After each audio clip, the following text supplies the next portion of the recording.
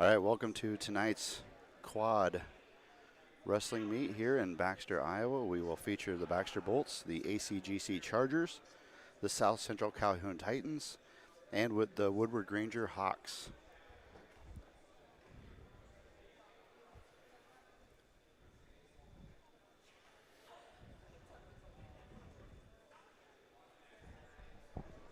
Tonight will consist basically of 3 duels going on at the same time, so each team will wrestle the other 3 teams tonight.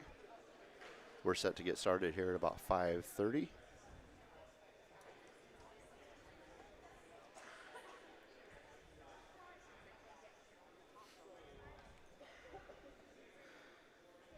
As long as nothing's changed, Baxter Bolts will have an empty weight class at 106. 113 is Alex Dilly. 120 is Cole Smith, with the 120 JV being Zoe Gleam. Taya Bauman is at 126. Jack Anderson at 132. Tucker Peacher is at 138. Curtis Gleam is at 145. Tanner Shanks at 152. 152 on the JV side is Jacob Heemstra. 160 is Colin Bishop, had a nice year. 170 is Michael Wilhelm.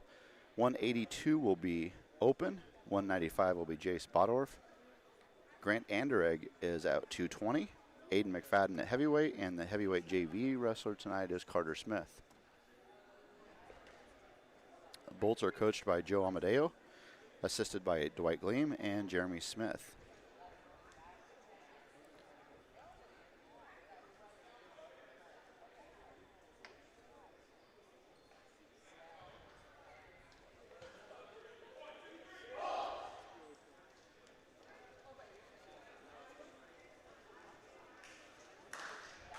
You see the South Central Calhoun Titans running out onto the mat now. They have quite a large roster,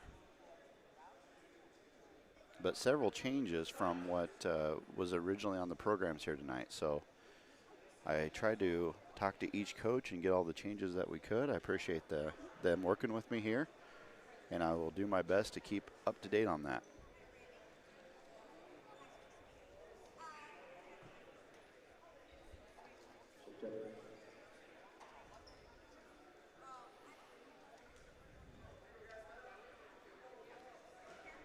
See the officials meeting with head coach Lance Schultz of South Central Calhoun. On behalf of Baxter, I would like to welcome everyone to tonight's wrestling duel between the ACGC Chargers, the South Central Calhoun Titans, Woodward-Granger Hawks, and your own Baxter Bolts. As a reminder to all the importance of sportsmanship, please set a good example. Let the wrestlers wrestle, coaches coach, the officials officiate, and the fans cheer. And now let's meet. This is the lineup for tonight. Ref needed some video time there, some TV time. South Central Calhoun is Justin Rolfing, Evelyn Kramer, Mia Davis. Woodward-Granger is Alex Saxton. At 113 from Baxter is Alex Dilly. From ACGC is Tegan Slaybaugh. Doing some announcements here of the wrestlers at different weight classes. Woodward-Granger is Abraham Bell. At 120 for Baxter is Cole Smith and Zoe Green. Going through them pretty quick here. Normally the wrestlers would come out to the middle if it's just a duel. This being a quad, it's a little bit awkward doing this. At 126 from Baxter is Taya Bauman. ACGC is Tatum Bates. South Central Calhoun is Landon Evans and Delaney Westcott. And Woodward-Granger is James Dorian. At 132, Baxter is Jack Anderson. So we got Jack Anderson at 132. Jackson Frong from ACGC at 132. 132 is Brock Natras from South Central Calhoun. And 132 is Peyton Nixon from Woodward-Granger. 138, Baxter, Tucker Peacher. ACGC, Lance Railsback. South Central Calhoun, Michael Trott and Zachary Trott. And Eli Bell from Woodward-Granger. 145, Curtis Gleam from Baxter. Tanner Herskowitz from ACGC. Caden Dorman from South Central Calhoun. And Oliver Potter from Woodward-Granger. Number 152, weight 152, Tanner Shanks from Baxter. Caden Jansen from ACGC. Riley Timmerman from South Central Calhoun. And Braden Simmons from Woodward-Granger. At 160 is Colin Bishop from Baxter. 160 from ACGC is Dawson Muller. South Central Calhoun is Kevin King and Dustin Harney from Woodward-Granger. 170 is Michael Wilhelm from Baxter. Jonathan Martinez from ACGC. 170 is Blake McAllister and David Melody from South Central Calhoun. 170 is Colby Fogarty from, Colby Fogarty, for Woodward-Granger. 182 Baxter is open. Bryce Rokoltz from ACGC. Nayland Gobranson from South Central Calhoun, and Bryce Hawkinson from Woodward-Granger. 195 is Jace Bodorf from Baxter. Cooper Tunick from ACGC. From South Central Calhoun is Chance Reader, and Bryce there's 195 is open for Woodward-Granger. 220 Grant Anderegg from Baxter. Michael Fuller from ACGC. Jaden Sword and Daniel Melody from South Central Calhoun, and Woodward-Granger brings Dylan Major at 220 and also Alex Evans. Heavyweight Aiden McFadden and Carter Smith from Baxter, open from ACGC. South Central Calhoun is, I think, open as well. We crossed off a couple names there. And then Dylan Major and Alex Evans will be going from 220 to 285 throughout the night. Head coach Joe Amadeo, Dwight Gleam, Jeremy Smith from Baxter Bolts. ACGC head coaches Lane Rummelhart and Chris Lehman as the assistant. Head coach for South Central Calhoun is Lance Schultz, assisted by Colin Corey, Jeff King, Zane Barrett, Mark Kramer, Chase McAllister, and Hunter Voith. Woodward-Granger head coach is Dave Smeltzer, assisted by Jay Gone, Chris Malinan, Josh Atwell, and Cale Pritchett. I'm sure I messed up some of those names. I apologize right out of the gate here. Woodward-Granger is coached by Dave Smeltzer and assisted by Jay Gone and Chris Malinan, Josh Atwell, and Cale Pritchett. Our officials this evening are Laney Brand and Ryan Kravosky. Our first duel tonight will be at 152.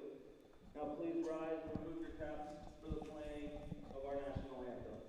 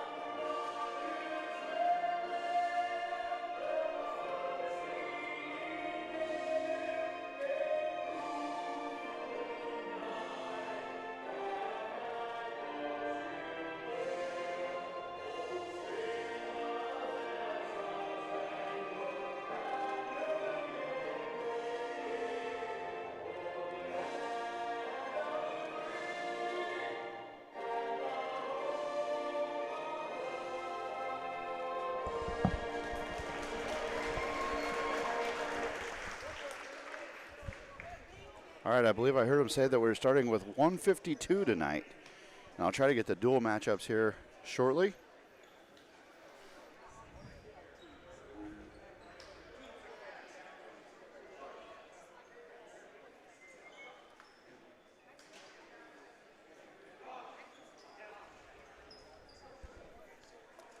Feel free to let me know how the broadcast sounds, or if I'm butchering names pretty badly, you can make a comment there on YouTube while you're watching, and I'm monitoring that as well.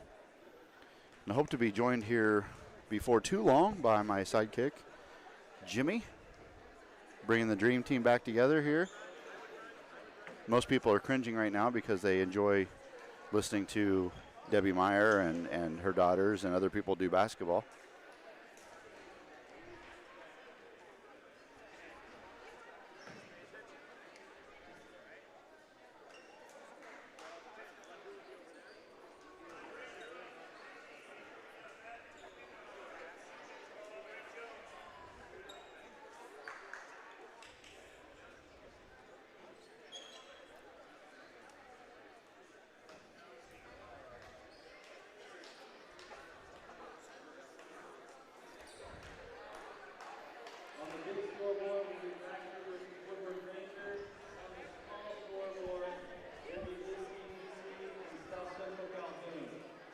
All right, so they are splitting the scoreboards here. Team scores will be where we can't see them, so we'll have to try to get updates for that. It's one of the drawbacks of being on the same side as the score table here. We can't see the flip cards. Maybe we'll try to figure it out here. But the scoreboard you are seeing on your screen will be for the Baxter duel. It looks like Baxter is facing Woodward-Granger to start with, which means South Central Calhoun is facing ACGC. Coming out to the mat, they're starting at 145. This is Curtis Gleam for Baxter and Oliver Potter, the sophomore, for Woodward-Granger. Curtis has had a heck of a year so far.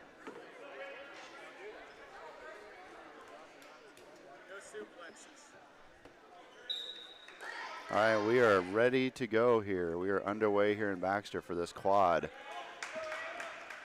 Nice single there by Potter. Oh, he's got the lock underneath, though. He had it for just a second. Curtis trying to flip him over. He's in a little bit of trouble getting back points now as Potter. He's already got up 2-0 here. And he's being awarded 2 more back points there for the near fall. So 4-0 Potter here early. 1:30 left to go in this first period. He's got Curtis locked in now, trying to rock him back to get some more back points. And the referee is going to reset them in the middle, out of bounds. Curtis will start in the referee's down position. And we are switching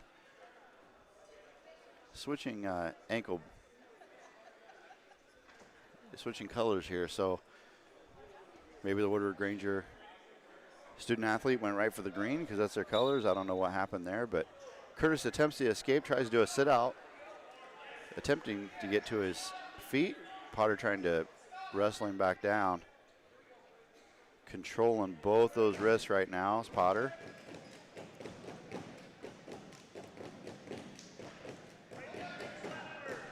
Under a minute left to go in this first period. Potter has a 4-0 lead over Curtis Gleam. Trying to walk around him. Curtis has that leg. Potter can get it free. Might be able to tilt Gleam here for some more near fall points, and he does. He gets it free.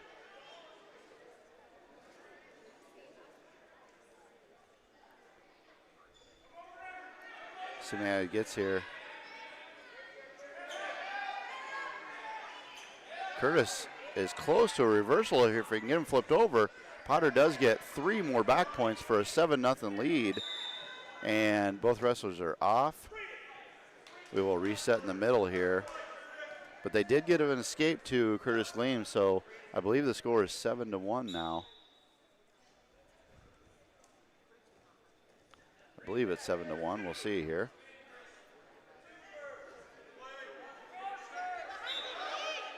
And that's the end of the first period.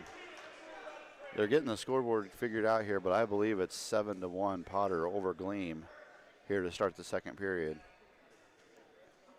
Gleam defers the choice. Potter takes down.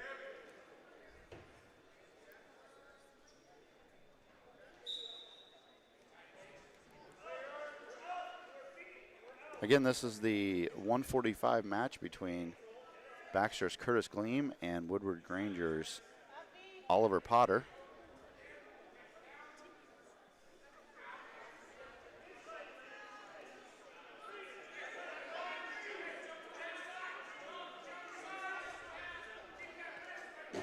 Curtis trying to return the favor here, get some of those near fall points.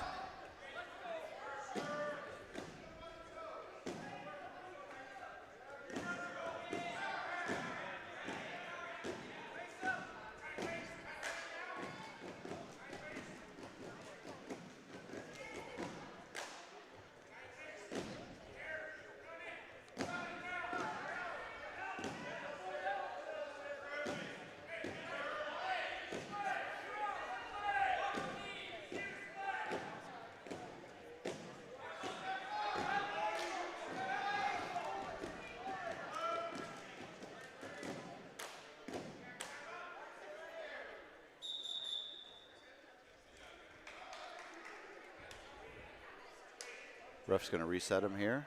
Again, they're 7-1 now. Potter has the lead, 7-1. Potter started with the takedown, 2 near fall points. Followed that up with 3 more near fall points, and then Curtis got the escape. And that brought us to the end of the first period.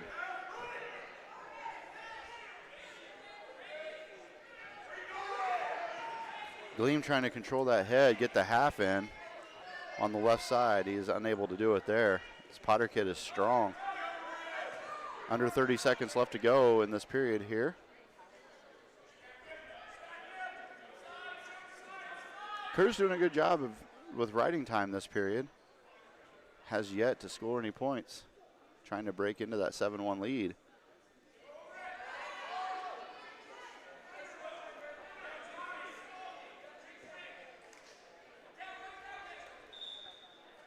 Nice job by Lincoln Russell there with the assisting the referee.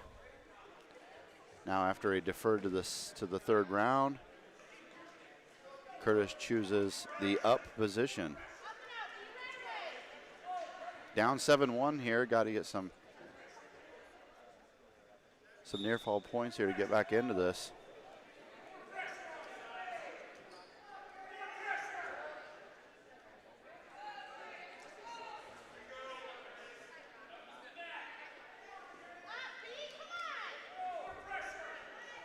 Here's Potter trying to stand.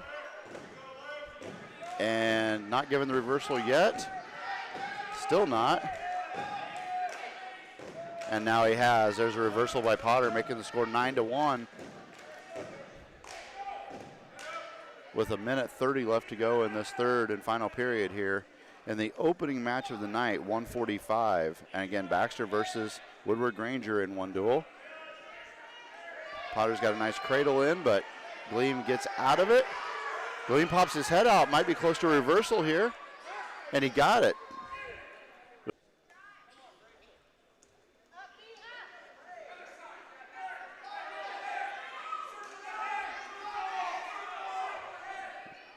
Again, 9-3 here. Curtis is down. Oliver Potter started this match with the takedown and hasn't looked back.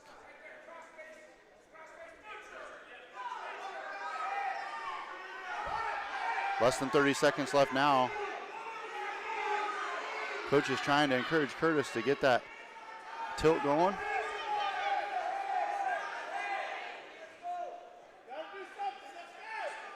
Curtis knocks the head down. Less than 10 seconds left now.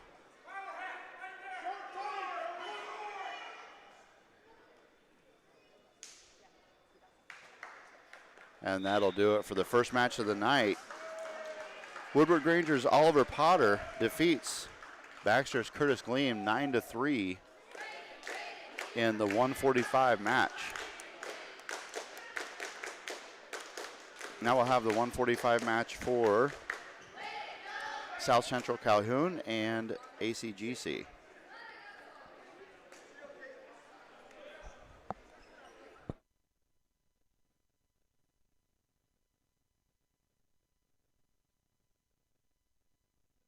That's confusing. Are they going to announce that before? Okay, thanks. All right, so the 152 match, but hey.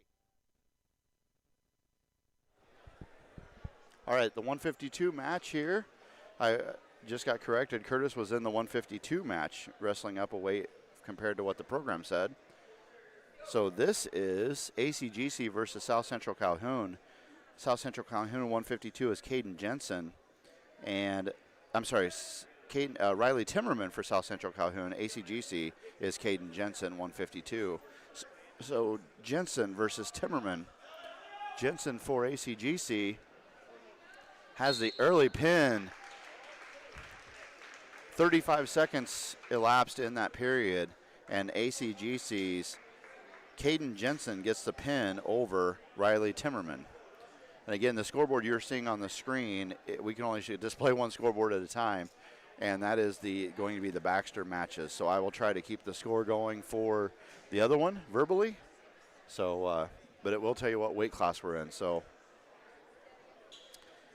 this is Colin Bishop, wrestling at 160, if I'm reading that right.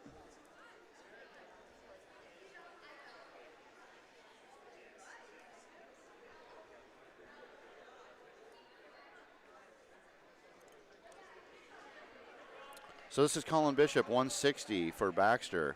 160 for Woodward-Granger is Dustin Harney. Again, if I got any of these names wrong, I'm going off the roster, but I did speak to each coach before we started tonight, tried to get any changes. The Woodward-Granger coaches were really nice to come up here and go through it with me, so appreciate that very much. So I think their roster, their lineup will be pretty accurate tonight. So again, Colin Bishop, 160-pounder from Baxter, and the 160-pounder from Woodward-Granger is Dustin Harney.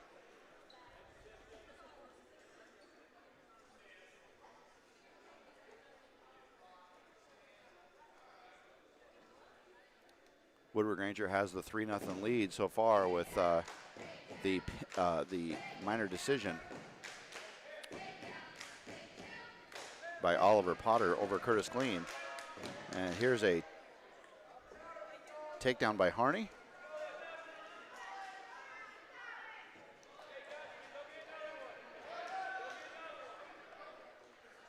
And an escape by Bishop. Colin's had a nice year, trying to build on some recent success.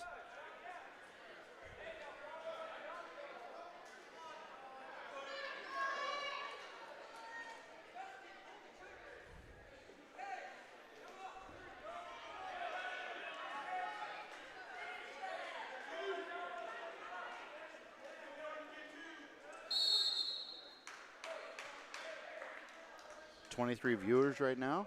Feel free to say something in the chat window if you would like to.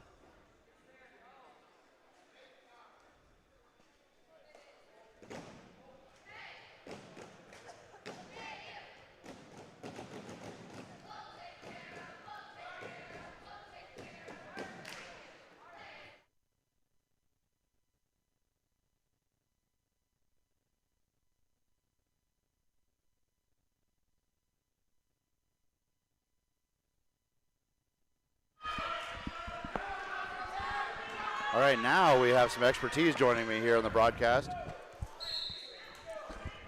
Really known around these parts as Lincoln's dad. Yep. Josh Russell helping us out. How we doing tonight? Good, good. We have several viewers, more joining all the time here, so. Good. So we started with, 152 was supposed to be Tanner Shanks. He must not be wrestling Yeah. tonight, this duel? Well, he's wrestling. It looked like they bumped Curtis up to 152 from 45. Sometimes you'll see that. I mean, you've been around enough to know. Yeah. Sometimes you'll move kids around a little bit. Try to get a point or two here or there. Yep, absolutely. Colin got in on that single. Yeah, Didn't work out for him there. No, he's doing a good job initiating the action, but we've got to be able to finish shots and be able to just not pause in the middle of moves. So there will be back points here. We'll see what the official gives him. It looks like he's holding 3 already. Yep. It's still going to be the same hold, so it's going to be 3 points here no matter what. And there's the pin. So Colin Bishop goes down by fall at 160. Yeah, and 160, with Colin's body style, he's going to need to put on some weight to be really, be real competitive eventually down the road here. And he's got time to do that. He's only a sophomore. So now we're at 160 with ACGC and South Central Calhoun. This is Dawson Muller against Kevin King. King from South Central Calhoun and Muller from ACGC. ACGC won the first match of the night in this duel by fall. Yes. And leads 6-0. Yeah, I can't see it from over here, unfortunately. Yeah, but you need a mirror. Yeah. This one looks like it's going to be a little bit more competitive. Yeah, he's got the front headlock there. South Central Calhoun went right to that front headlock position. They're in on a single, on the low single, dumps it. Climbing the ladder right to a takedown. Nice early 2-point lead there for King from South Central Calhoun. Looked like Calhoun's kid was trying to run a head lever there. Got away from that. Now it looks like he's trying to dig out into an arm bar. And the referee will reset the wrestlers to the middle. Oh, he's going to go neutral. He's going to go concede the point for the escape. Okay. must be more comfortable on his feet than Yeah, than you see riding. that. I mean, you see it at the high levels, and you see it kind of trickling down to high school now. A lot of kids are more comfortable on their feet than they are on the mat. Try to get more takedowns and wrestle from that. I think there's some good to that, but I also like to see wrestling on the mat too. I mean, the most difficult scoring in wrestling is on top in the top position when you're on the mat. So, and that worked out for him. He got another 2-point takedown for a 4-0 lead or 5-1 lead. Excuse me. That was a textbook single leg right there, just really nice and smooth. Tree topped it right to the mat. He's going to try to lock up the cradle here. We'll see if he gets his hand. See if he gets it locked up. He's going to have to rock back over his body. There, he's got it. Nope, not enough for any kind of points. Yep. And this will be most likely. Oh, I thought they'd call off the mat there. He's been pretty quick with that call so far. Yep. As long as the feet are still in, you can still be in bounds. That rule seems to change each year, so I'm not quite sure. There, they're calling off. Well, and the referee is, as long as they can be, he can argue that they're in bounds. He's not going to penalize a kid that might be scoring here soon. Right. So back to the middle. King's on top and caution. You're always going to get that advantage. You got a couple cautions to play with, so you might use them.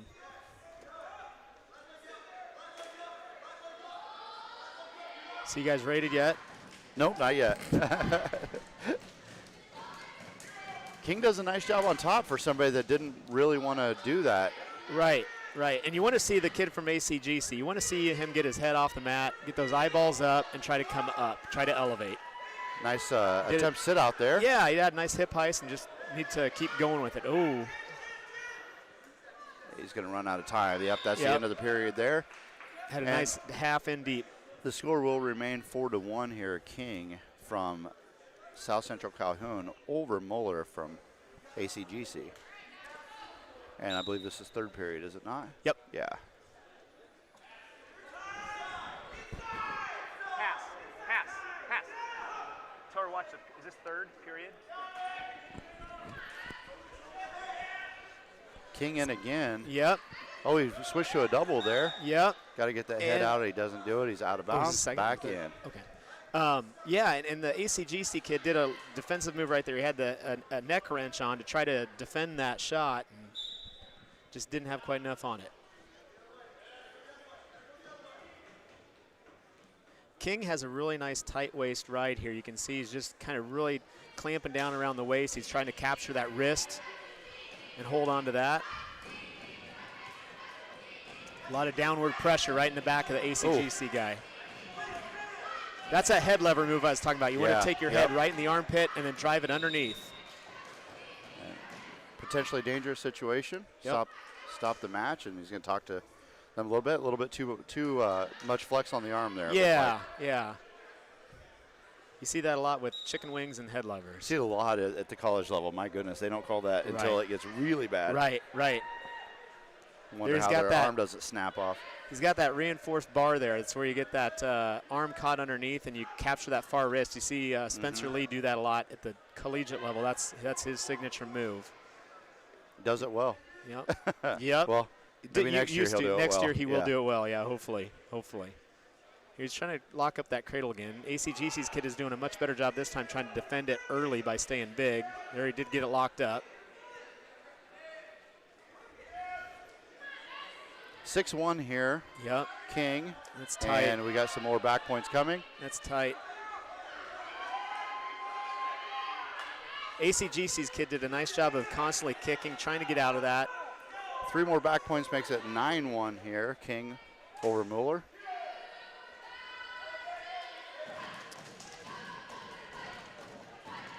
Might see a little tilt here the way he's getting set up. Something Curtis tried to do in that first match too, didn't he? Yeah. That seemed to be his go-to on top. Yeah. That's the other. You see a lot more wrestlers going to tilt moves, tilt rides, and trying to accumulate points instead of going right for the pin. Personally, I'd rather just see a guy go out there and pin the guy and get it over with. No kidding. That was the end of the second period. So third and final period here, we'll see Moeller on top. Next, we'll have the 170 match between Michael Wilhelm of Baxter and Colby Fogarty of Woodward-Granger. ACGC with a nice breakdown there. You can definitely tell that I think he is a little more skilled on top than he is underneath. He's got that far wrist captured right now. He's got to break him down off his hips again.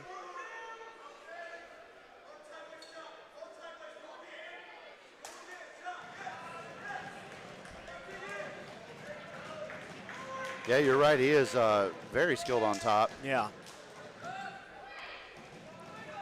My coach in high school, I talked to him about a year ago, just ran into him. We had a good conversation about wrestling, and he goes, I would teach kids now to be good on their feet and be good on top, because someone's always going to choose down. So if you can be a good rider and be a good pinner, you're going to score points that way. And I kind of changed my philosophy on that. I think it makes a lot of sense.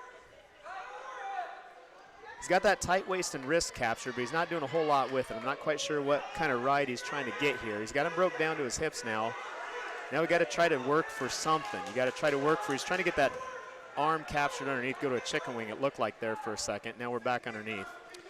High school officials a little more relaxed on the whole like stalling thing. I mean, yeah, a little bit. There you see a stall call. There you see a stall call. Yep. You know, I think it kind of goes with the wrestlers too. I mean, a lot of high school wrestlers, you're going to see a wide gamut from kids that are just new and learning it, all the way to guys who've been wrestling since they're 5 years old. So. I mean, King from South Central Calhoun he's been active the entire time, so it's not like it's a pattern by any means. Yeah. So really, what you're looking for on top and bottom for stalling, if you're the top guy, if you're riding parallel, not giving that guy a chance to get leverage one way or the other, you're going to get called for it. And the guy underneath, you just got to keep moving. You got to try to show improvement. Really nice single leg again. And there's a reversal. South Central Calhoun, and that takes the final score to 11-1 here. For a major decision, 4 points. Absolutely. So team score, that should make it 6-4, I believe, ACGC. They got 6 in the fall first match. So that was South Central Calhoun's Kevin King at 160 over Dawson Mueller for ACGC. And now that brings up the 170-pound match, Michael Wilhelm from Baxter Bolts and Colby Fogarty from Woodward-Granger. You know, I've watched Michael wrestle a few matches this season so far, and kid with a lot of potential. He's a real strong kid, real stout kid. Not a whole lot of technique yet. He's just a scrapper. Very new at the sport, isn't he? Yep, very new to the sport. A scrapper, a strong kid. He's going to have to develop. He's a project.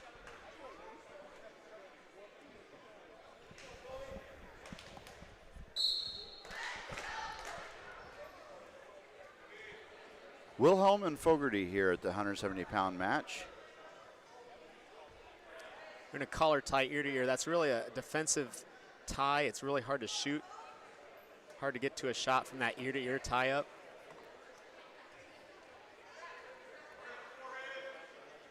Yeah, you almost have to create a little space if you want to. Yeah, you got to create space or an angle on that. Yep. Forehead to forehead's going to create a little space.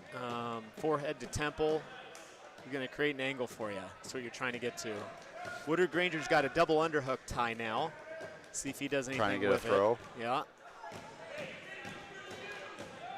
A little pass by, a little elbow pass by.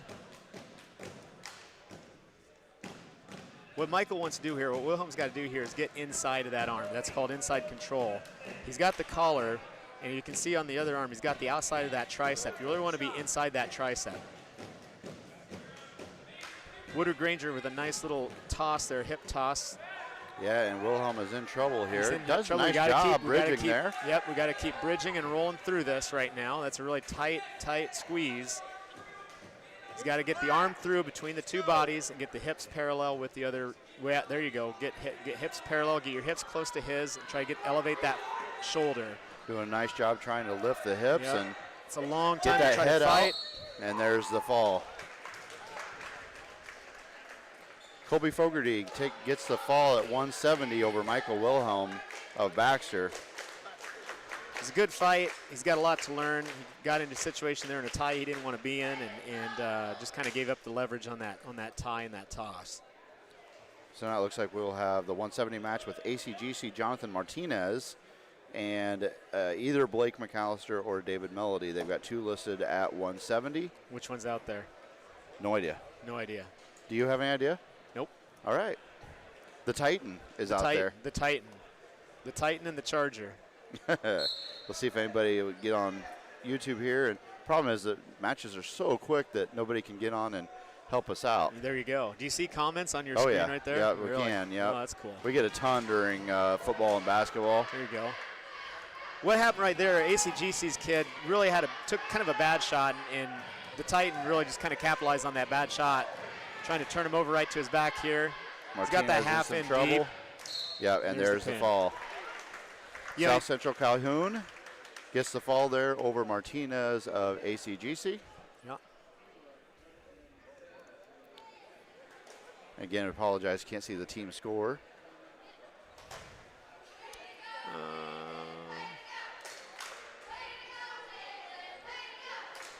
Someone has points and the other team has different amount of points. They do both have points, though. What was that? South Central had the pin on that one. It was, yeah. So it should be 10 to 6. Yes, I believe 10 to so. 6? 10-6. South Central Calhoun. If I was any kind of broadcaster, I'd keep score. That's it. On paper, but I had a roommate. I'm not. One of my roommate from college. His wife went to, well, it used to be Southern Cal. Now it's South Central Calhoun. Yep. All right, so this is going to be. We don't have a 182 pounder. Open at 182, so 182 is Bryce Hawkinson takes the win there. Yeah. That's one thing that makes it tough for us right now, is having those holes in our lineup. Yeah. Every time you have that, you're giving up an automatic 6 points. And Right. just really hard to overcome, having more than one or two of those in a lineup. Now the roster has been pretty good this year. I mean, we've had a lot of kids out, but been injury and other things going on, right? Yeah. It's I mean, but if we go by what's on paper, we should be just about full. There's been some injuries, some sickness, things like that, and you double up where we got 2 kids at heavyweight, so that really doesn't help you. It's great to have 2 kids there, and great competition makes everybody better, but come to the team score, it really doesn't help you a whole lot. So this is 182 South Central Calhoun with the early takedown. This is Nayland Gobronson and Bryce Rokoltz. What I've really noticed about ACGC. South Central Calhoun is I'm impressed by them on their feet. They're being the aggressors this match so far. Every time out, it seems like they're the one that are taking the shots. They're the one that are being active on their feet. And I'll tell you, you can kind of look at the coaching staffs here in the room too, and what you see is the South Central Calhoun coaching staff just kind of hanging back, relaxed. They've got 8 coaches down there too. I mean, they're yelling a little bit, but they're not up at the mat. They're letting their kids wrestle, and you can tell that they feel pretty comfortable with the preparedness of each wrestler. Exactly. Yeah, and that's it's like any sport. You don't want to overcoach your kids during the competition. That's a really tough ride.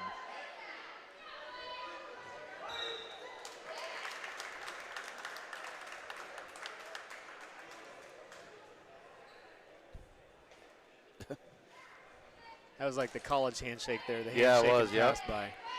That was the COVID handshake, wasn't it? They don't touch them right now. That's it. So we should have Jace Bodorf out there next for our bolts, and this is the first year Jace has wrestled, and the bigger weight class. He's going to get a win because I think 195 is open for Woodward-Granger. Nice. I believe. Oh, well, they're going to send someone out there. It looks like they had it open when the coach came up and told me about it, so we'll see who they're sending up. I have no idea who he is, but he's a hawk. He's a hawk. So one thing you see a lot is they're open. They're open. They are open. So Jace, first-year wrestler, worked on him all through elementary school, gave him a try it. Never was successful with that, but I'm glad to see him out there now. Yeah. The heavier weight classes you get, you're going to see older kids for first and foremost, but you're also going to see pretty stout kids out there. And Jace has a lot of potential. Another project. Yep, just got to win. That's it. Make your weight. That's half the battle. That's it. All right, so we're at 195, ACGC and South Central Calhoun. This is Cooper Tunick from ACGC, and it is Chance Reeder from South Central Calhoun. So Reeder and Tunick at 195. There was a Tunick that wrestled for Iowa. And then there was a Reeder who wrestled for Iowa State. I doubt there's any connection whatsoever. There could be. There could be distant, right? Yeah. Distant relatives. Yeah. South Central Calhoun's went for a tie-up and went for a throw right away. ACGC countered with a shot. Now The Titan looks like he's defended that well and is on his way to get the 2. He's got to push the head down, break the hands, and spin around to get his 2. He's got to cross-face hard right here, and I think he's got a shot to get this. I tell you what, Tunic is still trying to pull in that single there. He let go of it, and there's the 2 points. Finally broke the hands. That was a good fight out of Tunic, though. I agree with that. So Reeder up 2-0 over Tunic here. 1 minute left to go in the first period. He's got to fight that half off. You got to look away from that. He's doing a good job of keeping his hips up. Now he's got to try to come up to his feet. Got to keep moving.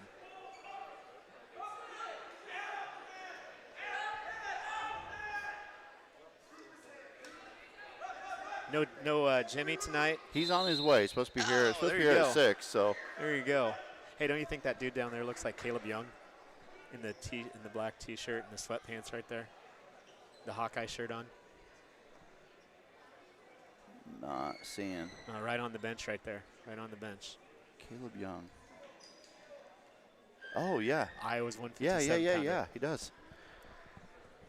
Sorry, YouTube audience. That probably had no context whatsoever. That's like doing a visual joke on the radio. That's right. That doesn't work out. That's right. There's Coach Luther. Should we give him a headset and see what he knows about wrestling? Yeah, that would be comedy right there. Get Haas and Luther up here, 2 basketball guys. See if they know anything about wrestling.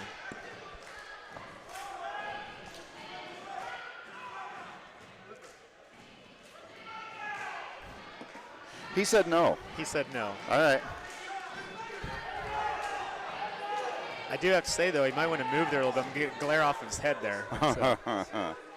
Good thing the camera's not pointed that way. That's right. That's right. The Titan has a leg in here. Going to run out of time, I believe. Yep. So 2-1 is our score. Start the second period here. Okay, he's going to defer. At the end of the first period, one of the wrestlers has the choice of top, bottom, neutral, and sometimes you'll see them defer to the third choice to the third period. So a lot of times in close match, you'll defer that choice to try to give yourself the best option in the third. Well, it gives you a feel too. Gives you a feel too on where your best shot is. Yes. Against that particular wrestler. Nice throw, Oh, nice trip. Right to the back, feet to back. That's in there tight. And that's it. Nice throw. And it did look to me like too there was a leg injury on the throw, but he's looks like he's going to be all right. Sometimes those injuries are more in between your ears than anywhere else. Well, did you see I don't think that one was. I think that was between his hips. Yeah, between his hips. It looked like it hurt a little bit. There we go. There we go. All right, so Aiden McFadden, a heavyweight. Nice to see Aiden back on the mat. Yep. He's gonna. Woodward-Granger's heavyweight is either Dylan Major or Alex Evans. I was told. Actually, this is 220. 220. So this will be Grant Andrew. Is that Grant? Yep. Oh, my bad. All right. Yep. So Grant Andrew. Yep. Hey, Jimmy's here. How's it going? The dream team. That's right. Whew. Busy day. All right, so Grant Anderegg at 220 facing either Dylan Major or Alex Evans for Woodward-Granger. Again, coaches, I would say this is probably Dylan Major based on what the coaches told me. Okay. So this is Major and based on Anderegg. Your insider info. Yep. The coach, tell you what, the Woodward-Granger coaches were really nice. They came up and helped me out. Good. So Grant's doing a nice job here, trying to control the tie. He's another kid who's a first-year wrestler, so we're fighting not knowing a whole lot. We just got to pick a few things to try to be good at. Oh, gave up position there. We got a sprawl. We got a sprawl. Single to double. We got a sprawl. Okay, we got to our belly, which is okay. We'd rather go to our belly than our back. Now we got to fight back up to that base. Keep that head up. There you go. That's a good job. Get to your base. Now we got to fight up. We got to get a hip up and get our hips out. Major doing a nice job. Got the half in, got the turn. That's going to be tough. And there's the fall. I believe it's Dylan Major with the fall over Grant Anderegg. Helps him up. And Grant actually had a shot right there. I like the way he started to defend that. He's just got to have a little bit more experience, a little bit more knowledge on what to do there. So that gives Woodward-Granger a 27-6 team lead over, team score lead over the Baxter Bolts here in this first duel. And now the second first duel of the night continues here with South Central Calhoun and ACGC. in all three of these schools, Woodward-Granger, South Central Calhoun, and ACGC are all, well, ACGC may be on that bubble of 1A, 2A. But, you just see the lineups and the amount of boys and girls on the benches. There's definitely more athletes out here for the other three schools than what we've got. And that's not an excuse, but, it's one of those things we got to work toward. Absolutely. And there's a nice single takedown. 2 points here. This is South Central Calhoun's Jaden Sword at 220. I really like the action that the Titan's showing there. He's going after it. He's not being passive, trying to push the motion on that.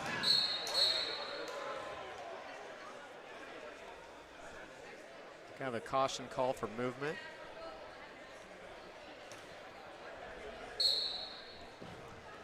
So what'd you think of your Cowboys playoff game the other night? Dude, I haven't watched the NFL in 4 years. Oh my gosh. I haven't. I gave it up, man. It's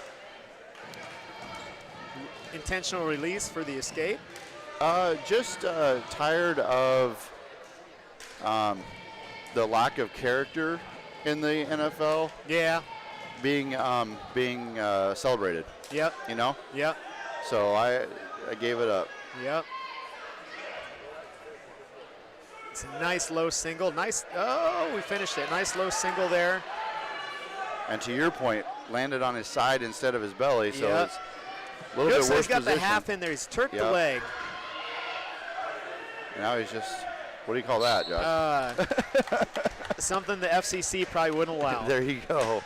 There you go. I am so out of my element right now. It's not even funny. Oh, Zach, you ought to go out there. You throw a single on, go wrestle 106 right now. Do you weigh less than 106? Do what? Do you weigh less than 106? No. No, all right. No. You have to cut some weight then. Spit in a jar for a while. Okay. So Lincoln weighed in Sunday. 71 pounds as a fifth grader. 71? Yeah. Here's Aiden. Yeah, Aiden McFadden at heavyweight against Alex Evans of Woodward-Granger. Sure. They wrestled earlier this year at an open tournament at Woodward-Granger. I believe Evans got the victory. Aiden's he's gonna have to work himself back into match shape. And the thing about Aiden, his ceiling is so high, and we've just got to be able to wrestle consistently. He has matches that look awesome and where he's on fire, and then there's matches where he's got to turn it up a notch. And he's got all the potential in the world, and we just got to put that all together for, all season. He's a sophomore, correct? Yes. And went fairly far last year. Did he make it second round? Made it to state. Made it to state, yeah. Yep. Fell to the consolation side after the first round. Had a tough draw. First round, but to make it as a freshman at heavyweight is pretty accomplishment, impressive. Pretty big accomplishment. The thing he's finding out this year, though, is as a freshman there wasn't a whole lot of target. He was the hunter, and this year he's got the big target on his back. So he's getting everybody's best shot for sure.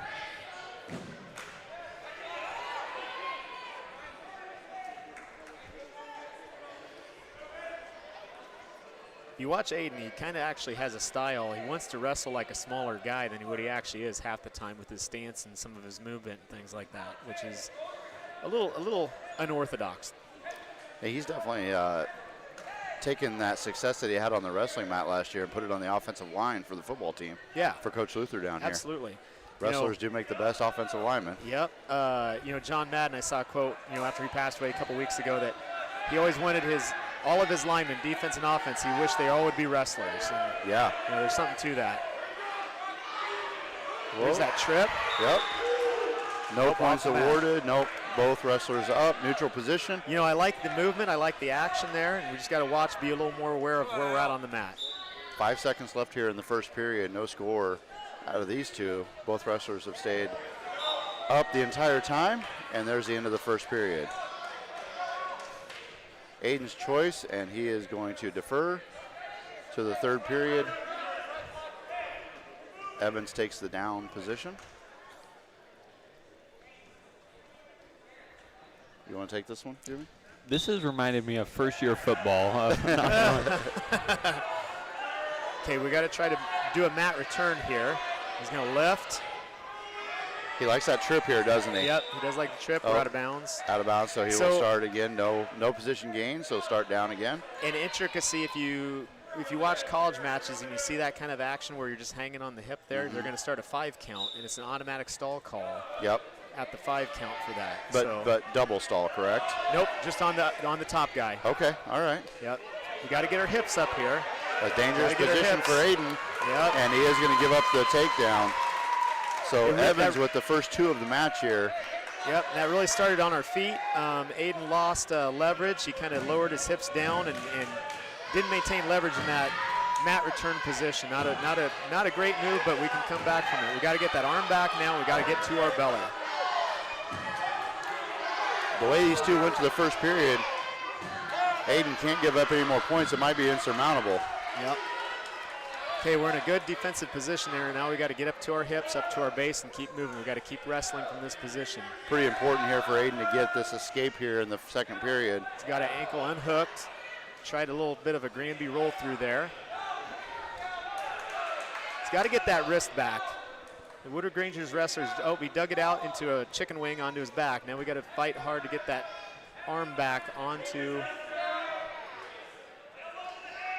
get that arm control back. This looks exhausting. Evan, yeah, it's tiring. Most tiring 2 minutes of your life, each period. There's not a whole lot of conditioning you can do to get ready for wrestling other than wrestling. So 3 back points makes it 5-0 here for Evans. Still 26 seconds left to go in the second period. How many periods are there? 3. 3. So 3 2-minute periods. Right. Doesn't sound like much, does it? Hey, you know what No, overtime's should try called? it. You know what overtime's called? Huh. It's much more dramatic. It's sudden victory. Is lot it of just the people first point? A lot of people just Yep. call it bonus wrestling. Yep, bonus wrestling. Aiden Now- tried that roll through again. Didn't work the first time. I don't like that he went back to it. He's got to get more, a little bit more momentum behind it. to be Well, able to Evans stuck the roll through. that time and got some back points out of it, too. Yes, yes. Makes the score 7-0 here. Alex Evans over Aiden McFadden. Go figure. All right, Aiden McFadden chooses the neutral position here to start the third period. He deferred from the second period, excuse me. Chose feet. Yep. You know, Aiden worked a lot this offseason. He did some freestyle and Greco stuff, and, you know, that's a lot on your feet, so it doesn't surprise me to see him choose that. Plus, you always have the option of, you know, hitting a big move, hitting a 5-point move, feet to back kind of move. So, you know, that's what it's going to take right now, and he's going to have to probably get the pin to get the win. So, we got 2 minutes to get it done. Now down to 1:30 here left to go in this match. Down 7-0 is Aiden McFadden to Evans little from knee Woodward-Granger. He's got to get an arm in there for a whizzer. Nice job locking the head there. Nothing there yet. No There. control, no takedown. There's going to be the takedown as soon as he gets around on it. Yep, now there's the 2-point Yep. takedown and some back points. Going for the pin, and there it is. Alex Evans gets the fall over Aiden McFadden here in the heavyweight match. This is intense. It is. It is. You know, there's I like watching all sports. There's not a sport I don't like to watch, but there's something about watching, you know, a wrestling match between two competitors out there, one-on-one. It makes me want to try it just one time. We can make that happen. No. I'm competitive, so I just want There to. you go. Is Lincoln available for a quick match? There you go. Lincoln would take you. I guarantee it. He probably would, yeah. Well, you have to get a mohawk, though. A mohawk? Yeah, you do. Now, I didn't have anybody at heavyweight for South Central Calhoun, but he just walked out there and took the win. Yep. So, and ACGC was also open at 285. So now we're back to the 106 match, and 106 is open for Baxter. So we call these the spider monkeys. Yep. And this will be Darren Brown at 106 for Woodward-Granger. He's going to run out there and take the win.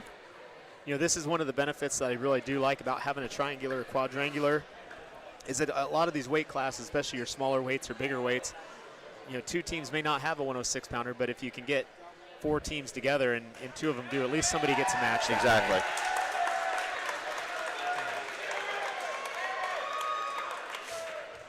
All right, so we should have ACGC and South Central Calhoun. This is either Evelyn Kramer or Maya Davis for South Central Calhoun. And ACGC is open at 106. I think she just said Maya. Okay.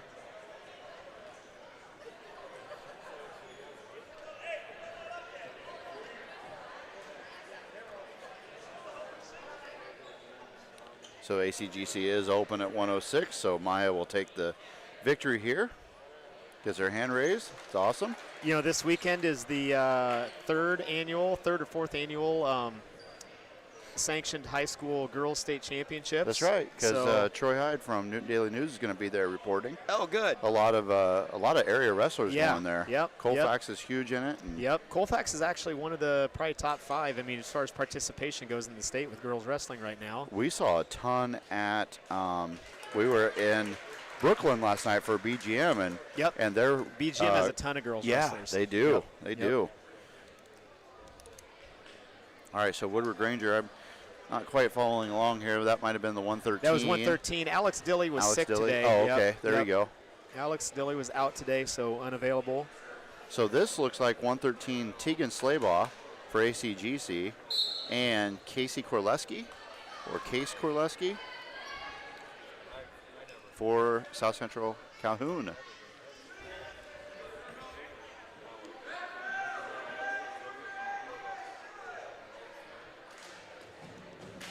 Nice go behind by ACGC's wrestler. He's got that wrist controlled again. He's going to try to do a tilt here. He's got a 2-on-1. He's trying for a 2-on-1 tilt. Now we're going to go to armbar tilt.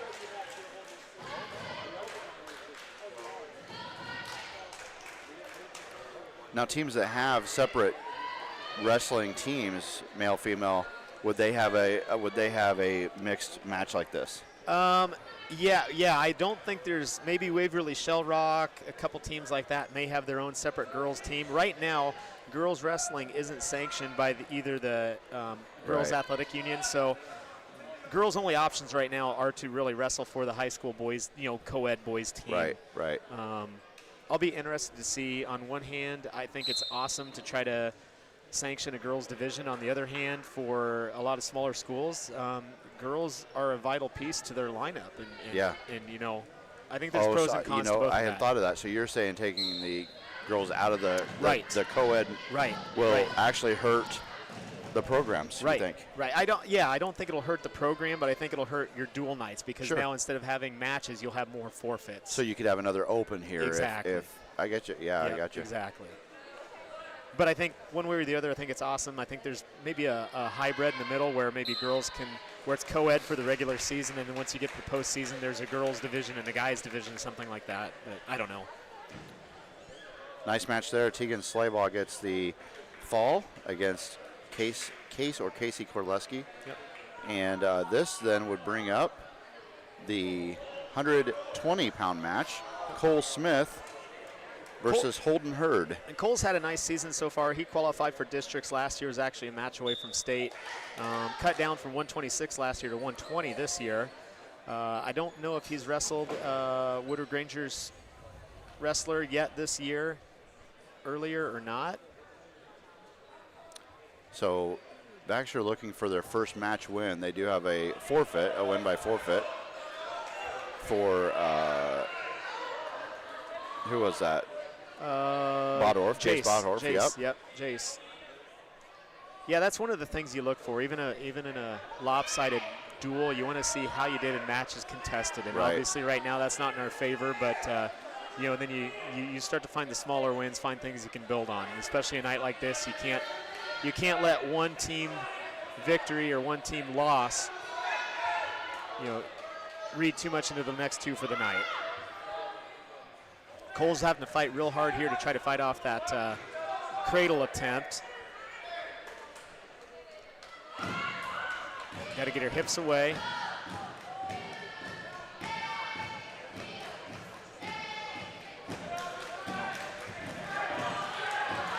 Cole trying to get those hips out, looking for the reversal he's here. got to elevate his hips. And he get the got it. reversal. He got the reversal. So 2-2 now, but didn't we have a takedown? So it's 2-2, right? It So should be 2-2. Yep. Should be 2-2. scoreboard shows 2-0. Should Yeah. be 2-2. If we had a reversal, we have to have a takedown first. Yep. There we go. Yep. That's what I was thinking. You know, That's that's what you were thinking too. Yeah, yep. So now Cole got the half in, trying to roll him over. Yeah, he's got to reload that half. He's too yep, high up he's on too the high, arm. and I think the ref was real close there to call him Yep. a caution. So he's trying for a power half there. He uses the one arm to push the guy's head down. And now he's using forehead to push Now he's the head using down. forehead to push it down. And Cole's riding parallel right there. And unless he's going to get a leg in, which he does right there to hook that ankle, you really want to be off to the side. But right now he's got that ankle hooked. He really should go to a power half there and try to get that body contour to get some back points out of that. It's a good, tough ride, good, tough period for Cole there. We'd like to see the fight he showed. End of one, 2-2, Cole Smith and Holden Hurd. Holden Hurd is a sophomore from Woodward-Granger. And did Cole just choose down there, did he, or He did he choose defer? down. Okay. Nope, I think Woodward deferred, and then Cole did choose Okay, down gotcha. after deferral. There's nice action there. Went from went to a stand-up right to a standing switch. Now the official, oh yeah, it was a reversal. So Yep. 4-0 here, 4-2, excuse me, Cole Smith over Holden Hurd. Really what you want to see Cole do here is try to break the hips down and then try to run to some, he's going to get some back points out of this. He's got the leg turked. Might have a There's stock, the yes pin. he does. There's the pin for Cole Smith. The first match win for the Baxter Bolts is a pin. Smith over Hurd, 1:27 left to go in the second period. Nice match there. Yeah. So now we have the 120-pound match for ACGC is Gavin Sloss, and for South Central Calhoun looks like Colin Folsom. I haven't heard much out of you, Zach. I'm still trying to figure it out. So do they only go to more periods if nobody's won after the first? Yeah, No, so no. if there's Three a periods pin, no matter what. yep, if there's a pin, then that's match termination. Right, unless there's a pin, then it's done. Okay, I see. There we go. Now he's got it. Now he's an expert. Unless there's a technical fall, and then it's a match termination if you win by 15 points. 15 if you get ahead by 15. Okay. And that's still 16 points. 5. Just is it 5? 5. It used to be 6, didn't it? Nope. No. All right. Even back when I wrestled. Yeah. All right. Yeah. All right. You wrestled? I wrestled. You don't want to see the uniforms they had when Padge wrestled. Oh, dude, man, they left nothing to the Is it- imagination. It was. I basically didn't wear anything at all. Wow. Yeah. He's Imagine got, this body out there. that move right here is called double chicken wing, and this is a really tough move to try to defend. You can see the ACGC guy is trying to get an angle around the side, but he's not able to do it right there. The Titans actually did a pretty good job of defending that. I don't know if they're hot sauce or if they're Asian zing or what Well, they are this there. is but slosh. This is hot Slosh, slosh with hot the double slosh. chicken wing. Hot slosh with the double chicken wing. Yep. So You can't make that stuff potentially up. dangerous there. Yep. Take it back to the middle. Anytime that elbow gets above 90 on that wing, it's going to be potentially dangerous. I literally pulled a muscle watching it. So yeah, I'm glad There you they go. stopped it. Sloss in control here over Folsom. 2-0 lead and some riding time. No riding time in high school, obviously, but you think that'll ever come? No. No, it's too No. hard to keep track of. It's Yeah. like next year we have to have a shot clock in basketball, and Yep. you're just asking one more person to sit on the bench and Yep. control it. You know what I Yep. mean? Yep.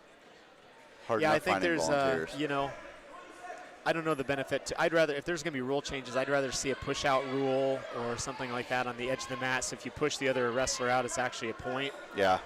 to try to force more action. What's been the most significant rule change in high school wrestling in the last 5 years? I think, I'll let you think about that. I'm going to Yeah. set this up. So that was the end of the period. And ACGC's wrestler defers to the third. South Central Calhoun, Folsom, chooses the neutral position. So they'll start on their feet for the second period with Sloss leading 2-0. I think maybe it's not necessarily a rule change. Maybe, last 5-10 years has been a change in weight classes. Okay. And descent plans. I think it's made the sport a lot safer as far as what weight classes wrestlers are eligible for and what they can descend to. And there's a little bit more leeway or grace in the actual weight, isn't there now? A little bit, yeah. I For think example, they're wrestling at 120. What can they actually weigh? so after the first of the year, if you've made 120 scratch weight, you get what's called a 2-pound weight allowance, growth Okay. allowance. So a 120-pound wrestler can actually weigh in at 122 and be legal. Nice tight cradle That here is tight. for Sloss, and he's going to get There this. it is. There's going to get the fall out of it. Just not much that could be done with when you get in that tight on that cradle. Yep. Don't you agree, Zach? Absolutely. How are points scored? In a match? Yeah. Okay. For the so, team, or in Just a in a match, match, individual yeah, match? yeah. So if they both start up and one wrestler takes the other down, that's called a takedown, and that's worth 2 points. Okay. If you get out from underneath back to your feet, that's an escape for 1 point. Okay. If you're underneath and you do a reversal like a Reverse, switch, that's 2 points. Okay. That was James Dorian for Woodward-Granger taking the forfeit at 126. Yep. Ty Bauman should have been in there. Do we know why Ty I'm didn't not quite sure. wrestle? I'm not quite sure. I'm not around the high school room as Yeah, much I as I don't have see- been. I don't see him here. And then the last way to score points, typically to score points, there's really technical violations, things like that. But if you expose the shoulder blades for either a 2 or 3 count, then you get 2 points or 3 points for that. Okay. So depending on how long the shoulder blades are exposed. Got all that? Got it. I'm Okay, yep, so good to You're go ready to now. go. Call You're the, ready to go. Call the scoring here. How many I points should, have been? you know what? I bet I know who'd be good at doing this. Be my wife Cheryl. She's been around wrestling now long enough. She could come over here and do that. I do I'm need to not give sure a shout out to that'd the be like saying my wife would be good at doing basketball. basketball, and There we I don't know, man. She's good at yelling. You know, she makes a lot of mistakes, and the other day I told her to embrace her mistakes, and she hugged me. So I don't know what that means. Probably get a lot of hugs, don't you? Yeah, that was a good one, huh? That was pretty good. Yeah, should have made the book. I do see looking down below us here. You got to give the Harder family a shout out, considering Oh, all of that them helping here. 3 of them are running clocks and books. So And this is Landon Evans at 126. Close to getting the fall here for South Central Calhoun over Tatum Bates. you got to settle back. There's in wrestling you Little want to bit finish, too you wanna high, finish isn't chest he? to chest. Yeah, Yep. and here he's actually going to try to half with the leg. At this point, That's about all he's got. At this He's- point, Bates should roll the other way, shouldn't he? Yeah. Take that momentum over the top. Yeah, if you can bridge and roll, sometimes you can Yep. get rolled through that. Because he is too high, but Yep. He does. He's got the holding there 3. he's going to get the so stick right there, it looks like. There it There is. it is. There it is.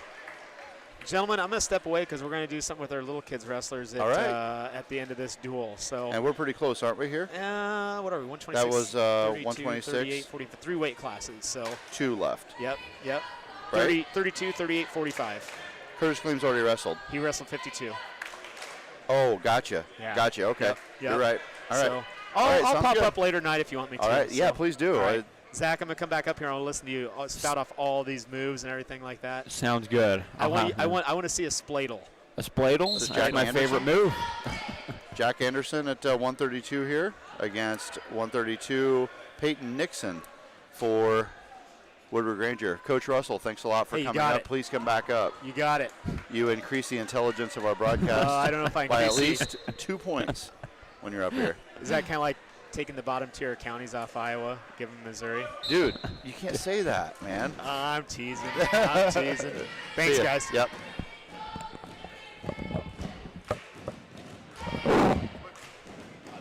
Oop, wrong. My bad. Don't turn yours off, Turn please. mine down. Quick 6-2 lead here for Nixon from Woodward-Granger.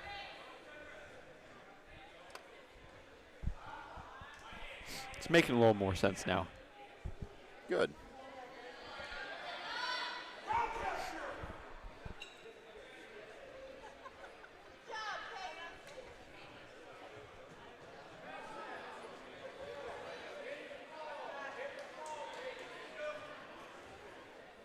If you get out of the circle, that just is a restart back to the middle. Yes, basically. There are certain factors. I mean, it's really depends on your feet, and it depends on whether or not a wrestler's about to score. So Okay. if this guy is about to turn him over to his back, Then they'll just let it. they'll let it go for a little bit unless it gets way out. Okay. So not enough action there, so they're just going to reset to the front, or the middle, and the Woodward-Granger is going to concede the point and go back up to neutral. But that didn't last very long. That's 10-4 now. 10-4 on the takedown. This is Nixon and Anderson.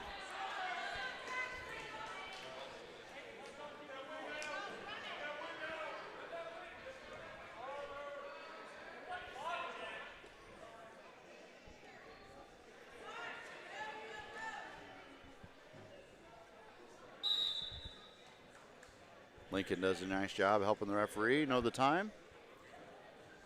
Woodward-Granger with the 51-12 team lead over the Bolts. The one match win that the Bolts have so far is a pin by Cole Smith. What makes a pin? Both shoulders touching the mat. Oh, okay. Oh, I knew that one, yeah. Anderson trying to throw Nixon back to the mat here. Reversed it. 14-4, and there's the pin. Anderson got the wind knocked out of him on that throw and couldn't do much after that. So that is Nixon over Anderson with the pin, making the team score 57-12. Woodward-Granger over South Central Calhoun. Now the 132-pound match for ACGC and South Central Calhoun. Jackson Frang and Brock Natras. So Natras and Frang.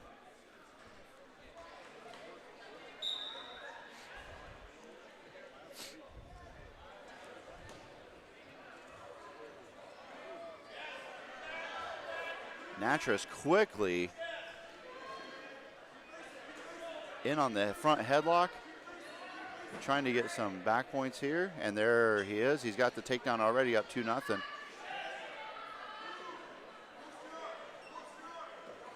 And he's going to get 3 back points out of this too. And maybe the pin, there it is. So Natras with the pin, 32 seconds into the first period. Wow. All right, now we're on to the 138-pound match. And this is supposed to be Tucker Peacher, excuse me. And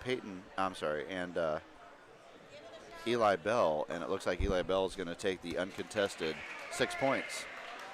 So open at 138 for Baxter. Now we got 138 for ACGC and South Central Calhoun. 138 is Lance Railsback for ACGC, and either Zachary or Michael Trott here for South Central Calhoun, and I'm not seeing any wrestlers come. There we go. So Trott for South Central Calhoun.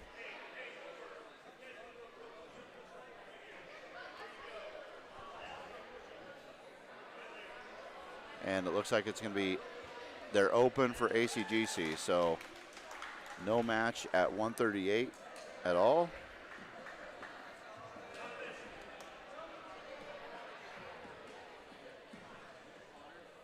And now we're at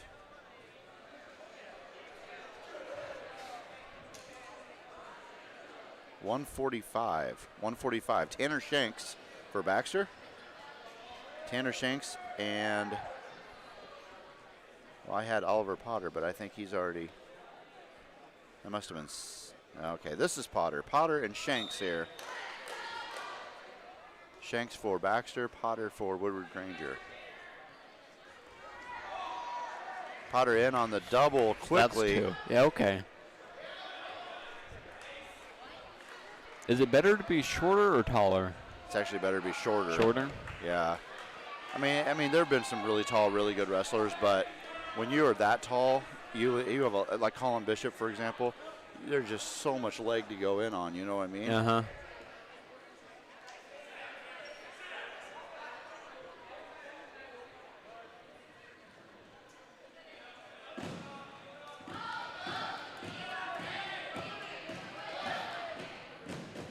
Shanks trying to keep that head up, get his chest off the mat. Potter in on the wrist, rolling that forward. Now he's got the chicken wing behind him. Let's that go.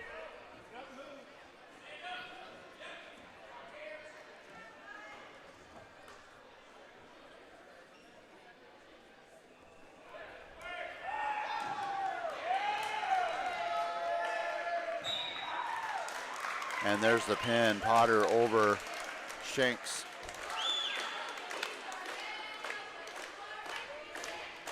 That looks so hard. All right, the 145-pound match for ACGC and South Central Calhoun. And this will wrap up our first duel of the night. How many duels are there? 3. So Okay. there's 4 teams. Each team will wrestle each other in this format. That make sense? No. Okay. Wait, there's 3 duels, so first duel is them, then that.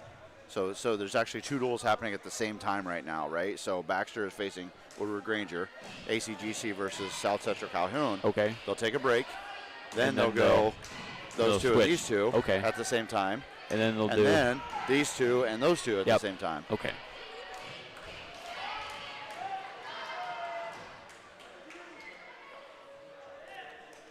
£145 match here is Caden Dorman and Tanner Herskowitz. And Dorman's got him in tight. And there's the pin. South Central Calhoun's Caden Dorman with the pin over Tanner Herskowitz of ACGC. That concludes our first round. At this time, we need to have all the Little Bowl Youth Mat Club kids come down the edge of the mat, and we'll introduce you. We'll acknowledge our youth wrestlers real quick. All right, Josh Russell has really done a great job with the youth wrestling program here at Baxter. And he is going to do a youth recognition here. They're going to introduce the youth wrestlers, and then it sounds like they have a JV match coming up after that.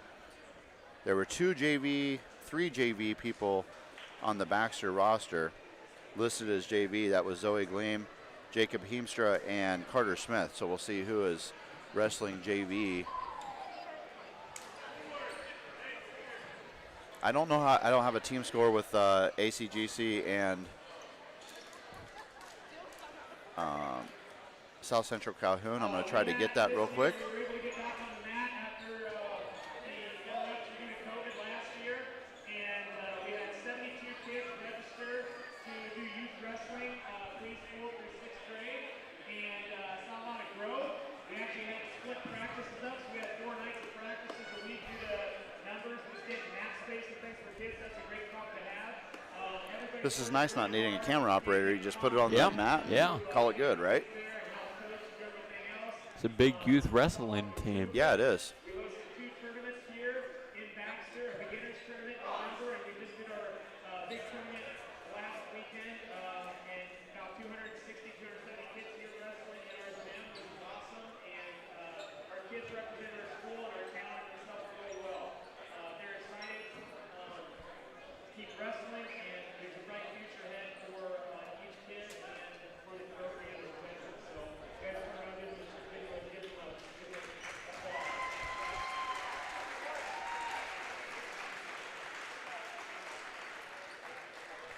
All right, you guys can sit down. Thank you. Question. Yeah. When is the last regular season basketball game? February 5th at Perry. February 5th? Yep, it's a Saturday, 1 o'clock at Perry. And then after that, state? Well, the districts start, yes, after that. Regionals, districts, yeah. Yep. Speaking of basketball, you have a couple more opportunities to watch the Baxter Bolts here at home. this coming Tuesday. So this coming Friday, we travel to Valley Lutheran of Cedar Falls. Next Tuesday, we play Meskwaki. That's a big competition for with conference implications. And you're definitely going to want to tune into the girls' halftime. Are you doing the kids camp? No, we got something else special planned. Man. And if you're watching, you're going to love it. I can't tell you, but. So this is Zoe Gleam from Baxter and South Central Calhoun. I didn't catch the name. I apologize. Delaney Westcott, I think I heard. Delaney Westcott. So Delaney is listed as a 126-pounder, and Zoe's listed as 120. So Zoe giving up a little bit of weight here, but good JV match here for Zoe and Delaney.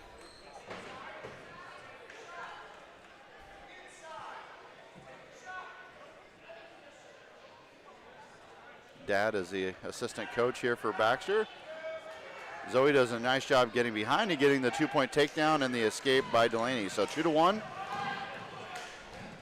Gleam over Westcott. There's a nice throw by Westcott, and she's got something working here.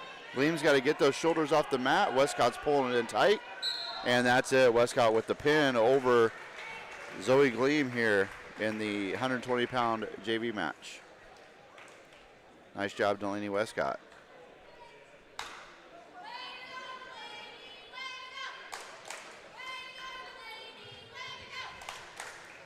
I agree. Way to go, Delaney. Way to go.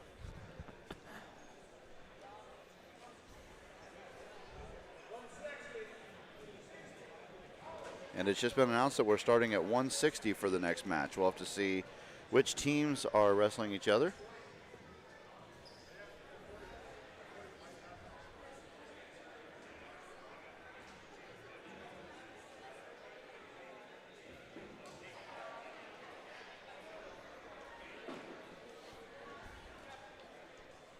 So it looks like Baxter and South Central Calhoun are out there doing the flips. So that's who will be wrestling here, Baxter and South Central Calhoun. And that means ACGC will be wrestling Woodward-Granger in this duel.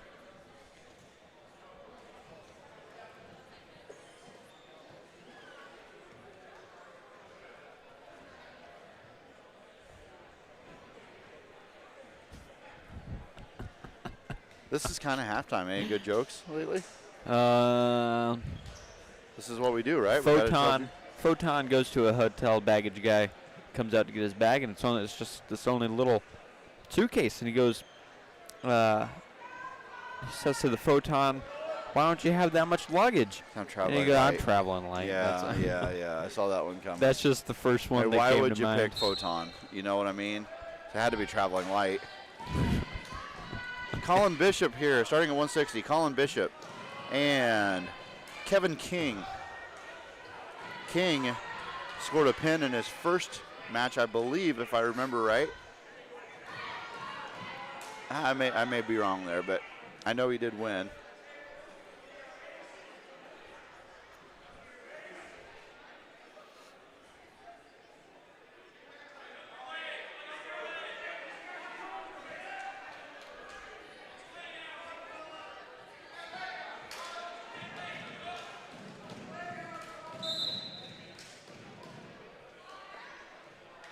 Back to the center. Why'd they stop that one? Wasn't watching. Did the ref put his hand behind his head? No, I don't think Maybe so. it might have just been not enough. If there's not enough action, Oh, if they just sit there for so long. then he'll move it back to try to encourage Makes action. sense.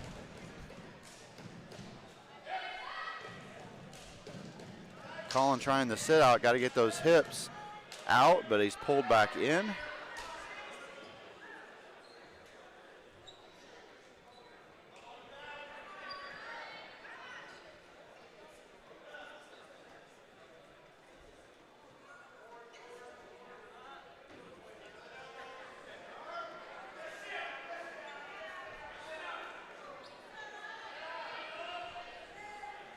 Getting back points here. Colin's got to get, he's in a little bit of trouble, got to bridge out of it. Does a nice job staying active there and bridging out of that.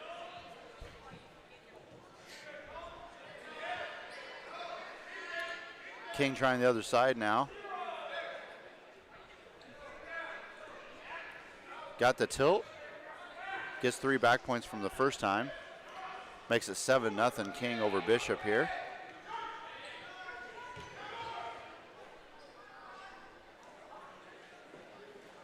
More back points coming for King, but Bishop does a nice job of preventing the fall.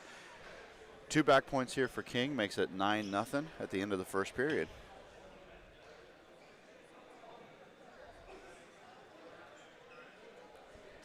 King defers to the third period. Bishop takes referee neutral position.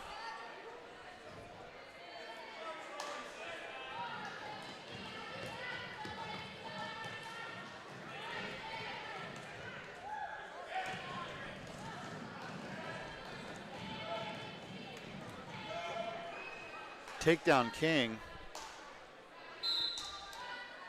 And we'll reset in the center. 11-0 here, King. First match of the second set of duels tonight. Baxter Bolts versus the South Central Calhoun Titans. Barely remembered that. Remembered the Titans. That was a good one.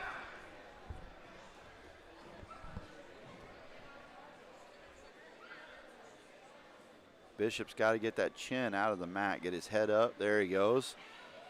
Head up, chest follows. And there's a potentially dangerous situation. Referee starts it back over the middle. 11-0, King over Bishop.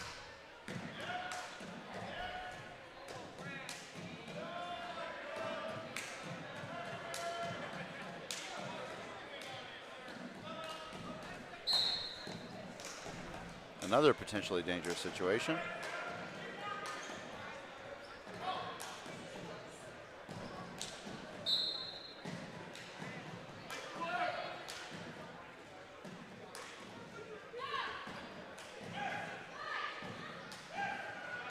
I'm sure we can arrange something after this is over, if you want to try it. I have no idea how it would go. There's the elbow over 90 degrees again. Referee did a nice job stopping that. You have no idea how it'd go? I'm very competitive, but I also know nothing about wrestling. I'll tell you, it's been a lot of years since I've done it, a lot of years. But I will tell you, there is nothing more strenuous than doing this right here. Yeah, I believe it. Oh my gosh. I believe it. When's the last time you worked out? Like anything. Like even working out in the yard or whatever. I don't think I've ever worked that hard. So my point was going to be, try doing it for 2 straight minutes. Yeah. And every muscle in your body is being used at the same time for 2 straight minutes. Yeah, like they're just sitting there. That's everything's flexed. everything going at each other. Yep. 3 more back points for King, and he's really railing on that left arm for Bishop. Both wrestlers up here to start the third period. 14-0 King, 1 more point, and that will be a technical fall, 5 team points for South Central Calhoun. In on the single.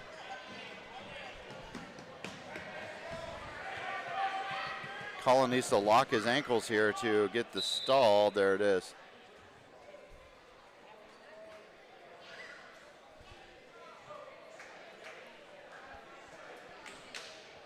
And that was the end.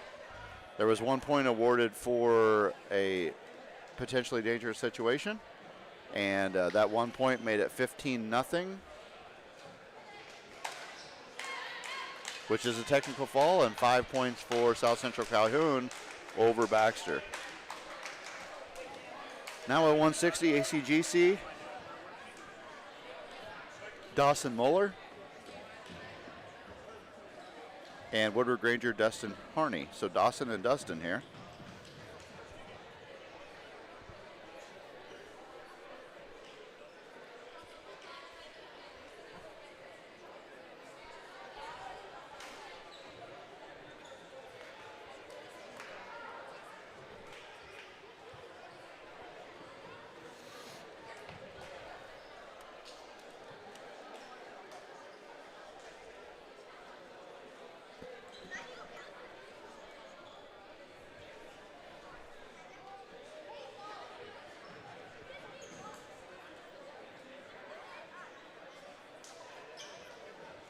Saw your Patch Tech sign today. Did you? Yeah. Driving down to Ottumwa. Why'd you go to Ottumwa? It's a long trip. It was, yeah. I had one of my pilot tests today. Oh, cool. It was it's called the knowledge test. It's just 60 questions. Fail. I only missed one. Nice job, Yeah. man. 98%. Are you considered a pilot yet? Can you call yourself that? I'm a student pilot. Student yeah. pilot, all but right. now I can fly to different airports by myself. So does the plane have to have one of those things on the back that says like student pilot? Yep, like, big like old they- sticker. Stay back. Stay Yeah. back. Hopefully everybody's staying back anyway. if you're close enough to see the sticker, that's, Yeah, if you can read this, you're too close. that's funny. That should be on a plane.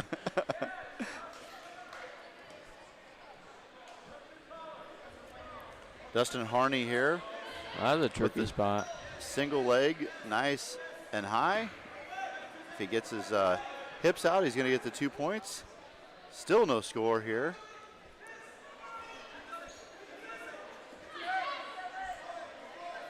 Still no takedown awarded. There it is, 2 points for.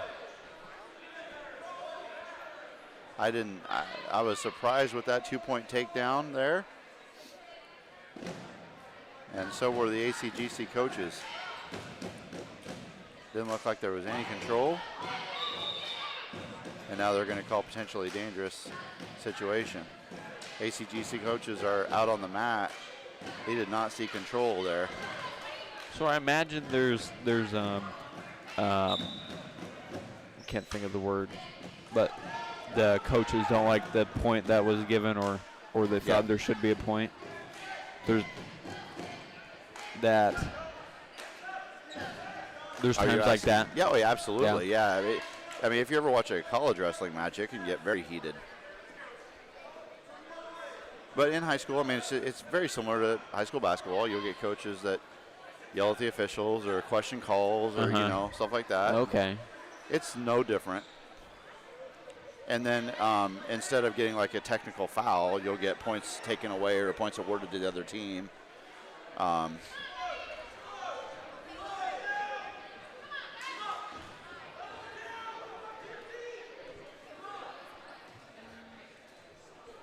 Say 2-0 here for Dustin Harney at Woodward-Granger.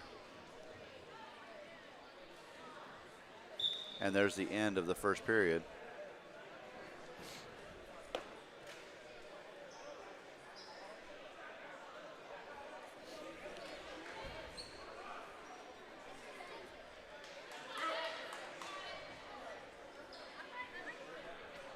Muller will start on top here.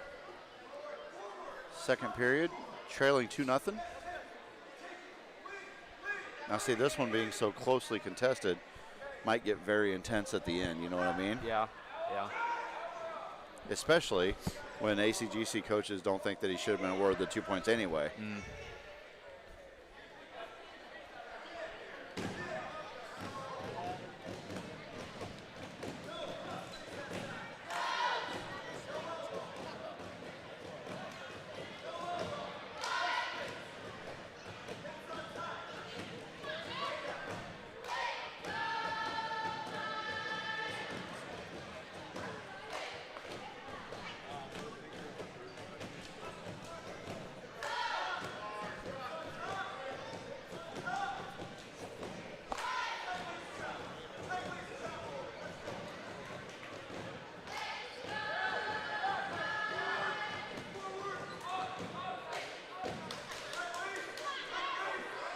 Less than a minute left to go in the second period. Controlled on top here by Muller. Harney trying to get the point for the escape, and it looks like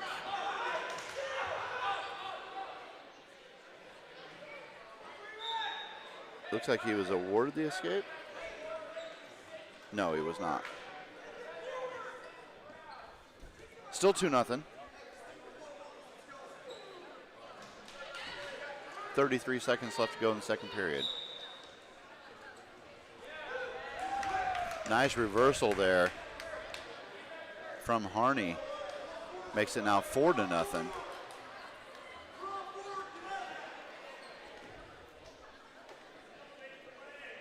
Dawson Muller has some work to do here. With 10 seconds left to go in the second period.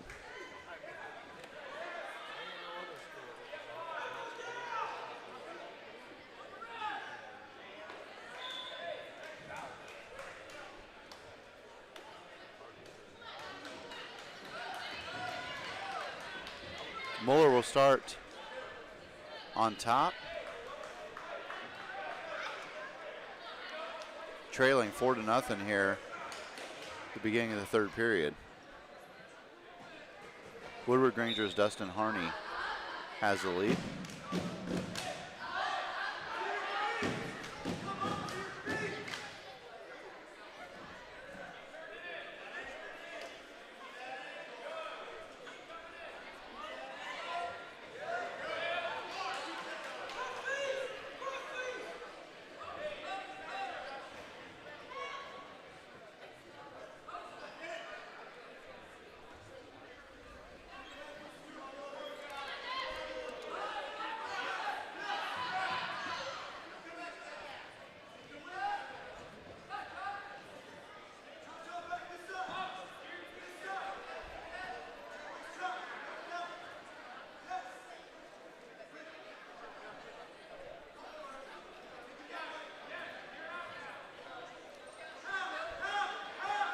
Muller's only chance here is to get some back points.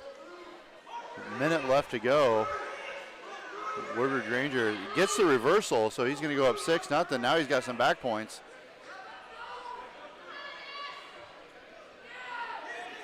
So Harney's going to win this one, it looks like. Still 45 seconds left to go. Now a 6-point lead with 3 back points coming. Going for the pin, and there it is. So Dustin Harney with the pin for Woodward-Granger over Dawson Muller at 160 pounds. Next will be Baxter's 170-pound wrestler, Michael Wilhelm.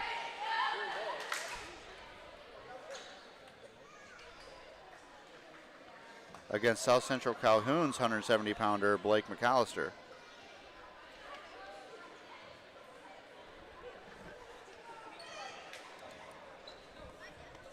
How many people we got on there?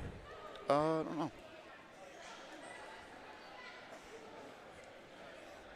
54. Oh, wow. Actually went to each coach before this all started and told them how they could access this online. So they all sent messages to nice. Everywhere. And actually Woodward-Granger posted, I tagged them on Facebook. They're the only ones I could find their Facebook account. So I tagged them and they reshared it today too. So, and sent it out. So if you're watching from any of these schools, we appreciate it. That was a 2-point takedown. Michael shaking up a bit.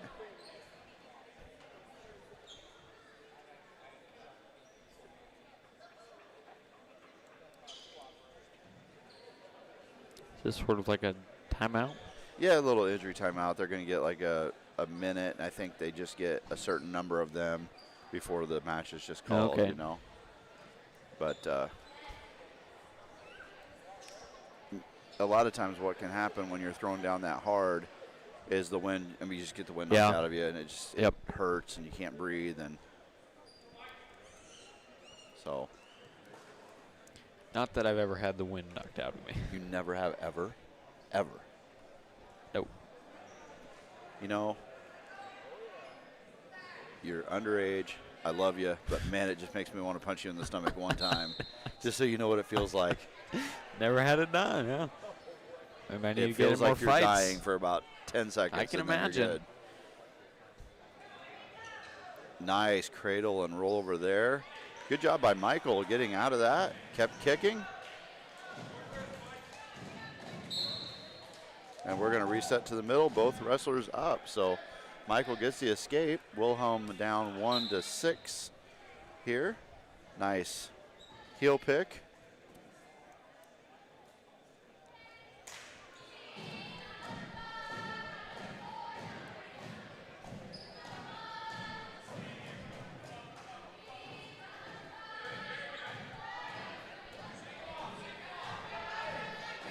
minute left now in this period. What's that? Just a minute left in this period, 8-1. They can actually see that scoreboard. Well, they might be watching. I have to get some commentating there. There you go.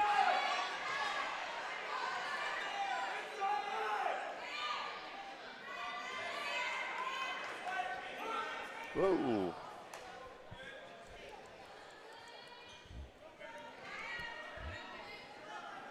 Wilhelm down 8-1 here to McAllister. Coach Amadeo coaching there.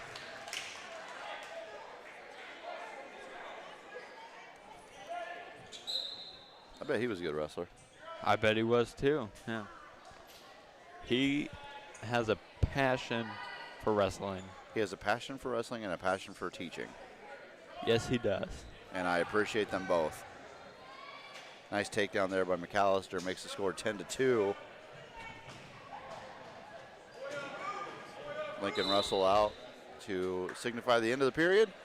One period left, 10-2. McAllister over Wilhelm. Oh, was just the end of the first?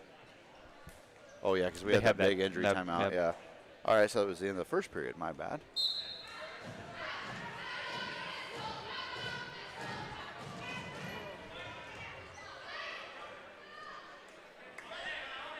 So I have to clarify something. I said I used to wrestle.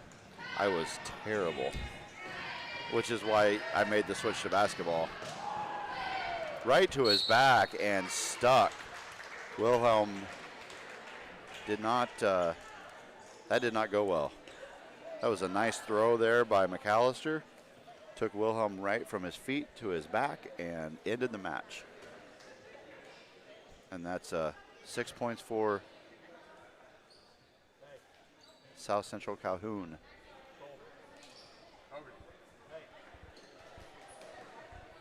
Now 170 pounds. We'll see Jonathan Martinez from ACGC, I believe. I don't see him coming over.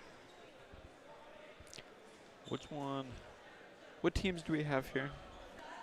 ACGC. Woodward-Granger. ACGC. ACGC. South Central Calhoun. South Central Calhoun. Yep. ACDC. ACGC. ACGC. Adair Casey Guthrie Center. ACGC. Woodward-Granger. Nice to see Michael get up.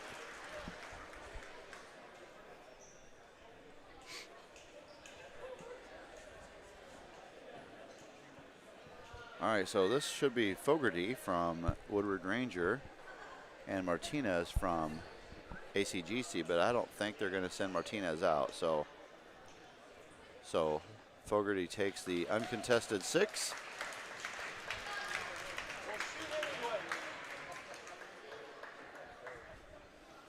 That's no fun, not getting to wrestle. No, it's not. And there's some strategy involved in it. You know, I mean, they didn't fill. If you can't fill all your weights, then you have to move people around. Now, naturally, you can't move down in weight class. Oh. You can move up. You know, you can wrestle. If you're sense. 120 pounds, you can wrestle at 126, 132. That makes sense.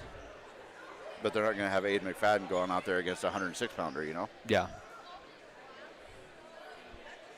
So it looks like Baxter is open at 182. And now we'll see the 182-pound match for Woodward-Granger and ACGC. Woodward-Granger will send up Bryce Hawkinson, and ACGC will send up Bryce Rokoltz. Bryce versus Bryce. This will be easy. Bryce with the takedown.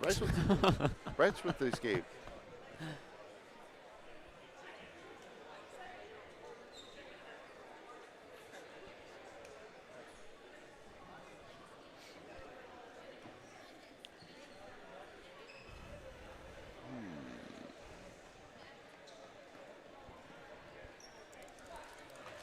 It's supposed to get cold tonight, Jimmy.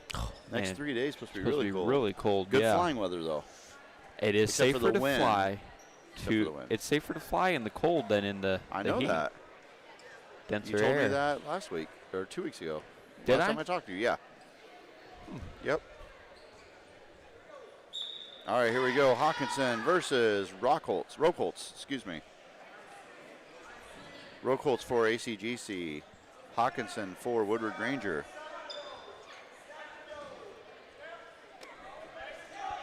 Mr. Russell wants to come back. Attaboy.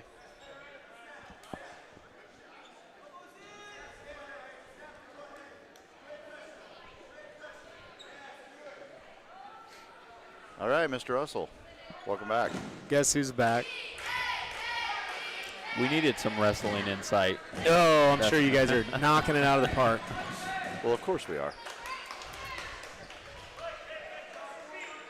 Who's that? Okay, so Woodward-Granger and ACGC Yep, are out both there. named Bryce. All right, both named If Bryce. that helps you, yeah. Bryce Rockholtz for ACGC and Bryce Hawkinson, TJ's brother, for Ooh, Woodward-Granger. there Just you kidding, go. not TJ's brother, but Well, you know, Hawkinson is one of those real common names. yeah. And there's the pin for Bryce Rockholtz for ACGC. All right, well, we see Jay Spadorf in his first match tonight. Yeah, he picked up the forfeit first round, Yep. right? Now he's coming on 195 here. Okay. Yep, he's going to get to wrestle 195 Jay Spadorf for the Bolts against South Central Calhoun.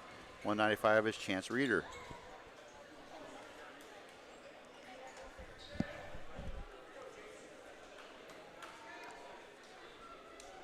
First match of the night or a tournament's always the toughest one. Try to get the juices going and everything like that and get sweat going. We'll see what he does here. Got a sprawl. Oh!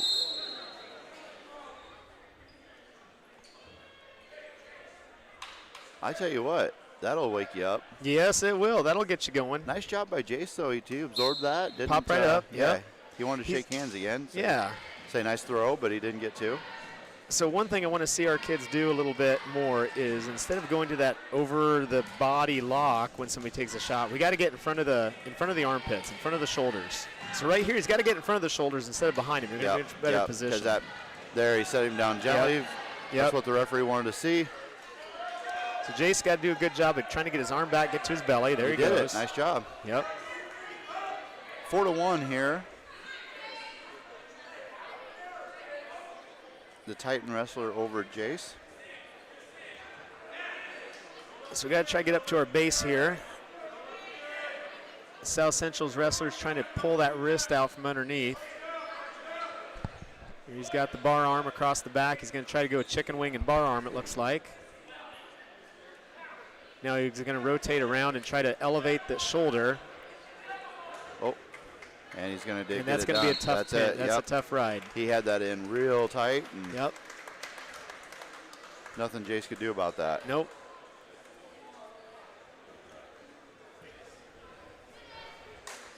So I think what our kids are learning tonight, and I heard Coach Amadeo talking over there in between rounds, was that, you know, one thing you got to do is be able to come back from a win or a loss, be ready to go, you know, wipe the memory clean, right?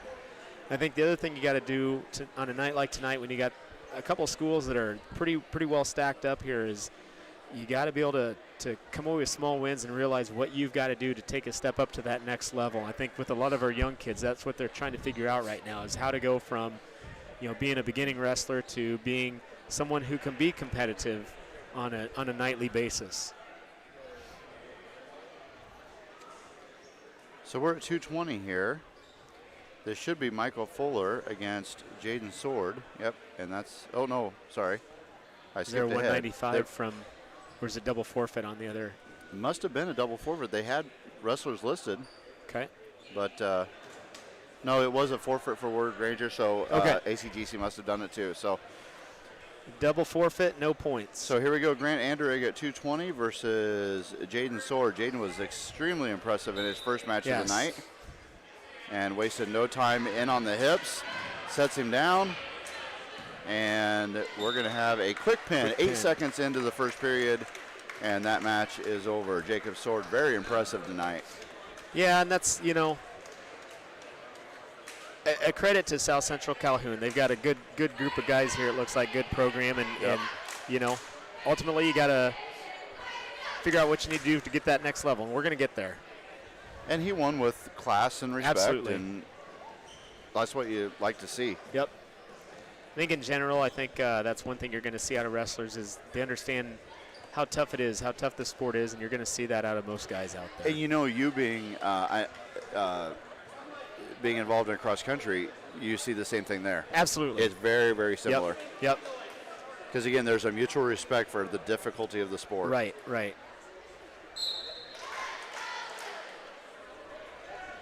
All right, 220 here. This is Michael Fuller from, Michael Fuller from ACGC and Dylan Major for Woodward-Granger. 220 is one of my favorite weight classes to watch. A lot of times you're going to get these guys that cut down that would have been heavyweights in the past, and they're naturally maybe a 230, 240 pounder walking around, and then for wrestling they cut down to 220. And you see just a lot of really good athletes, a lot of guys who are maybe linebackers or linemen in football, and just really good footwork, really good movement. I believe Tristan Orves was he a heavyweight or was he? He was a heavyweight. Yeah. You ever seen the highlights of Werf's wrestling Yes, Linderbaum? Yep. Yeah. Pretty awesome. Yeah. You ever see that? Linderbaum versus Werfs? I watch it all the time. Yeah. Watch it all. It's on your favorites. Yeah. Right? Yep. It's his pump up. I mean, when he's getting ready to fly a plane. Man, I'll tell you what. I took my son over to Iowa.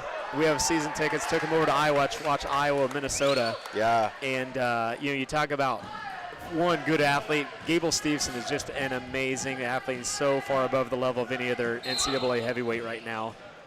Locked hands, the call on that. That's worth a penalty point. Actually, not locked hands. It's full Nelson. Still a penalty point, right? Still a penalty so 2-1. But the end of the match, you could see a lot of mutual respect. The 15,000 some fans at Carver Hawkeye gave Gable Stevenson a standing ovation and clap, and Did it Stevenson again. another one. It's going to be a 2-1 and then a 2-point the next time, and if it would happen to occur once more, it'd be a match disqualification. So you never want to see a match end like that. No, but when you give that many chances. You do. Yep. It's not little kids wrestling anymore. No. There you went something different. There you go. Still back on that though, and Yeah. He's got the hips broken down. He's trying to go, looks like he's trying to go to that half Nelson again. He's got the wrist captured on one side and trying to run a half on the other. half's okay, just don't get the full, right? Yep. Oh, he got the cradle now. Okay. Yep, he's got the cradle. He's trying to look the cradle. He's got to get underneath the arm. He's got both arms captured there. That's going to be really hard to lock up. Somebody's bleeding. Yep. Uh-oh, what Not do they got sure. to do for that? They'll have to go clean it up. They've got special solution for the Yep. mat. Nosebleed over there. And He'll they'll get start a plug. blood time. So you get a finite amount of blood time, Zach, in a match. And if you use too much of your blood time, then you would get disqualified. And I'll You tell forfeit. What do you We mean had by a- blood time? just this. He's bleeding. You got to get it to stop in a certain amount of time. Yep. Oh, I see. And it's cumulative, isn't it? So if he comes Yes. back out and it starts bleeding again, Yes. they keep adding to blood time. Then they'll keep adding to blood time. We had a basketball game where we could have gotten blood time, Coach. Oh, yeah? Ellie Toon got smacked in the face by Seidel, and she bled everywhere. Wow. And then Cody Damon up at Janesville, I think, got elbowed in the nose, and he bled for hours. I'm not kidding. Really? 10 o'clock that night, they Till said 10 o'clock that he night? bled. Yeah. So Yeah. I have to ask you, Coach, what Yeah. do you think of Iowa wrestling? The new rankings came out today. Iowa wrestling drops a spot from 1 to 2. To 2. It doesn't surprise me, and I think it's probably the way they're wrestling right now, probably the right call. Penn State's looked really impressive. They picked up a couple kids after winter break off the transfer portal. There's transfer portal in wrestling, too, just like there is in football. And Now, I don't mind the transfer portal. I Yep. mean, I don't like it because I'm old school, but Yep. it's here to stay. I get it. I do not like them being immediately eligible in wrestling I like kind that. of agree. I agree in football the same way. I think you should have to at least be there for a semester. So if you're going to transfer in the fall and be eligible that winter time, but Yep. to transfer right after Christmas break and then put on the singlet and be ready to go, I have mixed feelings about that. And losing Losing Lee. Losing Lee, And even Iowa's big guns, Miranelli, Kemmerer came back. Kemmer's looked really good since he came back, but a lot of Iowa's big guns just haven't looked real impressive yet. Yeah. We'll see what they put together towards the end of the season. Their best wrestling needs to be in March. Still undefeated last year, national champions, several national champions on that roster come back. Yep. Every wrestler came back. Yep. Right. Lee is hurt, but Yep. and that's a huge loss. I mean, It he is. was the most dominant wrestler in the country last year at any weight class. Yep. His fill-in this year is a freshman from Fort Dodge, Drake Ayala. Oh, yeah. And Yep. he's looked really good. He's knocked off 2 top 10 rated wrestlers, lost to Minnesota's by a point. So, there's future there. I was talking to a friend and wondering what that lineup looks like after this year. And the cupboards aren't going to be bare. Right.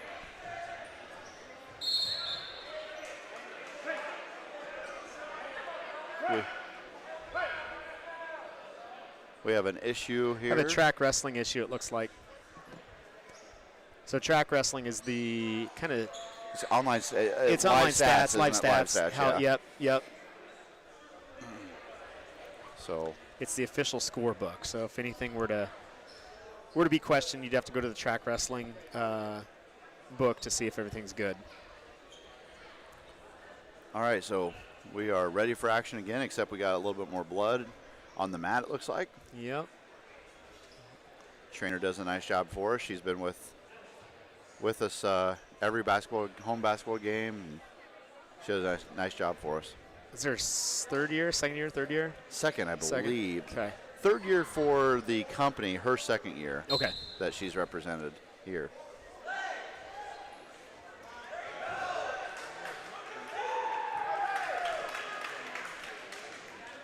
Reversal there makes it 4-3, Woodward-Granger. Yeah, nice little hip action there. He's trying to lock up a cradle again, except he's got to get his body on this side. Hips are too high. He's got to get behind the arms and try to improve his position. ACGC's kid's got a chance to come out the back door here and Yeah, try he to get his does. own reversal. Got to pop his head out. There he goes. There, he's got it. There he Yep, goes. he's got it. There's the And he's got two. the reversal. Back on top, 5-4. These are the fun kind of matches. I was just talking to Doug Bishop up there talking about how you see more pins now, and you want to see matches that are close. I like to see close matches. This is Fuller down now. No, he's up 5-4, excuse me. Fuller up 5-4 over Major. So you see him trying to work underneath the armpits there. He really wants to capture wrist and pull that in, take that post away, and then try to work a half Nelson or an arm bar, something like that. You see the stall call there on the bottom man, not improving his position. Doing a nice job now, though. Got to get that leg out. If he gets that leg out, he's got a chance. He needs to crossface, There get that it leg is, out. another There's a reversal. So now 6-5 for 30 Dylan seconds. Major. 30 seconds left in the second period. Yep. And Blood time. blood time. Bleeding again. Yep, blood Well, time. you can see the See the plug on the Kleenex middle or there. the plug, yep. Zach, is there blood time in golf? I've never seen blood in golf, luckily. Okay. And That'd be something crazy if you did, though, right? that would be crazy. I have seen close calls that, I can imagine. yeah. Some of the shots I can imagine in high school golf, right? Yeah. I saw the craziest thing last season for these guys. It was at Woodland Hills over south of Ankeny, and I can't remember who was teeing off, but he teed off. And you've played golf, right, Josh? Yep. So they have the tee markers there. Not very well. Yeah, I know. They have the tee markers there, and they're kind of large. They look like large golf Yeah. balls. I can't remember who it was, but he hit that thing square on and actually knocked it out of the ground. He hit it so Oh, you're hard. kidding. Weren't you there seeing that? No, you'd already teed off. Because it was a shotgun start, so you were on a different hole. That's right. Man, who was that? It was Dalton Shanks. Oh. Dalton Shanks did that. He hit it so Hit it hard. so I remember hard, him knocked it telling me, off. out yeah. of the ground. I've never seen that Yeah, before high in my school life. golf, you That's see pretty wild. some shots you didn't think were possible, not in a good way. Yeah. I remember one time we were practicing, or maybe it was me, I don't remember, but it was at Colfax either way. Somebody hit a tree, went backwards behind them, Oh, my. hit it again, they hit the same tree, same thing happened. That's when you pick up your ball and go home. Yeah, that's Practice it. in the gym, somebody let go of their club up in the ceiling, then fell back down. Oh, man. Oh, what do we got going on here? The wrestlers are ready to go. Are we going to throw the brick? Throw the challenge brick? That's how intense wrestling is, Zach. There's not a challenge flag. There's a challenge A brick. Now, how did we get to 8-5 here? I missed it. I'm not quite sure. Because it was 4-5, wasn't it? That's probably It what was- they're it going was over the 5 score. it was were, 6-5. were there back 6-5. points awarded on the edge before they called the last blood time? Could have been, and maybe that's what he's explaining now. So it was 6-5. Woodward-Granger's Dylan Major had the lead there. And now it's 8-5, Major with the lead. Ankle ride. Fuller's got to get out here, get another reversal. Been 3 reversals in this match so far. Yeah. The Woodward-Granger, we've got a tripod situation. If ACGC's kid, oh, he's back down on his hips now again. He had a shot. He's got 0 time right now. You want to see a little action, a little motion, try to get a last-second escape. Not going to happen. Ref making Lincoln work to Yeah. hit him with that pool noodle.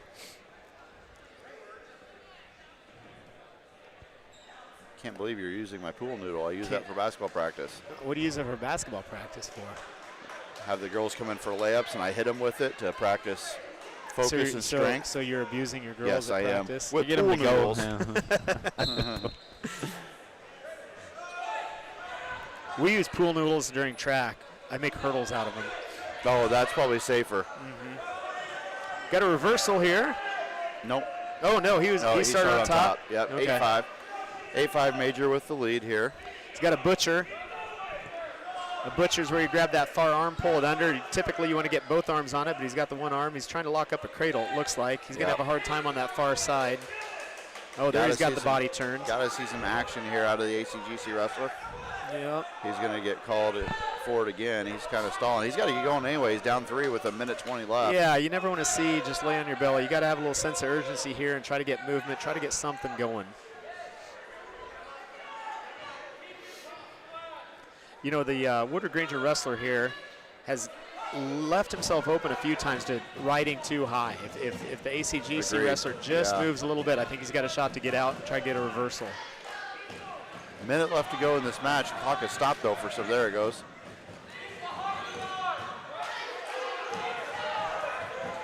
There, now we're up in a tripod. Now we got to get the hips out, escape. There's one. Now he's got 45 seconds to try to get a takedown to tie it up. 8-6. 8-6, 40 seconds left. Fuller Circle from in. ACGC is looking for the takedown here to tie this match. And we'll Okay. start over in the middle. 35 seconds left to go in this match. Woodward-Granger's Dylan Major up 2 over Fuller here. 8-6. The Woodward-Granger guy backs up too much more. He might get called for stalling. Here in front headlock situation. Oh, and he slides by. He's got to hang on to that leg if he wants a shot. No takedown yet.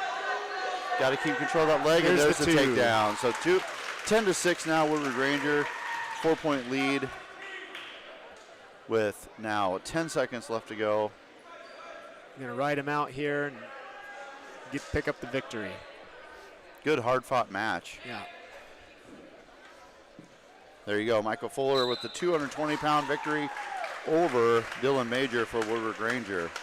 And we will move ahead to heavyweight. Aiden McFadden for Baxter. And South Central Calhoun will send up. They have both their 285s crossed off, so I'm not sure who this guy is. They just found him. Picked him So, up off the picked him street. up. Yep. So McFadden and Titan. McFadden and Titan.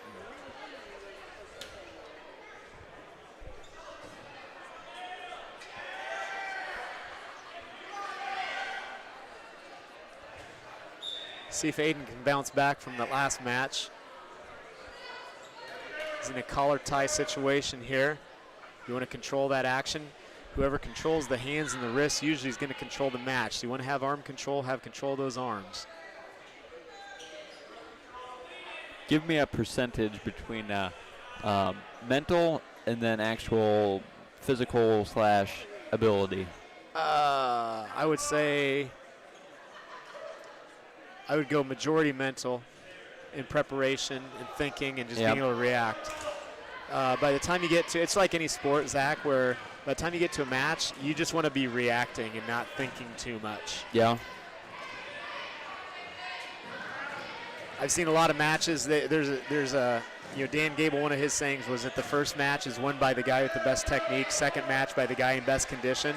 And the third period is won by the guy with the most guts. And so a lot of times, that's that mental part, by the time you can push a match to the third period, it's the guy who wants to win more than Who the wants other it guy. most? Aiden needs to settle back here, and he should have it. Yep, There's they the gave pin. it to him, There's so the pin. McFadden with That's a pin? good way to bounce back. And if I know, I think ACGC does show a heavyweight, so he's gonna have one more shot tonight to try to get another win here. They didn't have one on the list, but did they bump somebody up from 220? might have. But Okay. They didn't tell me that, but that's okay. They Those don't tell me scoundrels. everything. Those scoundrels. Looks pretty good. Yeah. I think we're gonna have some moms matches good. after this one. Mom's matches. Moms, yeah, that's a alright. new thing at these tournaments. They have moms divisions. Are you, no way. It's vicious. Seriously? It's vicious, man.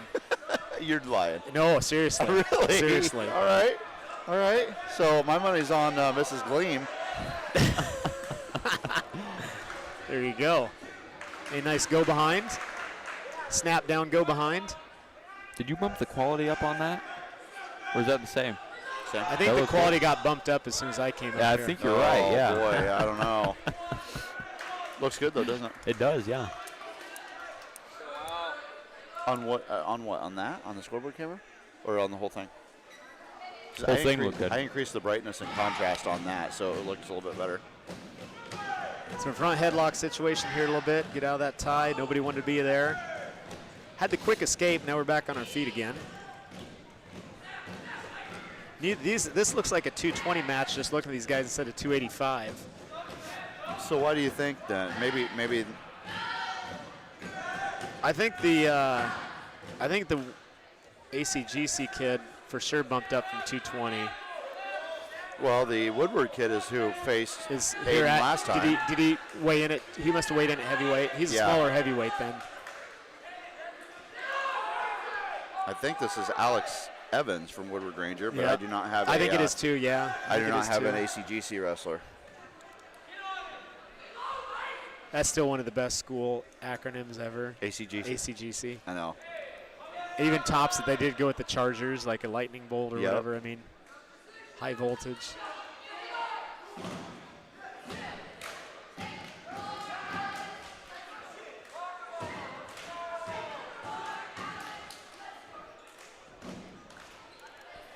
Both guys need to try to press action here. I think they're both kind of waiting out the end of the period. 5 seconds left.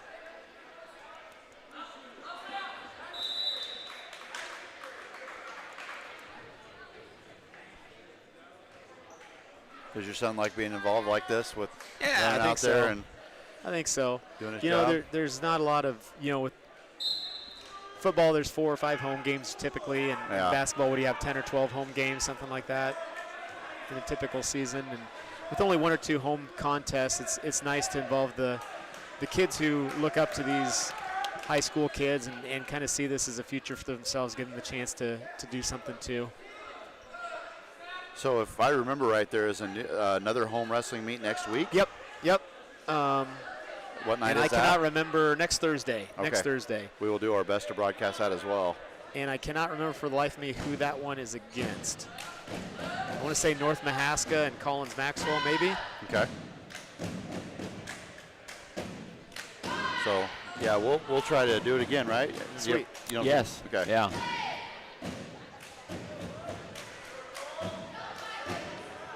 Both guys seem to be content here, just kind of tying up. No one's really taking a shot at somebody. Pretty soon, eventually, you'll see the referee talk to him and say action or circle, something like that.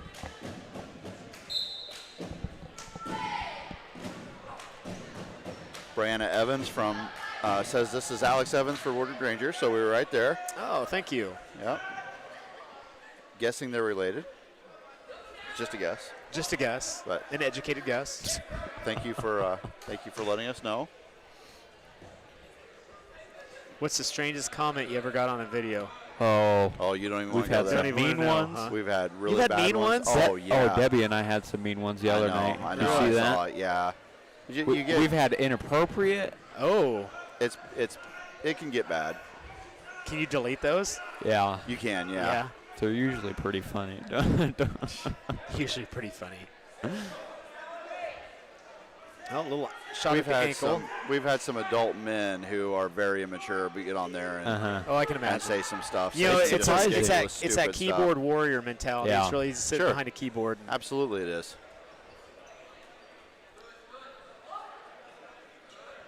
Well, we're going to go in the third period, tied up 2-2. I was just going to say that. Close Man. match. Great minds think alike, right? Can't get any closer, I don't think. So. I don't think so. ACGC wrestler chooses neutral. That kind of surprises me. I would have thought he would have went down, try to get the escape. No one's really had got a success takedown. on their feet. Yeah, you're right. You're Yeah. right. So.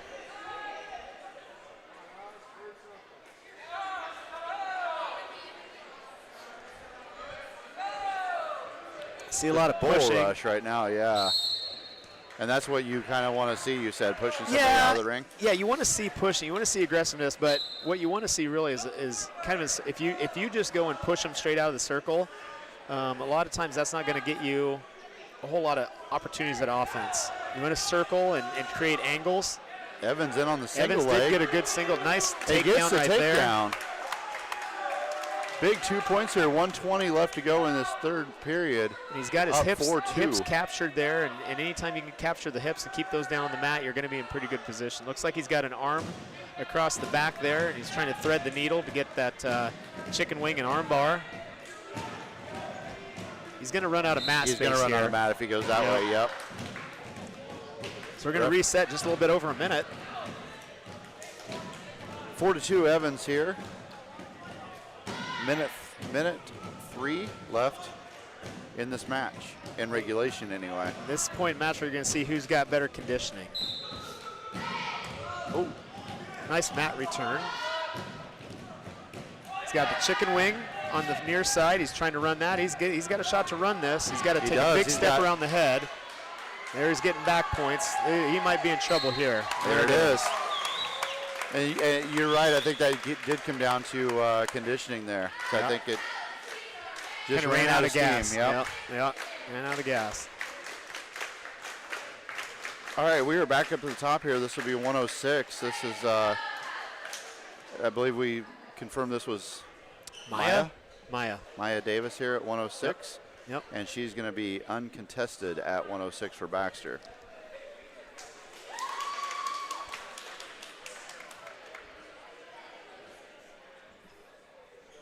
So now we will have Woodward-Granger's 106, which is Darren Brown.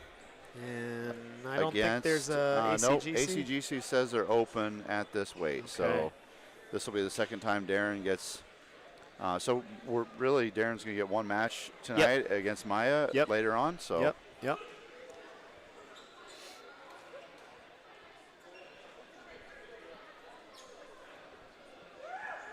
You know, making the weights half the battle sometimes. So, you know, just being able to field a 106er is going to earn your team 6 points there in most cases.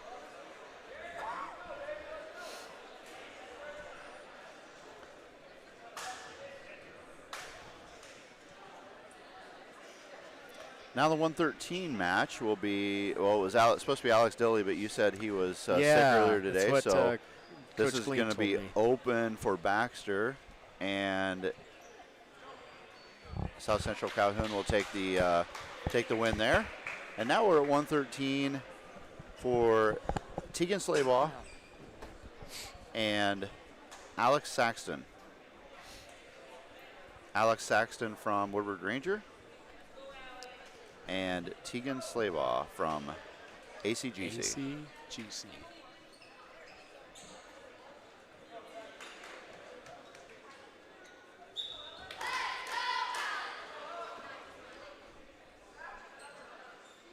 Right to a tie. Both wrestlers seem comfortable tying up there and being kind of on their knees, wrestling on their knees for a little bit.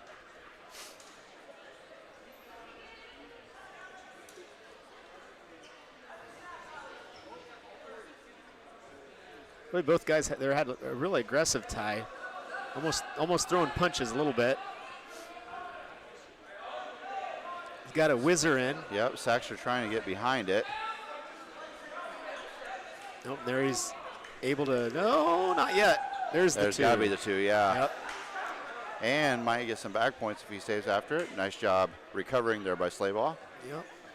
There for a second, too, before the takedown was awarded, he had just a split second for him to try to complete almost a switch to get the 2. Nice job of capturing the ankle so the ACGC wrestler couldn't escape. Yep. What happens if you throw a punch? If you throw a punch, you definitely get a penalty. It would be a match termination.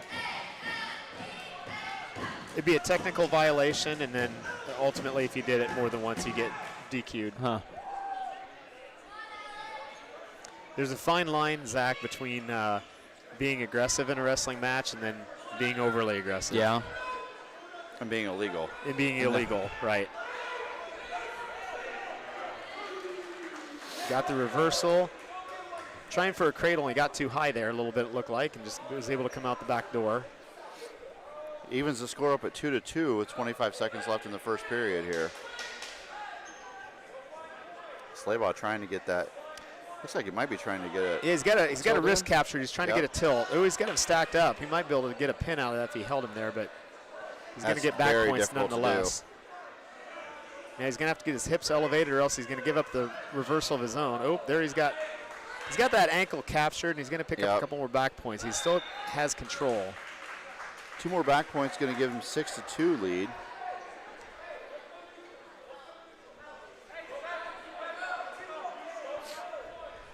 And we'll start second period on our feet.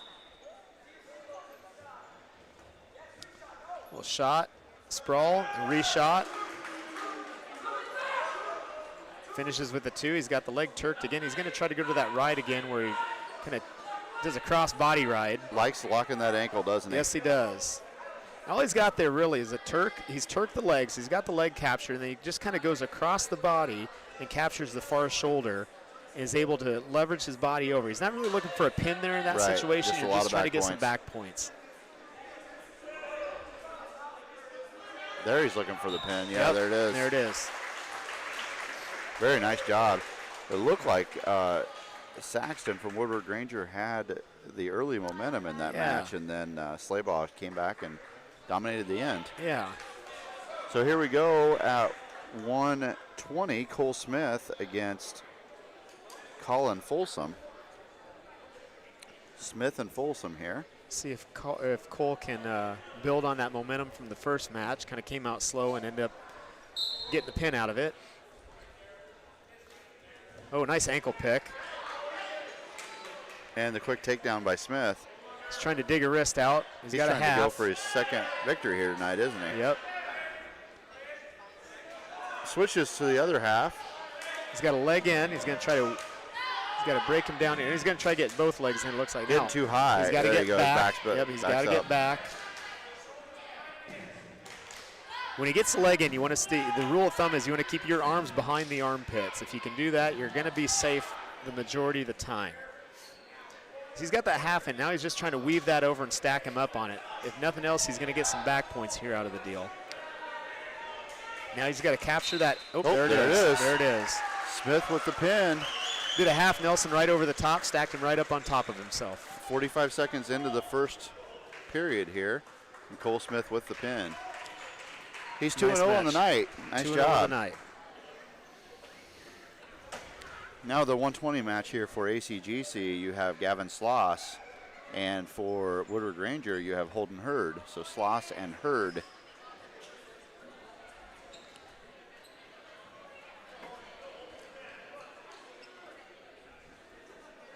Zach, what's your favorite sport to broadcast in your broadcasting career? What have you found out? What do you enjoy about it? Football. Football? I like football. That's always fun. Yeah. Basketball's usually fun. Yeah? You can get a little long. Do you? Well, I suppose they're double headers. Yeah. Yeah. Yeah. I would love to announce golf, but I'm playing. Sure. Would you use the golf voice though? I plan to. You we have to. We got 1,000 subscribers finally. Yeah. Which means we can go mobile, So are you going to So use I'm like broadcasting golf. Are you going to use like the Masters like music and stuff like that? You in know, the I don't back? think it's going to be quite that produced because Okay, we're not all going to be able to You take all this should. equipment. You don't have a producer? Well, we just don't have any room for the equipment. you Oh, know? there you go. There Or, go. you know, anything else. Woodward-Granger's guy took a shot there. He got his head down, though. You got to get your head up on those shots, or else you have a really low percentage of finishing on those. So what do you take with you on a mobile broadcast like that, then? A phone and a headset. Oh, so you're really hoping that the Wi-Fi or Well, I'll take a Wi-Fi box. Oh, too. boy, yeah, okay. Yeah. Yeah, we've done cross country before. Yeah. Okay. Got to drive around in a golf cart. Oh, hey, that's a spladle. That's a spladle right there. I don't know how you can tell. See how he's got the leg captured and both then the arm legs, yeah. captured with the Oh, other okay. leg? Yeah. There you go. Spladle. Spladle. Some people, some Spladle. teams call it a banana split. Yep. Then Huh. they can be painful. You better have stretched out your groinal area before you get Yep. into one of those things. There's a lot of flexibility. A Oh, lot of boy. flexibility. And that's something I never had. Still don't. I mean, I can pull a hamstring broadcasting football, Can you touch your toes? right? Yeah, yeah. Yes, I can touch my toes. Look, Oh, that's the oldest one in the book. I know. Southern Calhoun takes the forfeit at 126. Oh. We were supposed to have Ty Bauman up there. Yeah. So now we got Woodward-Granger at 126 with James Dorian and Landon Evans for South. Nope, I'm sorry. ACGC would be Tatum Bates. Bates from ACGC and Dorian for Woodward-Granger. It's interesting to see every wrestler has their own little routine they do before matches to get themselves ready to go and all that. And Yep. Woodward-Granger's wrestler has a shoulder strap on. So as an opposing wrestler, do you pay attention to that? Maybe Yeah, you do do. a I little mean, bit more to it? yeah, you always You want got to to. expose weaknesses, right? Exactly. It's like anything else. If Sure. you know your opponent's got a weakness, you're going to try to take advantage of it. I mean, in basketball, if they can't dribble with their left hand, we force them left. Force I mean, them it's left. the same thing. Right. Nice double leg. He's got to climb the ladder now to finish it. He's going to keep a hold of the legs and try to. He's going to try to use those legs to get his body turned. Pulling him back into. Yep.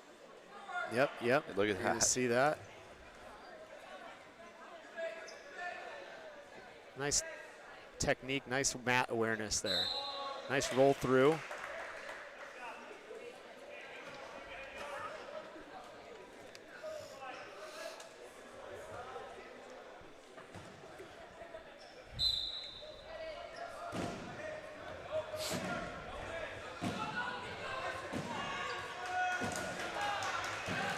So who's going to take over for Zach next year then? We've been working on Hudson Beathards, Oh, okay. but I don't know how that's. I don't know if we're gaining any ground there, are we? Yeah. I need to ask him again if he. Did he help you set up ever? No, I Did you never ever got ask- him to do never that. asked no. So ACGC there in that little flurry of action, he took a shot, and he had a really nice reaction out of Woodward-Granger's kid. Nice sprawl, and actually lifted under the arms and turned him right to his back in a whip over action there. And now he's out in front. 40 seconds left to go. He does stave off the pin. He's going to get the back points and runs it the score to 7-1. 7-1, yeah.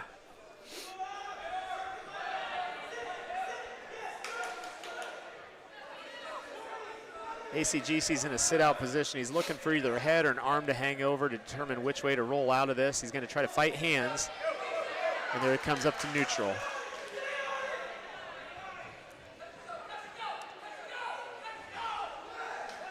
In on the single. Nice finish.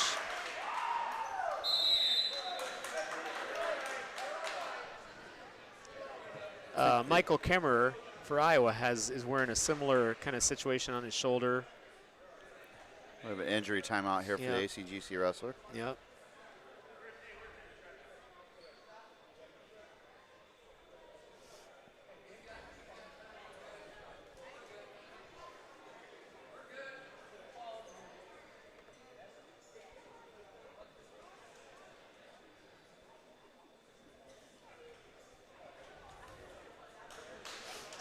1 minute injury timeout, right, is what you get? If you can't come back at 1 minute, then it's over? Yes.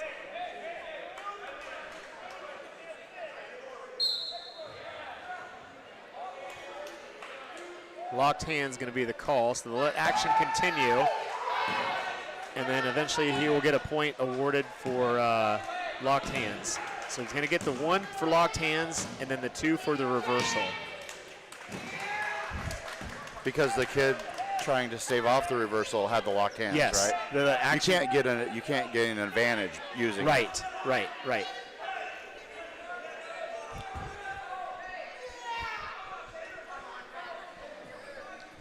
It's really a situation. There's not a lot of pressure on the underneath guy here as far as weight, but there's a lot of leverage. Zach's enjoying watching The moms crowd, watch wrestling. Watching the crowd? Yeah. Oh my gosh, They Zach. get into if it. You ought to go to a youth tournament sometime Oh, if you yeah. want to see a crowd. Yeah. Holy crap, yeah. There's nothing more It's so intense. intense than wrestling moms and dads.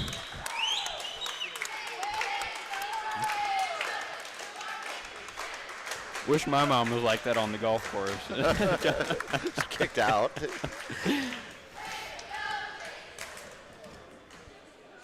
My brother's picked up the ball a couple of times. That's about as Oh, close that's as. not good. Nope.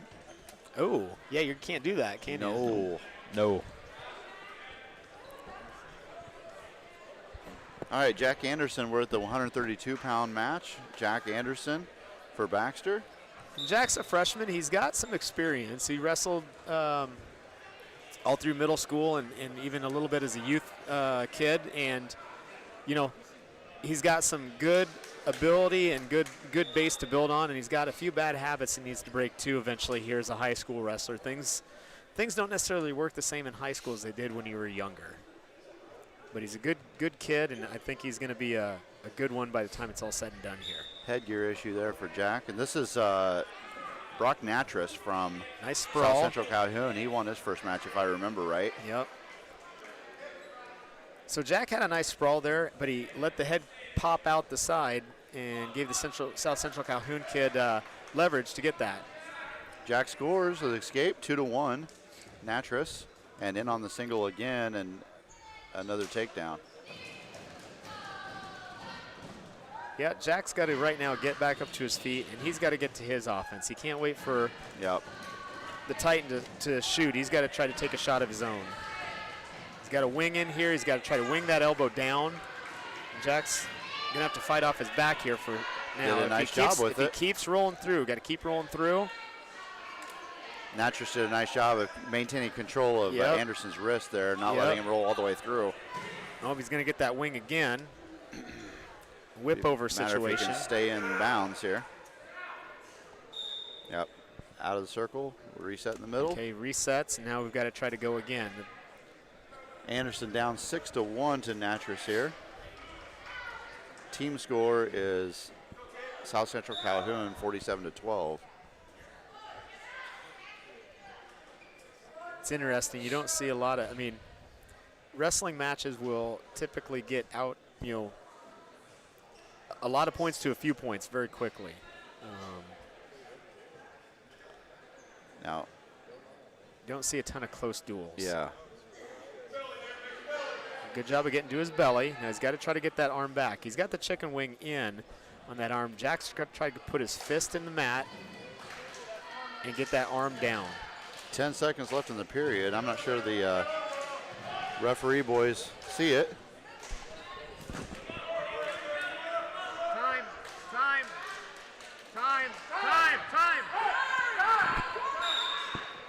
Hey, pay attention. Lincoln, get up here.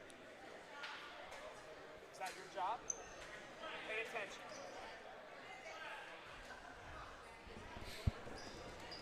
Somebody's not getting paid.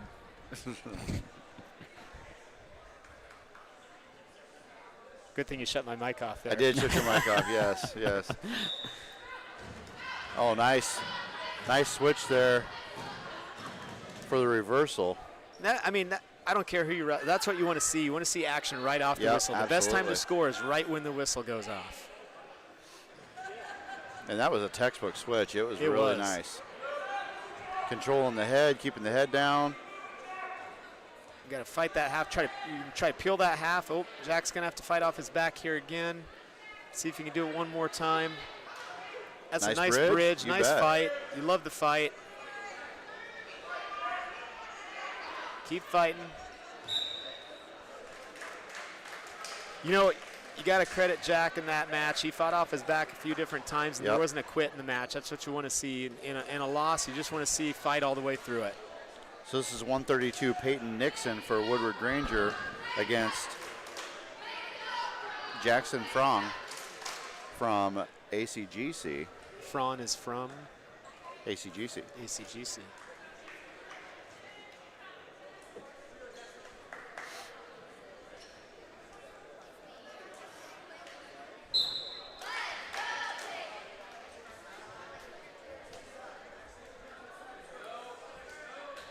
So did you do baseball games? Yep, we have. Yeah, that's before. gonna make you happy being a huge baseball connoisseur and Yeah. fan, right? I love broadcasting baseball games. Do you break out the obscure trivia and things like that in between Well, plays? so I remember, yes, sometimes, but I remember saying it was a pop fly right to center, and I said that's a can of corn, That's a can of corn. and that's a pretty old expression, yeah. right? But Oh, it's still viable. Sure. Jeez, these guys, him and my wife they both thought I just made it up. Can of corn. Yeah. Can of corn. Can of corn. I can even tell you the origin of that. You're just saying anything at that point. Yeah, why is it canned corn? Can of corn back in the day. Did it have something to do with it exploding? No, they had their produce on the top shelf, and when a lady would want the can of corn off the top, they would go up with a broom, knock it off into a basket. Easy catch. Easy catch. Can of corn. You're just a You font made of that. knowledge. Yeah. Or a good liar. I just pay attention. Pay attention. Someday all that trivia is going to come in handy, right? On some I doubt show. it. Yeah. I doubt it. Only to mess with kids like them. That's right. He's got the head lever. I feel like I got to throw a wrestling reference in there every once in a while. Ooh, nice little duck under attempt.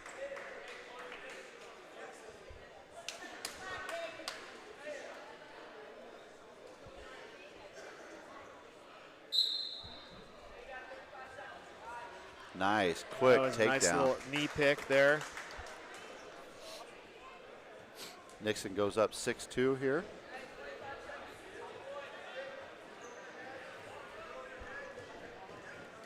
This is a time in the season in wrestling when you've gotten through the first half, that pre-Christmas stuff and kind of that training session. Now we're starting to fine-tune and trying to build up momentum for the postseason. Here in Yeah. about 3 weeks, we'll have sectionals, and that's when you really want to be clicking on all cylinders.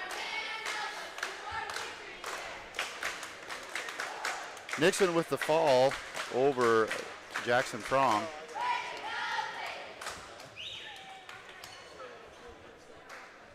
And we are at 138.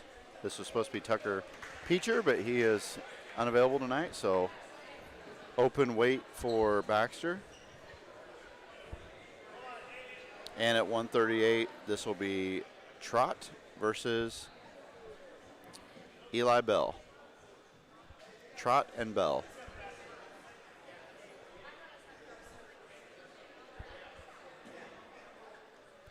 So they're Does ACGC have ACGC is someone to- open apparently at Okay. Open at 38. yeah, open at 38. So oh, I said Trot for South Central Calhoun. My bad. So this is Trot from South Central Calhoun 145. at 145. Nope, I'm sorry, Caden Dorman. Caden Dorman. I'm all over the place here. Caden Dorman, and this should be Curtis Gleam Actually, we're going to wrestle Tanner Shanks, it looks like. at 145. Okay. Yep. So Shanks at 145 versus Dorman. Tanner's a kid who went out last year for the first time. He's shown a lot of, a good practice kid, improved quite a bit. It's tough to come in as a junior or senior and be real competitive against guys who've wrestled for a long time. He does give everything he's got every match out there and be proud of that. Got taken down initially off the whistle here. We got to get that wrist back. We got to get that arm back.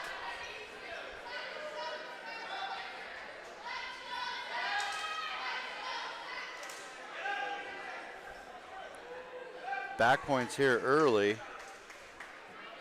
Tanner doing a good job of fighting that off. Yep. The Titan's going to try to sit to his hips there, and that's the way he's going to try to get leverage to be able to get those shoulder blades on the mat. Tanner's doing a nice job of fighting that off. Dorman already up 2-0 with 3 back points coming. At this point, I'm not sure he's going to get a pin out of this hold. Yeah, he's in a. So He doesn't have a great. Oh, there was close, wasn't Yeah. it? Yep. He's going to have to. Oh, there. That's That's going to do it right there. Get the hips on the shoulders. Drive him down. Tanner's doing a nice job of keeping that one shoulder elevated. It's a long time to try to fight this off, but he's doing a nice job of doing his best job of it. At some point, does the referee just give the pin just because you're? I mean, is there a difference between being pinned and being stuck? Nope. You know what I mean? Yeah, no, I know what you mean. Yeah. The pin was a word. So yeah, no, I know what you mean. You know. Or does that happen more in youth wrestling? I think it happens more in youth wrestling. Yeah. Or you just don't see the other kid getting out of it, basically. Right. All right, we're at 145 with Woodward-Granger, Oliver Potter, and ACGC Tanner Herskowitz. So Potter and Herskowitz.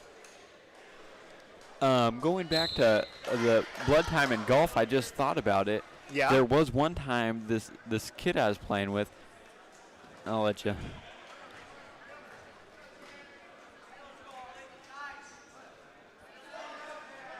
Potter in on the double leg here, trying to drive it home.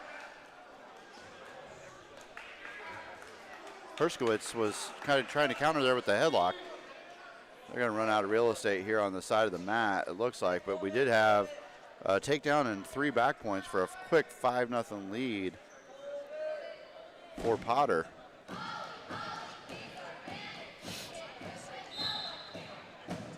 And we're going to reset to the middle. Potter has the 5-0 lead, and he will be on top.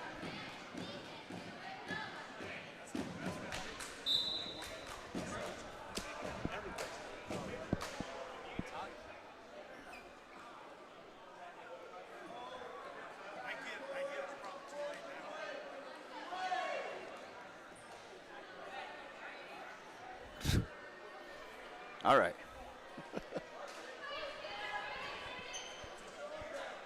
I think we got one more weight class left in the second round of duels, 152. And that'll be Curtis Gleam, won't it, going up to 152? Yep.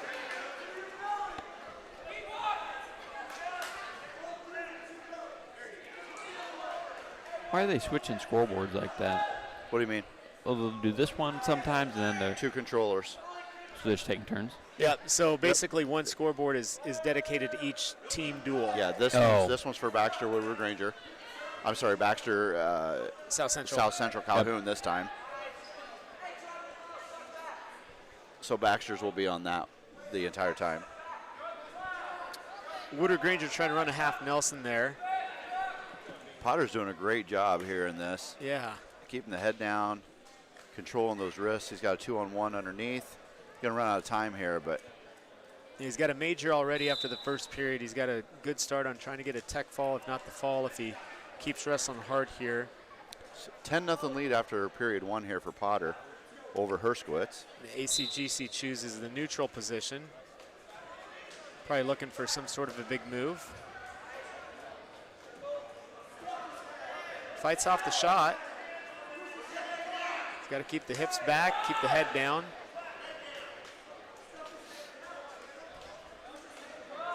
Woodward-Granger is going to be able to come up and finish the shot. More back points. Stacked up. Yep, that should end done. it. Yep.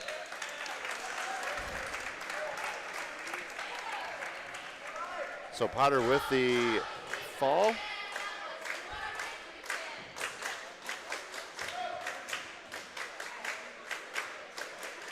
I was playing golf with this guy one time. He was in my group at a meet.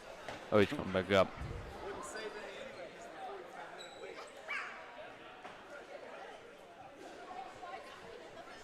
And Go he ahead, got tell your this. story. Yeah, and Hurry up. he got this massive nosebleed Yeah? for the entire hole. It was all over his golf towel, and Oh, his no. mom had to come and bring him more towels. You just said you've never seen blood on a golf. I was thinking about it, and then Oh. I remembered the That was time. like 45 minutes ago. It was, yeah. I know. Here's Curtis. He's in on a leg. This is Gleam versus Caden Dorman from South Central Calhoun. He's got the Gleam. far leg. He needs to be able to come up and elevate, get his head up, get his body into that leg. Dorman from South Central is actually not in a bad position here. Curtis has to come up now and get his, he's in a fireman's carry position almost. No points have been awarded yet. Nope.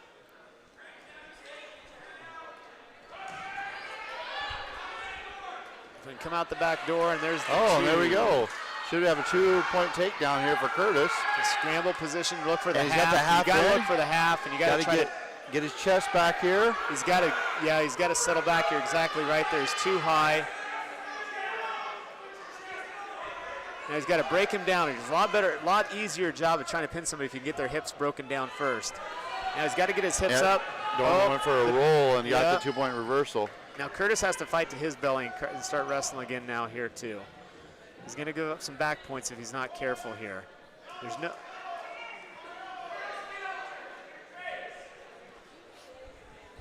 Curtis has a tendency to get him in some weird scramble positions, and it causes a lot of heartache for a coach or somebody watching. Coach and dad, Coach which and happen dad, to be the yep, same. Yep. He's got to fight here to stay off his Yep. back.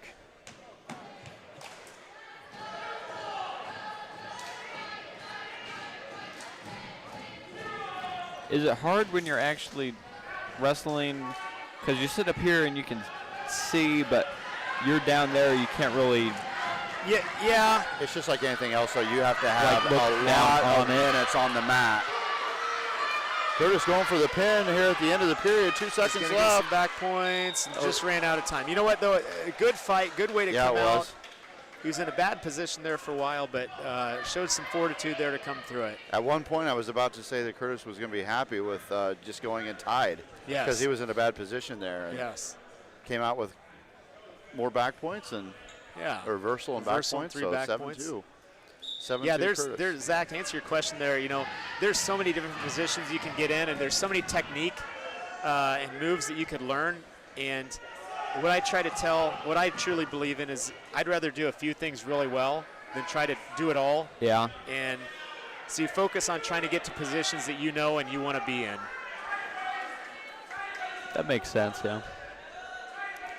I can see how there'd be no good way to practice besides just wrestle. just wrestling. You Right. can practice a lot of the moves, a lot of the techniques, get the. But it's 'cause- never going to be the same. No, but like earlier when we were talking about that switch that guy did, that's a wrestling move, a switch, Yep. and there's technique to that. Yep. There's some basic moves you can do, like hip heisting is a movement you can do, or you know, being able to spin and keep your weight on somebody. You know, there's things you can do to set up that are embedded in a lot of the moves you see out there. Another nice move underneath. And Curtis has a 9-4 lead now. Curtis Gleam with the 9-4 lead. Now getting some He's got back a hip points on over. the tilt here. He hips over. Here again, we're in that position where Curtis seems to get himself into unorthodox positions. Yep, He just has to wrestle smart here. Going for the back points and almost gave up a reversal Yep. on it. I see what you mean. And he is going to give up the escape, it looks like. Makes it too hard on himself sometimes. But we're still in the match. He's still wrestling hard. That's all that matters. He needs a cross face here and try to get his leg back. Get his hips up and out. He's going to give up the 2 here. Now he's got to be able to fight. We got 20 seconds. We got to try to move and get at least 1 on the escape. 9-6 now, down up 9-6. Curtis Gleam is up 9-6. Notice the towel boys are out there very promptly now. Yeah.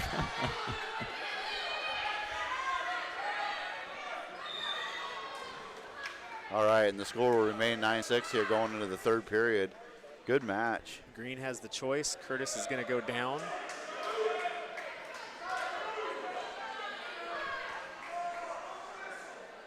This should be an interesting 2 minutes. They didn't have the clock ready to go. It's not started. Oh, there it goes. Yep. They'll be able to compensate for that. If there's a stoppage, they'll let it run for an extra second or two.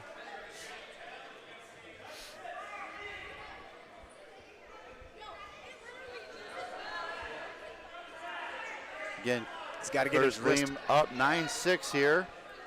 Dorman trying to get control of that wrist underneath. If he gets his wrist back, gets his hips up, keeps moving. He's Yeah. got an arm back on the leg there. If he hips over that leg, he's got the leg captured there, but he's got to also be concerned about giving up back points there. Well, I'm not sure. Yeah, there you go. Flip back over. There we go. There's the reversal for Curtis. 11-6. Gleam over Dorman.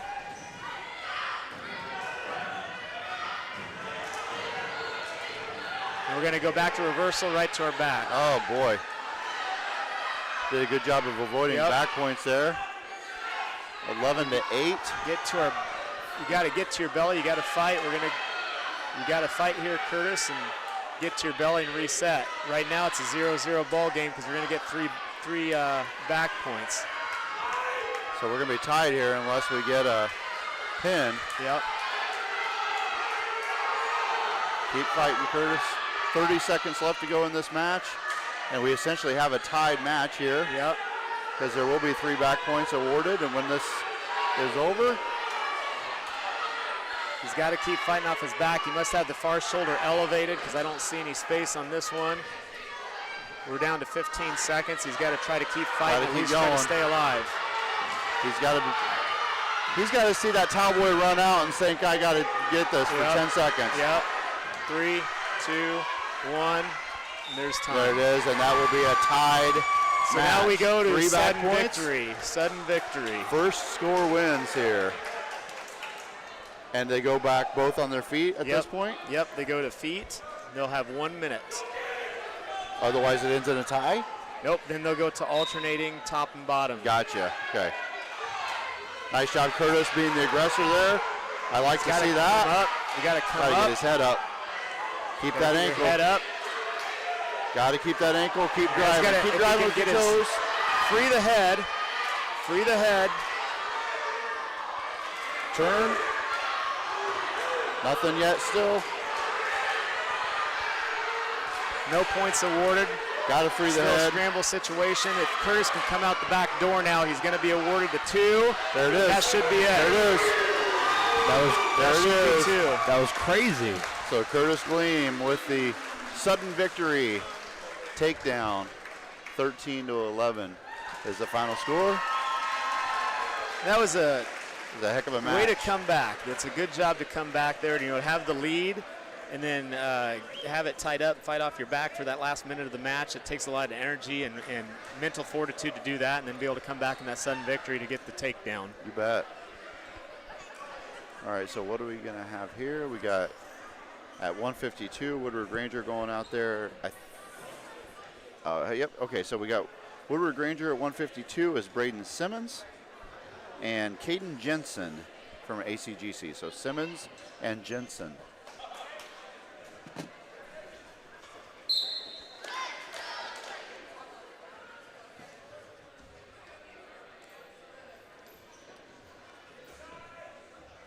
In that real tight collar tie, little slide by there action. Both guys back up on their feet now. Woodward-Granger in on the shot.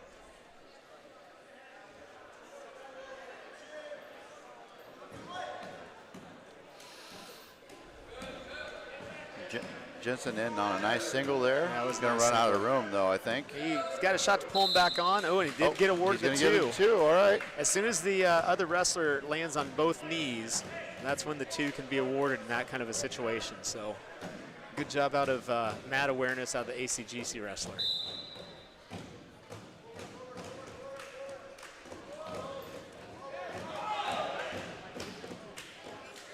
Well, he's got a cradle locked up, cradle opportunity anyway.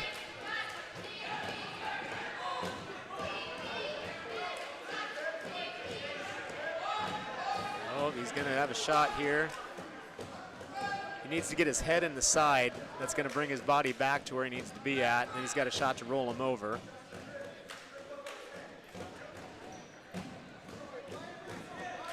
Woodward-Granger's wrestler doing a nice job of trying to fight that off and come to a front position there. He did break the cradle. He's got a shot to score of his own.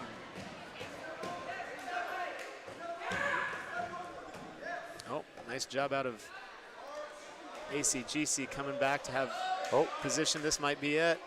He's got the leg turked. He's going to get the 3 back points. Nice job, Simmons, fighting that off. 5-0 here for Jensen. When do pairings come out for basketball? I don't know the exact date yet, but it won't be for another week and a half or so. Okay. We have the sectional assignments for wrestling. Our wrestlers will be headed to Ogden. Okay. And I don't know all the teams there necessarily, but it'll be Ogden, obviously, Colfax, Mingo, Collins, Maxwell, Linville, Sully, us, and a couple other teams. I can't remember who for sure. But the top 2 out of each weight class qualify then for the district meet. And I don't remember off the top of my head where the district meet will be at.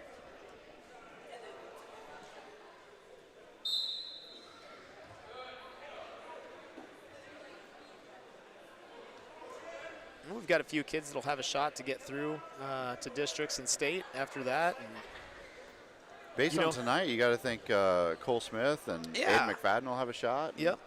Cole Curtis. Aiden, yep. Curtis, Curtis always has a shot, right? Yep. I mean, if he. Yep. When you see strange things happen, it's like any other sport where somebody figures something out at the end of the season, or you just catch the right team or whatever, and you'll see kids down at the state meet who have a record of 5 and 15. You know.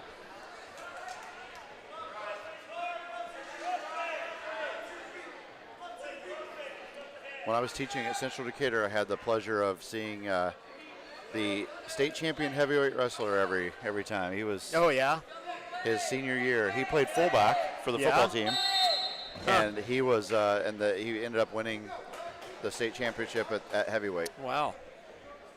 He was a load at fullback. I had the pleasure in my high school career of wrestling Nick Ackerman from Colfax Mingo. Oh, really? Yeah. That was an experience. Yeah, I'll bet. Good, great guy, great kid. Not really a pleasure, though, huh? Yeah, no.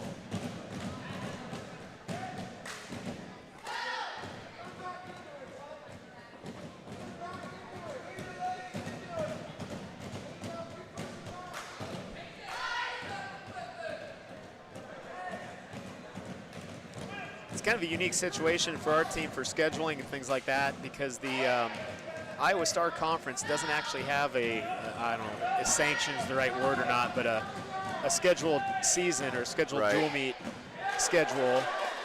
So we kind of pick up duels and things like that wherever we can. And, I think this may be a holdover from the old CMB schedule. Sure. And, it's good to get competition, and it's okay. You got to test yourself against good teams, and we've definitely done that tonight. And we've come out on top on some of the matches, and we've learned some things in other matches.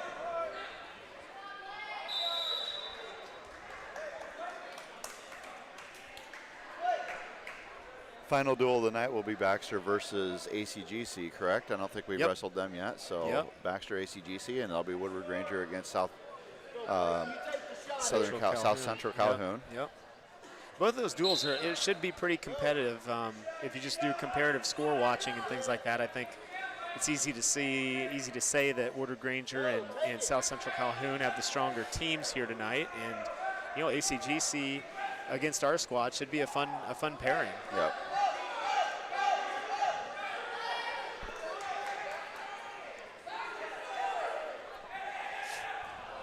Ooh, whip over. Makes it 7-3 here in favor of Jensen. He's got a shot here to scoop up that head. He does get out of it.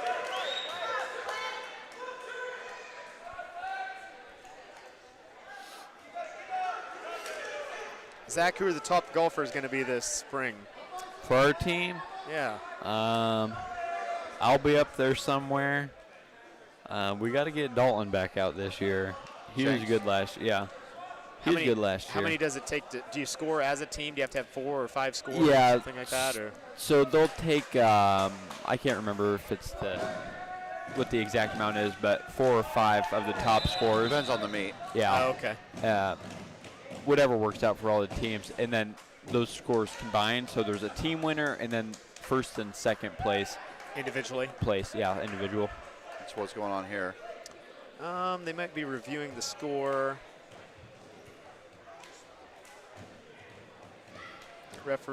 Usually referees are pretty good. I don't know how they do it, but they're pretty good about kind of keeping mental math in their head as far as what the score is and things. So That was clock reset, it looked like. was it?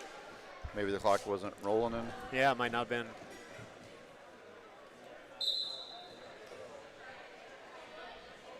It'll be strange this spring for me, not Not coaching track. Yeah, first time in 17 years not coaching track. Well, this is my last year coaching basketball, so. Oh, I really? did not know that. Yep. After 15, 16 years, something like that. Wow. Crazy. What you can do with all your spare time? Yeah, right. I like spare time. Right. Actually, I want to broadcast more. Yeah.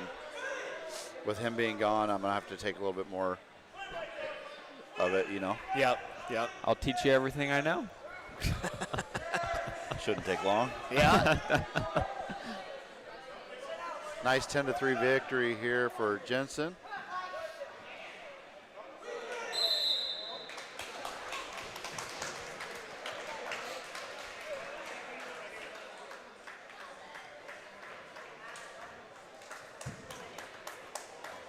Looks like we've got a JV match. That was a tough one. Yep. All right, so this will be, who did we say? Casey Korleski, I think, from Central Calhoun. I think that's who it was. And and Zoe Gleam. So not seeing Carter Smith. Is Carter?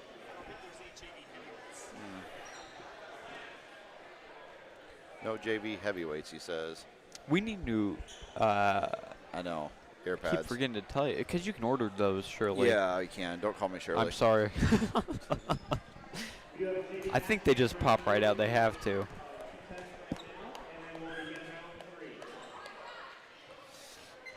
If he's going to stay up here, I think I'm going to go. Okay.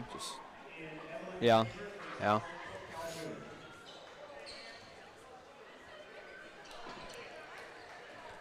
Time is it? 8:20. Almost my bedtime, man. When you get up at 4:30, you kind of go to bed early, I won't tell you what time I have to get up. What time do you have to get I don't up? have to be at school till 11.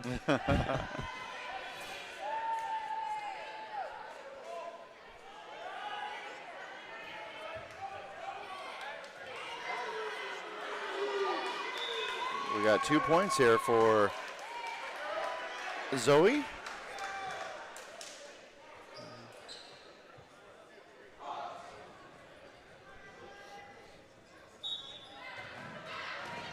I think I heard somebody just say, come on, Evelyn. So maybe this is Evelyn Kramer from South Central Calhoun. Giving up some pounds against Zoe. How big of a difference does a few pounds make? It depends on what kind of poundage you have. Oh. I mean, if it's muscle, it's going to make a lot bigger difference, you know? Yeah.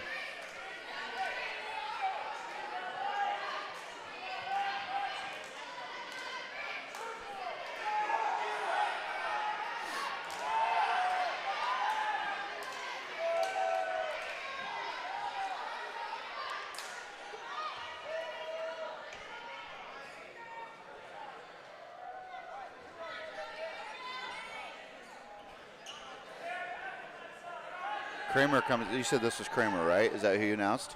Yeah, Evelyn Kramer. Oops. There you go. Yes, Evelyn Kramer. So she comes back with 2 of her own. Yeah. It's like Zoe got the takedown and then a reversal and 3 back points. Yep. Trying to get that cradle in there against she's Zoe. got the cradle there. She's That's got in there it. tight, and that's it.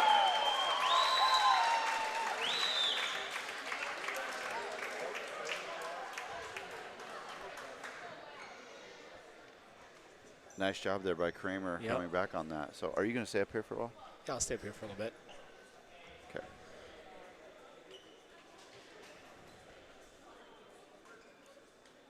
And we should be ready to start the third round of duels and keep this thing moving along here. Oh, yeah.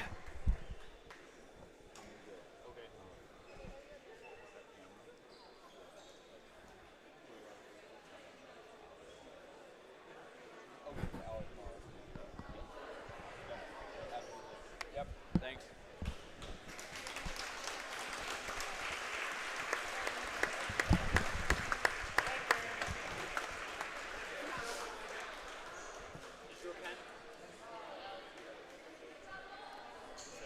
Oh.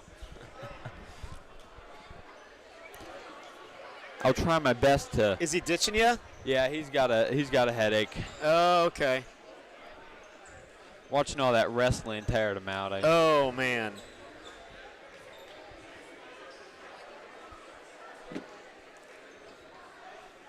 So one more duel for the night? One more duel for the night. So Baxter will have ACGC and Woodward-Granger will duel South Central Calhoun.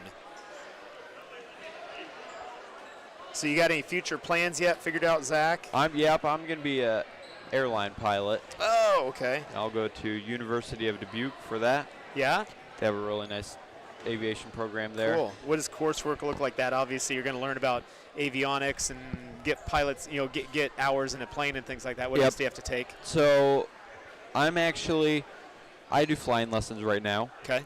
And so that I'll come in a year ahead Okay. of everybody else, actually. So I'll be there for about 2.5, 3 years. A lot of it is flying. Yeah. So you'll have 3 block periods each week. So like Monday, Wednesday, Friday, you'll go and fly 8 to 10 or whatever. Okay. And then of course there's all the ground school that goes with it. Oh, sure. And then there's because when you go for a license, you have to take a written test, so multiple choice, and then you actually have to do the flying test. And then there's the handful of just regular college classes that you have to take, because I'll have a 4-year degree in flight operations. Okay. Is what it's called. So just basic core classes. Okay. Yeah, I'm excited. Yeah. Yeah. So what's your goal ultimately with that? Do you want to be like a commercial airline pilot then, or airline pilot for one of the big, like Delta, American Airlines, one of those. Wow. Put that big bird in the air, huh? Yeah. Right. Yep. Something you'll learn quickly in flying is that nothing is cheap.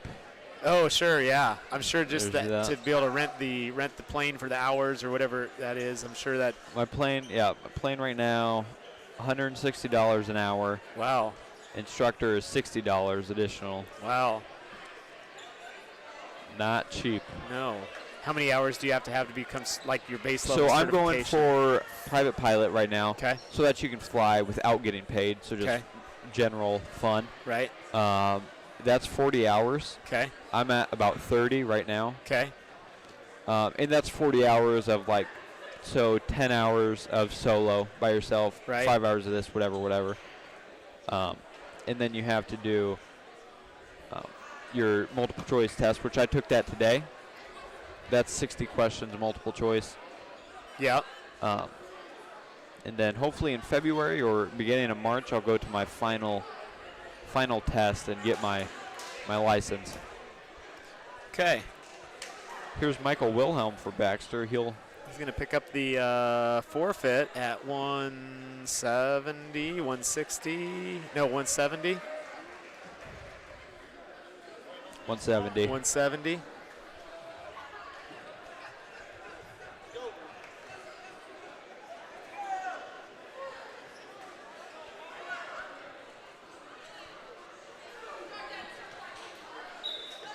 So we're on the board, 6-0.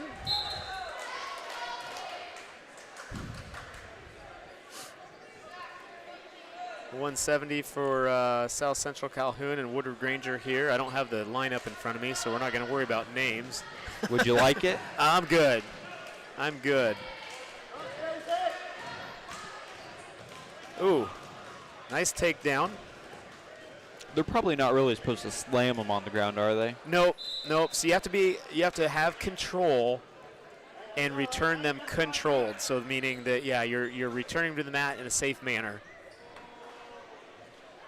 And the wrestlers, what like weak spots are they looking for? Like arms, head, hips? So really you want to attack through the body. You want to attack through the arms and the body, get to the legs. And as soon as you can get the legs chopped down, then they're gonna because the legs are a lot of your power. Exactly. So yeah, you want to kind of think about, you want to be lower than the other guy and have leverage and come up through them is what you want to try to do.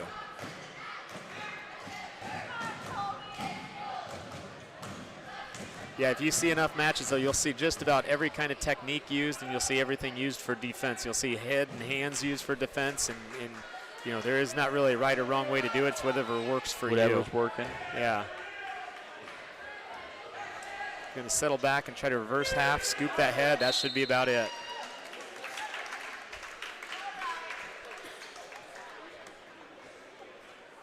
We're going to move on to 182.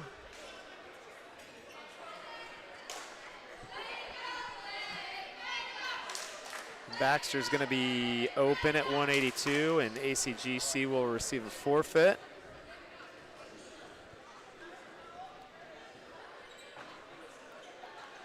So tie the duel up 6-6. And we'll go to Woodward-Granger versus South Central Calhoun. We'll see if there's a match at 182.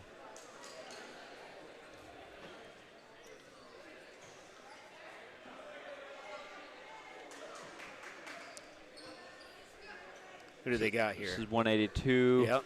Woodward has Bryce Ooh, Hawkinson and Nayland Branson. Okay. You did a better job with names than I would. Oh, I'm terrible at names. That's got to be the most stressful part of the thing, right? Yeah.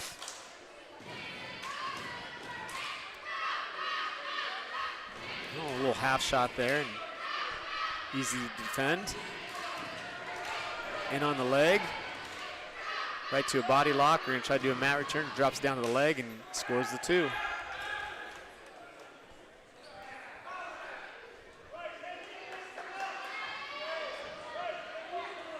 So what are you going to miss most about high school next year? The people and the teachers. Sure. Friends. I think that's anything in life, right? Whatever phase you're in life. Yep. What are you going to not miss the most? The lack of freedom, I'd say. Okay. Yeah. Was that from Spider-Man with freedom comes great power comes great responsibility. Yep. I suppose freedom could be put in that same sentence. So you trade freedom for maybe a little bit more responsibility, but that's part of growing up. Just ready to move on to something new and different. Yep, I get it. South Central's in control of this one, and there is the pin called. They're going to go up 12-0 in their duel. I've been really impressed with all 4 teams here tonight in different aspects, but I think overall South Central Calhoun has definitely shown that they're probably the strongest team here top to bottom. So some good schools. Yeah. So, from far away, too, ACGC all the way toward Council Bluffs on the western side of the state, and South Central Calhoun up beyond Fort Dodge. So, some teams had some travel, some bus time to get here. Jace Bodorf out here at 195 now. And Jace received a forfeit his first match, and then came up on the short end in his second one. So we'll see how he wrestles here in this third match, see if he can come out with a win. We're in an ear-to-ear collar tie here, and see who can control this tie. Use it to their advantage. Jace gets taken down. Double leg shot there, got to his belly. Now we got to move. And Jace is trying to fight off, make sure he doesn't get a half in here. And now we got to get up to our belly. We're going to get a reset.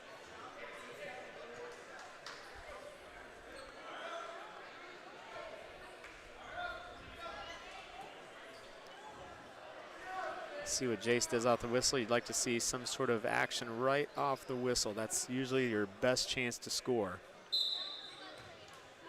Go to a sit out. ACGC's wrestler is trying to lock up a cradle. He does lock up the cradle. Starts to accumulate back points. Jace is trying to hand fight. Get those hands broken and get to his base. That's pretty darn tight right there. Still trying to hand fight. He's got to try to break the hands free. Try to fight back to his belly. His hands right now are just pretty much useless, aren't they? Yeah, so what you want to do there, the wrestler has his hands locked up, and so Jace is try to get his arm between hands and his body and try to fight off that, try to break that grip.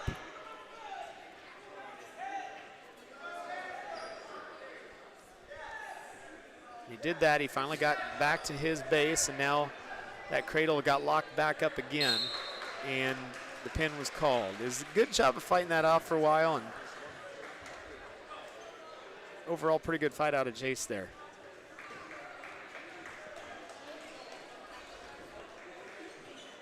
Brings the score to Baxter 6, ACGC 12. At 195, South Central Calhoun's going to receive a forfeit, so they're going to go up 18-0. How many points is a match worth? Great question. So if you win a match by points, by less than 7 points, it's called a decision, and that's worth 3 team points. If you win a match by 8 or more points, it's called a major decision, and it's worth 4 team points. If you win by more than 15, that's called a technical fall, and that's worth 5 team points. And if you get the pin, it's worth 6. If your team receives a forfeit, it's worth 6 as well. Huh. Here at 220, Grant Andrig is out there. Grant's received a forfeit tonight, and no, did he get a forfeit? I think he had 2 matches. I can't remember. Oh, nice little hand fight out of Grant, showing a little spunk out there. Like to see that. Good stance. He's got to use those hands to defend better. There we go. Break the shot. Good. This is Grant's first year, I think. Yeah, too, Grant's first year too. Had a shoulder injury toward the beginning of the season, so he lost a couple weeks there, but everything I've heard, he's a really good presence in the room, wants to learn, wants to do well. Fought off the half there and just couldn't quite do enough. A lot of those wins, they say it takes about a year to really become competitive in wrestling, and so a lot of those losses this first year will become more competitive and will turn into wins as you go down the road. I imagine a lot of wrestling, does it go by feel? Yeah. So you just gotta know. Yep. Because you can't be thinking, you can't be too robotic. You just got to be able to react to what you're feeling and what your body's telling you. So it does take a lot of repetition, a lot of experience. Nice shot by the Central Calhoun wrestler there. He's got a body lock. Woodward-Granger is going to get a reset out of bounds.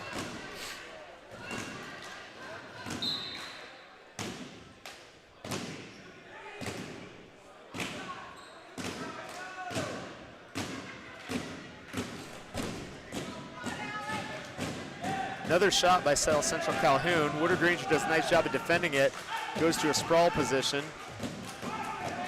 South Central Calhoun's going to try to come up and finish that. He's got his head out. He's got to bring up. And there he does get around, slide by for the 2 points. The South Central Calhoun's wrestler here does a cross face right to a butcher. He's going to start accumulating back points. That's pretty tight in there. See if he has enough space, can finish the job.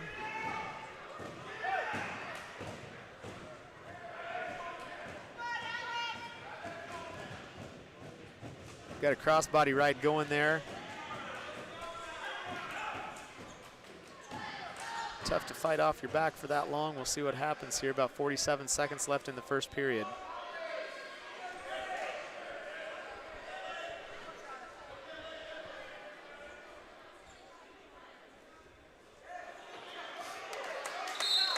Woodward-Granger does escape, gets the 1 point. He's bleeding. Blood time. I think that's the same guy as last time, if I remember.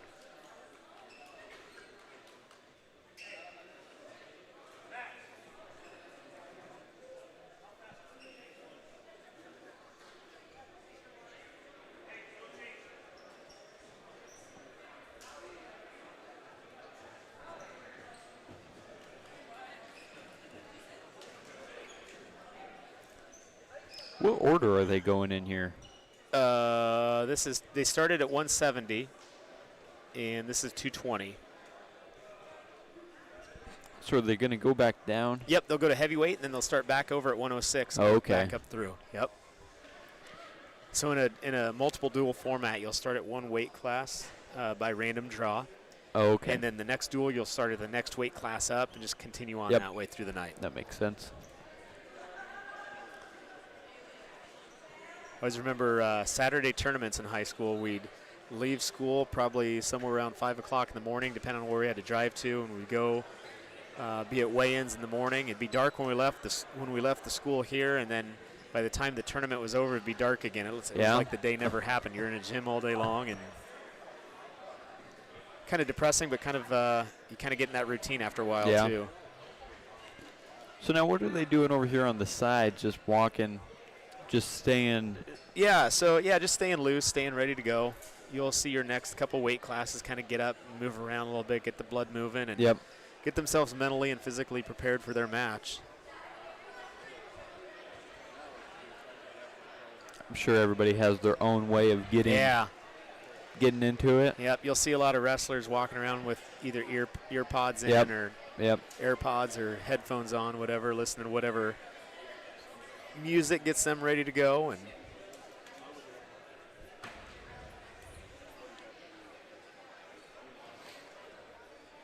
looks like we're getting the mat cleaned up and get ready to go here again.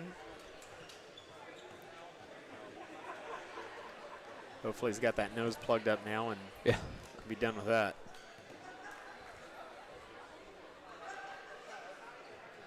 I've never had a nosebleed.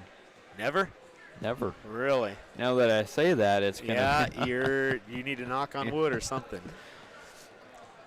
Yeah, unfortunately, during the wintertime, I usually get quite a few nosebleeds, and dry air and things like that. But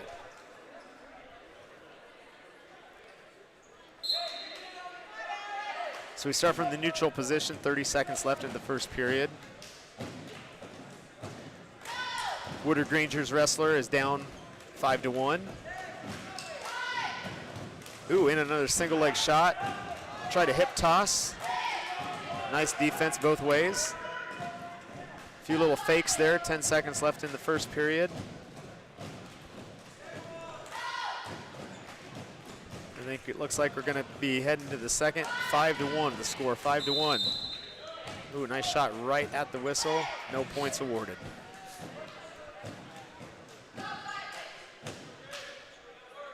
South Central has the choice, and they're going to select down. Stop the initial move. Woodward-Granger stopped the initial move. Nice tight waist ride. Breaks him back down again. He's got the ankle hooked. And the escape is earned. Brings the score to 6-1. Ooh, nice shot on the double leg, little freight train double. Nice defense, though, by Woodward-Granger. He's able to get that sprawl position. Now he's in the under overhook position. In on the single leg of his own. On the edge of the mat, see if he can pull him back in. He's got to come up with that leg. The South Central Calhoun's wrestler took a whizzer position, strong whizzer position into that go behind for the 2. Right there, Zach, something you never want to do. You never reach back for the head. It's bad news. Bad news.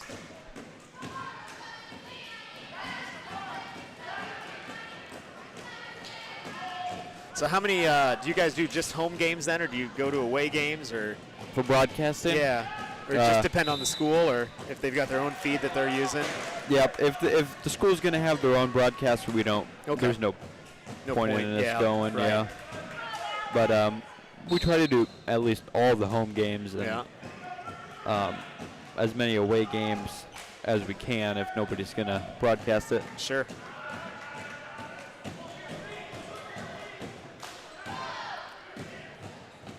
They actually let us go to Wells Fargo and broadcast. Oh, yeah? Did you use your guys' equipment there? Or did we used all of our equipment, but we had a nice setup there. Press where they box had or whatever kind of thing? Yeah, we were in one of the VIP boxes or whatever you want to call them. Yeah.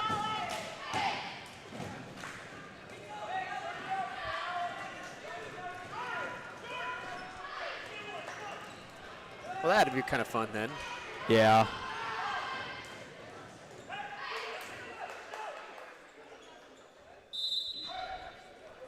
Except they only had stairs Oh. from the court up So you had to your where. big, you had your big tote of stuff, and then And that thing is heavy. is it? Yeah. All that stuff in there. Yep. Yep. That's the one thing I will not miss about broadcasting. Oh, I bet. Is tugging that tote around.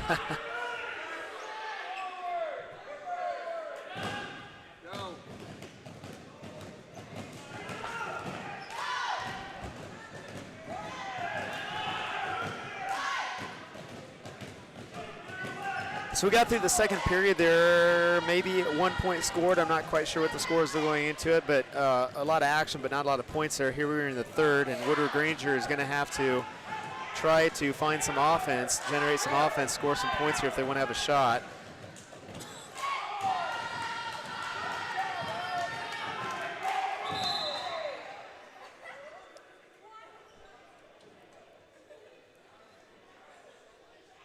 Not sure what the call is here. I don't know if he's checking for blood. Oh, must be blood time. Again. I think it's the other wrestler this guy time. now. Yeah, other wrestler this time.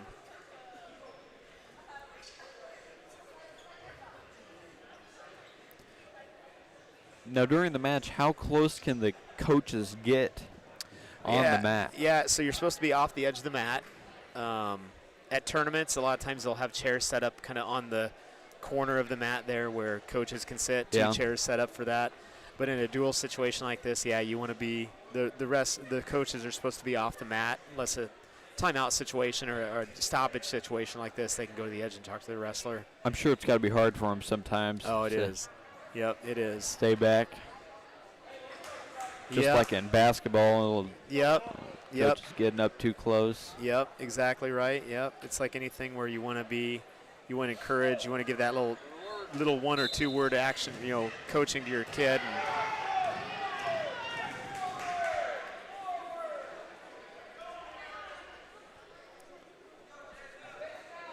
Minute left in the third period here. Score is still 8-2 in favor of the South Central Calhoun wrestler. Doing a nice job of fighting off the offensive attempts by Woodward-Granger. Like to see him improve his position here.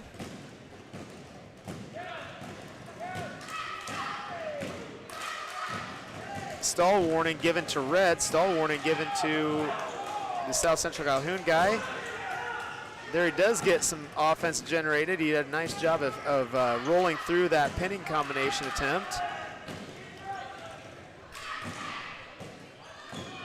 25 seconds left here. We'll see if he just tries to ride him out or see if he goes for more points. We're going to get a restart call here for the edge of the mat. We got 18 seconds.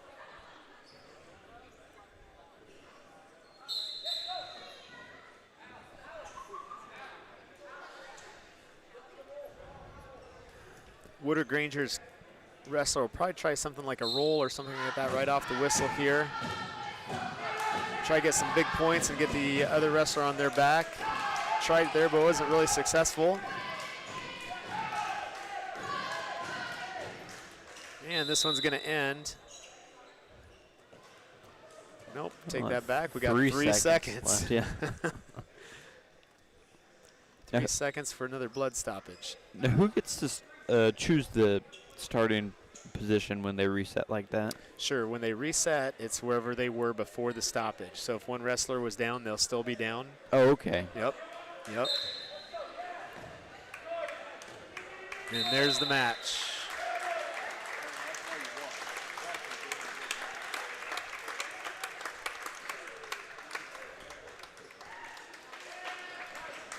Good match from those guys. That was a very good, hard-fought match. All the way to the third period. All the way to the third period. And here we go with heavyweight. Aiden McFadden's going to be up for Baxter. I'm not sure if ACGC has a heavyweight they're going to be able to put out there. Nope, doesn't appear. So Aiden McFadden's going to earn the forfeit victory. He'll finish the night 2-1, including 1 pin. Should bring the team score to 18 for ACGC and 12 for Baxter.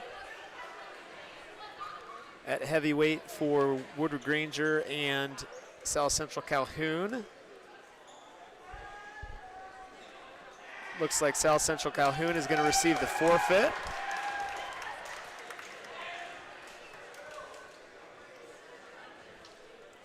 Now we'll start over at 106. For 106 for ACGC and Baxter, it will be a double forfeit, so no points awarded there. There will be a match between Woodward-Granger and South Central Calhoun. It'll be these kids' first match for the night.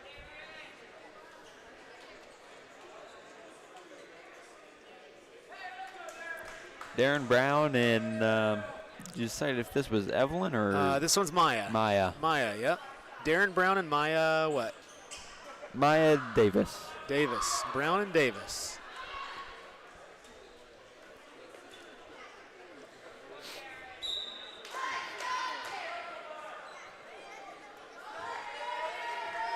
See what both these wrestlers can do in their first match of the night. Kind of unique to be having your first match right at the end of the night. Brown in for the takedown, will go behind.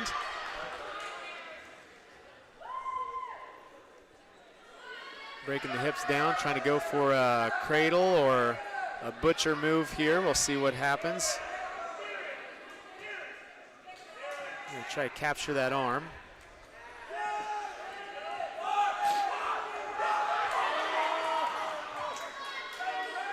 Got Davis pulled to her back.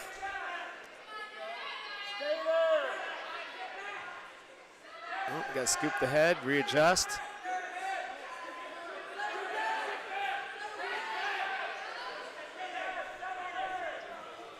That's going to be the pin.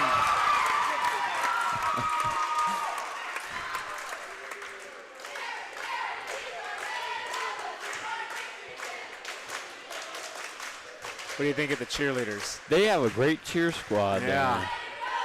I'm sure Wrestling cheerleaders are a different breed. Yeah. They do a great job of getting the crowd into it. And, as a wrestler, you love their encouragement, but at the same time, it's like you couldn't hear your coaches and everything. Yeah, like that. yeah, that's true. Yeah, it's a different thing. So 113 here, ACGC is going to receive a forfeit from Baxter.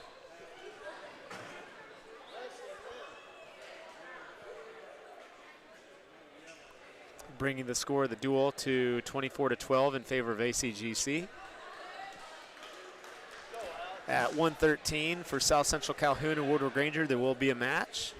So now, how do you help it if a team comes in with 5 people and then one comes in with 20?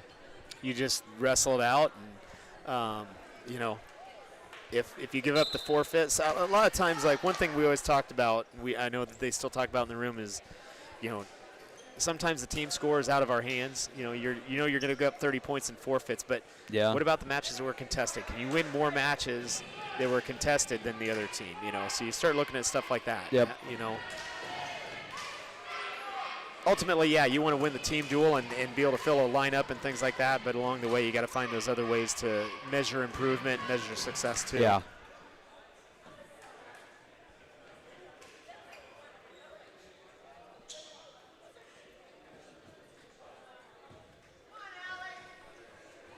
What class was this again?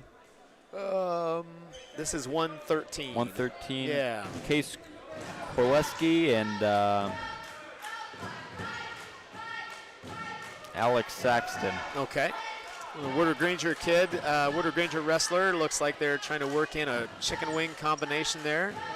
Not able to get any back points on that round, but we'll see what happens again here. South Central Calhoun's wrestler doing a nice job of trying to fight off that wrist control, trying to stop that wrist from getting lost there.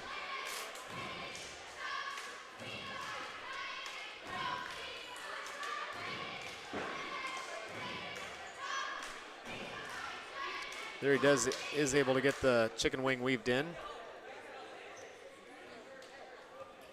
He's got to try to break the hips down or run around the head, one or the other. There he does get the hips broken down. Now he's going to try to come to this side and crossface or grab the wrist. He's going to try to keep circling the head here.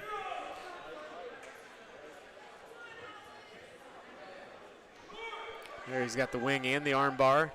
He's going to be short time, though. I don't know if he's going to have enough time to try to finish the job, but he's going to get some back points out of it.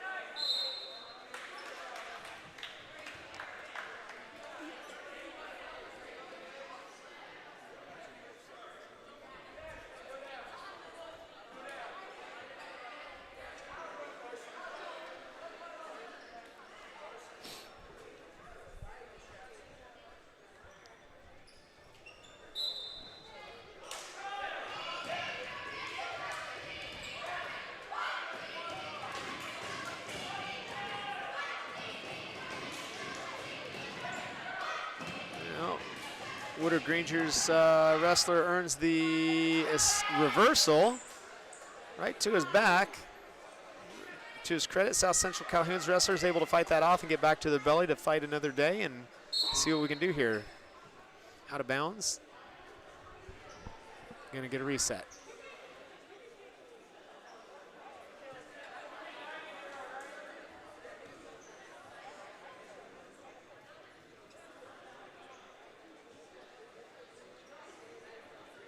You guys do volleyball matches? We do volleyball, yeah.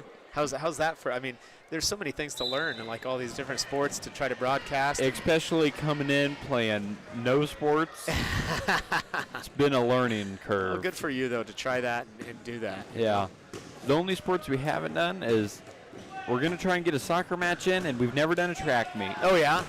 And we've always said we wanted to do a track meet. We just haven't figured out a good way to do that. To incorporate all the events. Yeah. Can you do like a split screen if you had multiple feeds or anything like that? Yeah. Yeah, that'd be nice.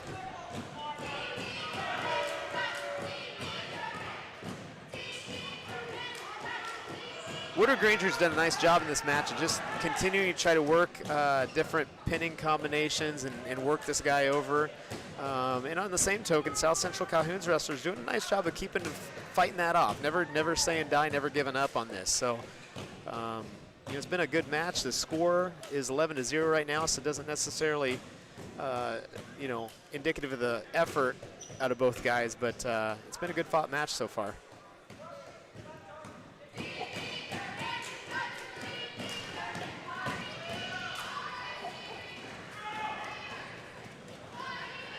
Looks like Woodward-Granger's trying to lock up a cradle. He does get it locked up. He's rolling back. He's rocking back here. Kind of same situation. About 10 seconds left in the match. See if he's got enough time to secure the pin. And he does get the 3 back points, but he's going to reach the end of the period. So we're going to go to the third, the score being 13-0.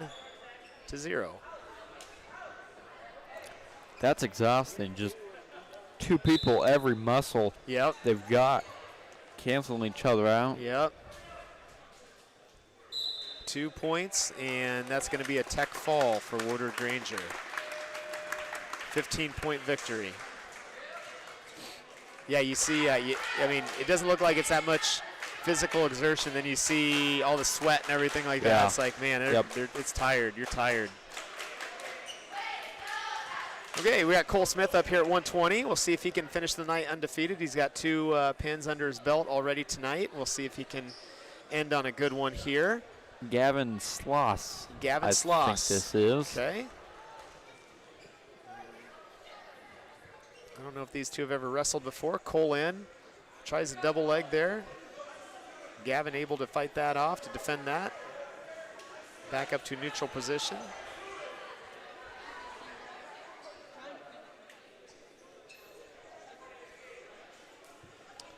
A little bit of hand fighting.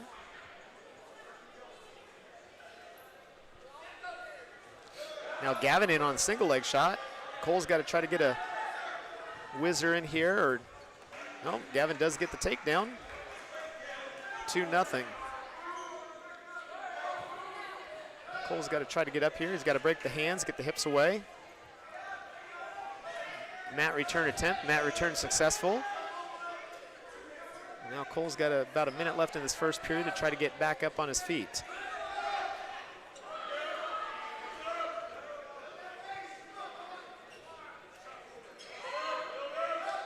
Gavin's got the wrist capture there. Cole's got to try to get that back. He did that. Now we got to fight back up to our base. We're up to the base. Now we've got to try to fight, either get the hips free and do a sit out or get up on our feet. Right now he's got to fight to get that arm back. He's got the chicken wing put in. Oh, nice reversal.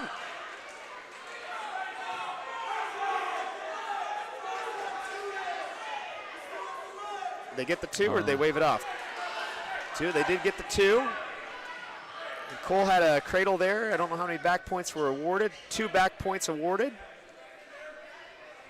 15 seconds left. Cole needs to hold him down here.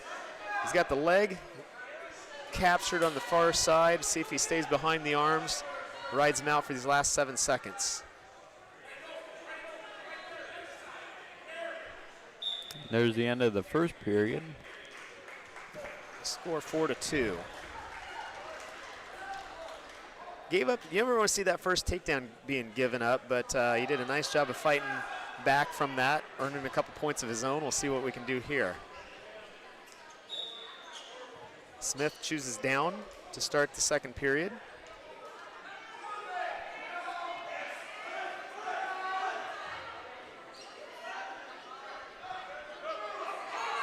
ACGC's wrestler has a pretty tough ride here. He captures the far knee, far leg there, far ankle, and forces Cole down to his hip. Got to be careful here of maintaining your base. There we come back up to it.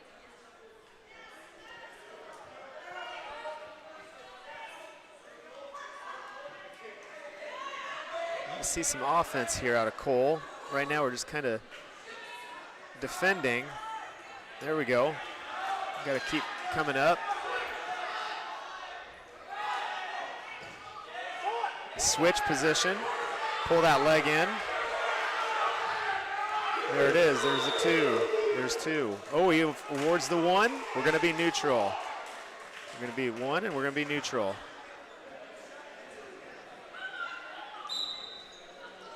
One-point escape awarded there in that situation. The referee determined that there was no control. There was Cole had escaped but not gained control. 45 seconds left in the second period.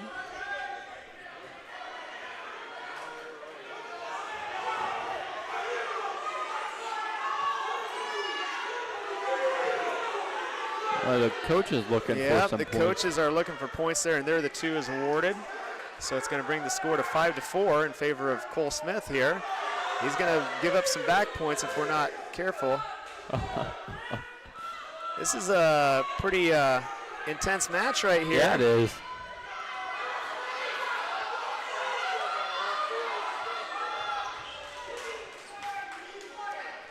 Ten seconds. I think both wrestlers have left some points on the mat out here. They're both kind of wrestling a little bit sloppily, actually. Good effort. Just got to be a little tighter with our technique here.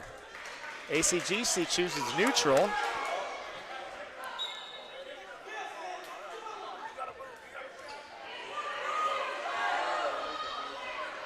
Cole with the shot.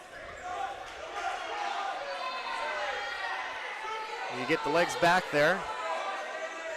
ACGC's wrestler in deep on that single leg. He's got the ankle captured.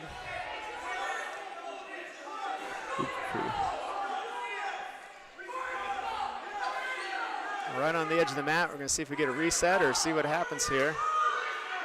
Cole's got the whizzer in. And Cole comes back, fights back. Now he's got a single leg of his own.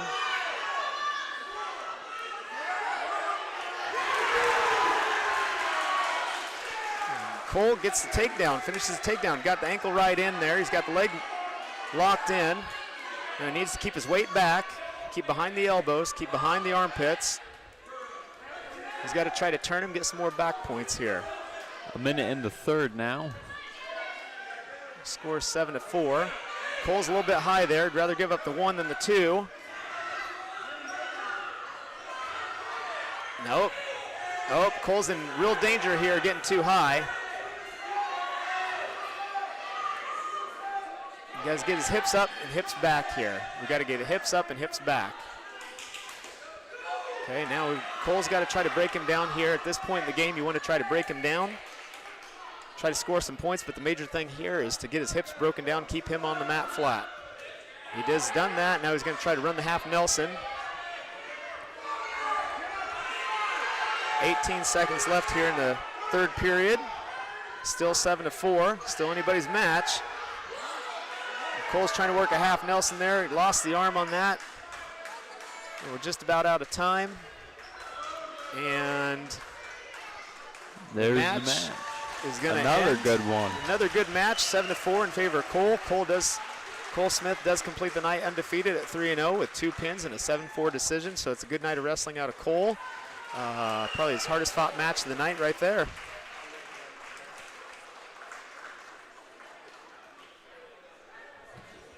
And we move to 120. South Central Calhoun Woodward-Granger will have a contested match.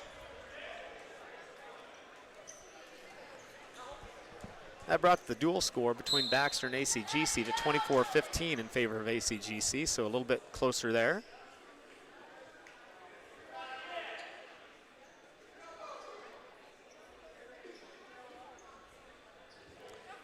Are you doing anything fun for your final spring break of high school? Are you going to hang around, just work on your golf game that week? That's the beginning of golf. I'm actually doing golf lessons right now. I'm in a winter program, okay. Yeah. There you go. Oh, nice takedown by South Central Calhoun.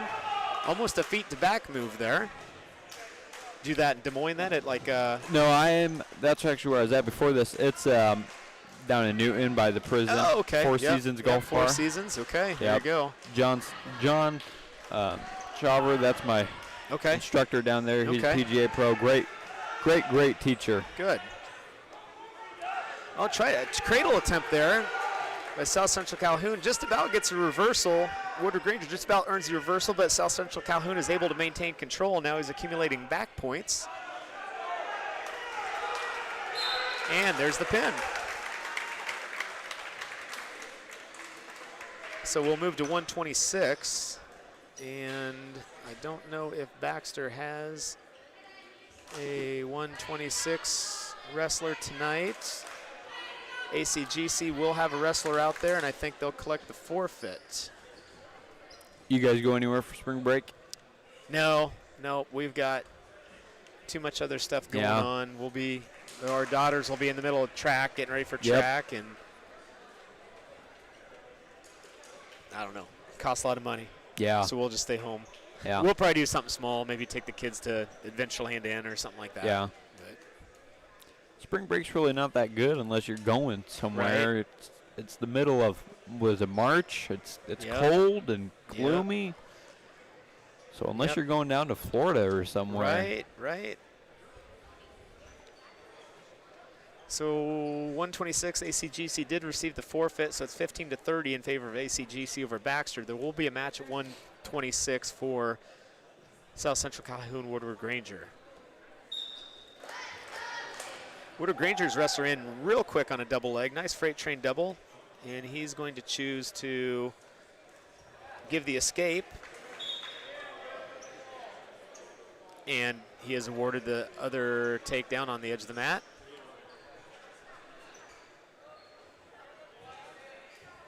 Did he sort of let him get up there? Yep. He conceded the escape.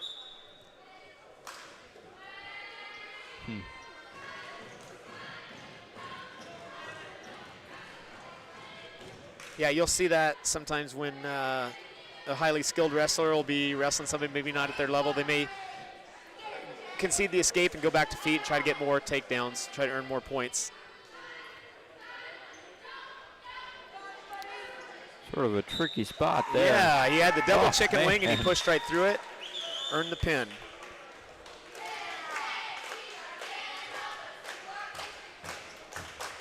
All right, we're at 132 now. Jack Anderson out there for Baxter. 132, Jack, and this is Jackson P. Frang. Jackson P. Frang. PF F-R-A-N-G, however you want to say that one. Oh, maybe P-Frang or Frang or something like that. I'm not quite sure, but Maybe Frang. I don't know Frang. if it's The P silent is silent. yeah. There you go. So we'll see what Jack can bounce back from that last match.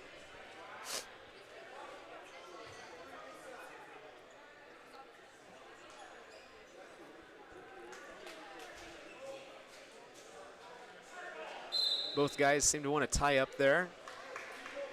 Want to see Jack circle back into the middle of the mat instead of work the edge there. There he goes, circling back in. He always be a guy toward the middle of the mat. Jack wants to control this tie here, try to set up his shot. Is it always good to be sort of close to the edge so you can sort of bail out if you ever... Well, you kind of want to be aware of where you're at on the mat. Yeah. You know, so the referee will always, you'll hear the referee say circle or find center, and he wants you to wrestle at the center of the mat, so that way you don't have to go out of bounds. Nice single leg takedown there by Jack. And you know, if I'm ACGC right here, I might try to start scooting to the edge of the mat so I can get a reset. Yeah. If you're Jack and you're in control, you want to keep him on the in the middle of the mat here in bounds. So, you know, it works both ways a little bit. Depends on the situation. So Jack is trying to work a tight waist ankle right here, try to break Jackson down. And Jackson's trying to see if he can get him just a little bit too high and be able to roll him through or hit a sit out here on this. Jack needs to work to break these hips down, try to start looking for a pinning combination. There he broke the hips down. He's got to do it again. 10 seconds left now. 10 seconds. Now we just want to try to ride him out and maintain that control and not give up a point for an escape here. There you go, keeps following him. Good job. Okay. Reach the end of the first, 2-0. Jack's going to choose to defer his choice to the third period. ACGC chooses down.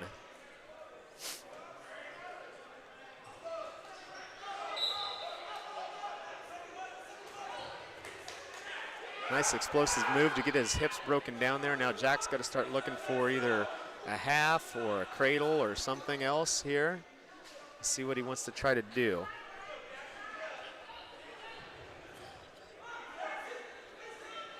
Well, he is trying to run a cradle there. He kind of lost control there a little bit. Now he's in danger of giving up the escape. ACGC's wrestler did a nice job of facing there. No points awarded yet. No points awarded yet. Jack does have a cradle locked up there, and he's trying to run that cradle. And there he does. Oh, he does a nice job of coming behind there to maintain control. Almost a minute burned up in the second period.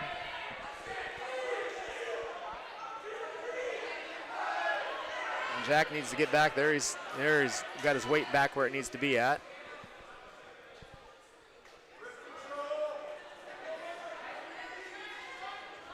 I think we're going to earn a reset here. 56 seconds left to go.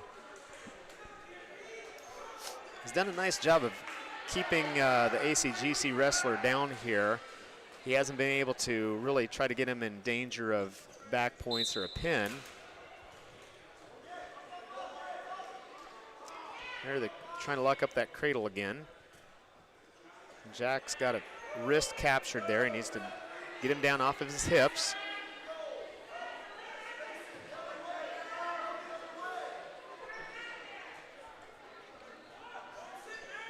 ACGC's wrestler is doing a nice job of keeping his hips moving and not letting them get down. He's got up to his feet there.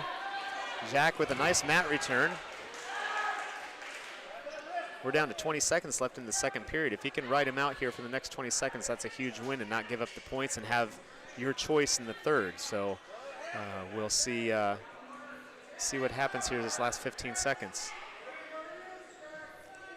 Be interested to see what choice Jack takes third period. He hasn't been underneath yet, so we'll see if he chooses to be down and try to gain an escape point or choose neutral again.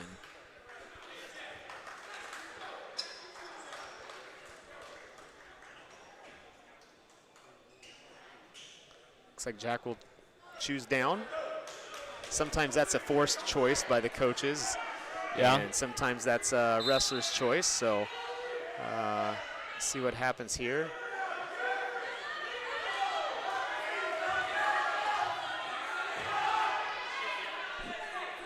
Good movement initially by Jack. Got to keep moving here, keep those hips moving. He's got a shot to get out here. He's got to keep those hips moving if he can elevate his hips up. Climb the ladder. ACGC's wrestler is a little bit high here. All he's got to do is come out that back door, and he's going to get to 2.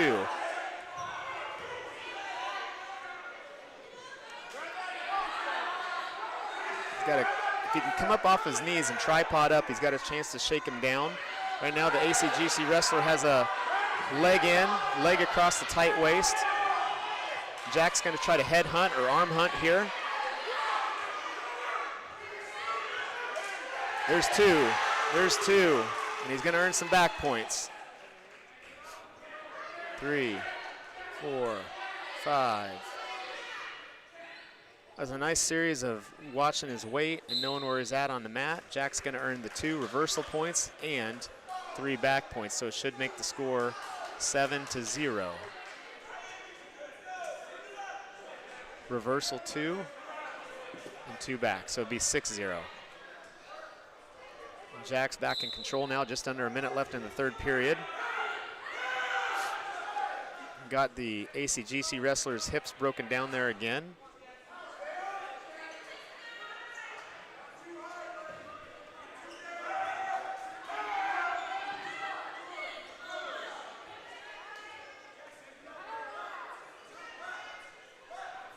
.30 seconds left in the 3rd, kind of the continuation of the same action that's been going on here. ACGC's wrestler doing a nice job of trying to improve his position, and Jack is just trying to keep finding that pinning combination to get him rolled over. 15 seconds left in the match.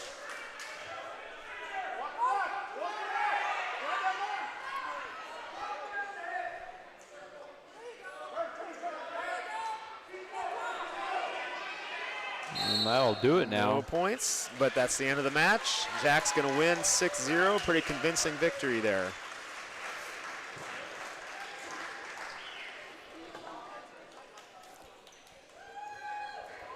Good match out of Jack there. Yeah, it was a nice way to end the night. You always want to end the night on a positive note. Yeah. That's a good one to end on for Jack. So 132 for South Central Calhoun, Woodward-Granger. There will be a match contested.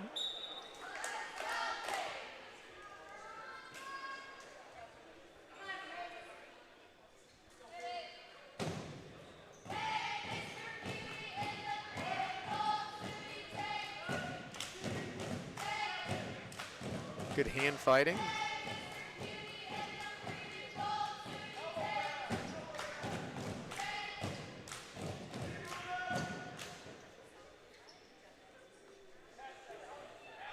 Shot attempt by South Central Calhoun, fought off. Reshot by Woodward-Granger, that's fought off as well.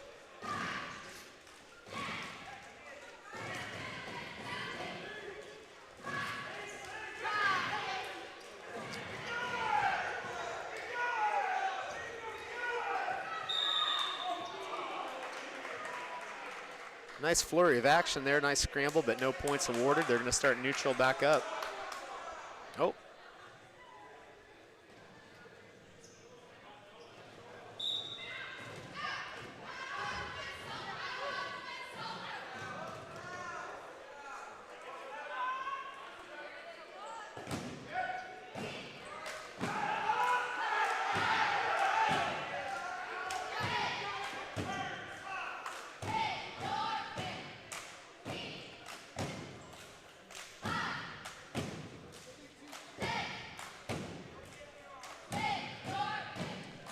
We got 138, 145, 152, and 160. So 4 more weight classes to go in this evening.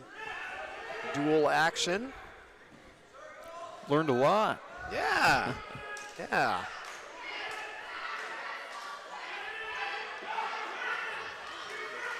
Being from Iowa, you got to know a little wrestling, right? Yeah. Yeah, there you go. There you go.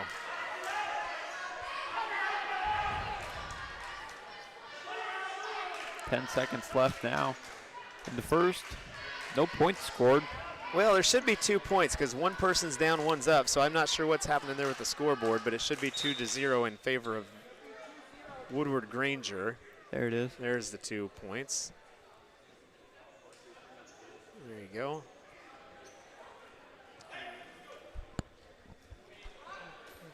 Woodward-Granger is going to choose down here in the second period to start. See what he can do, what he can make happen.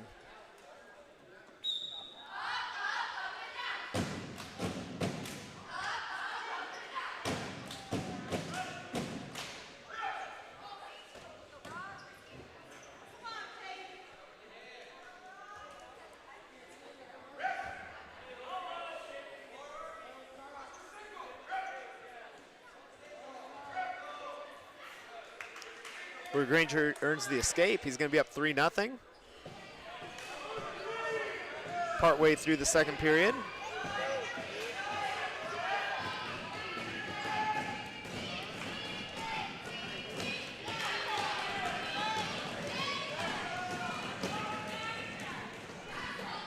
Minute left in the second period. We'll see if anybody can score more points here. Been kind of a back and forth match, pretty evenly contested match.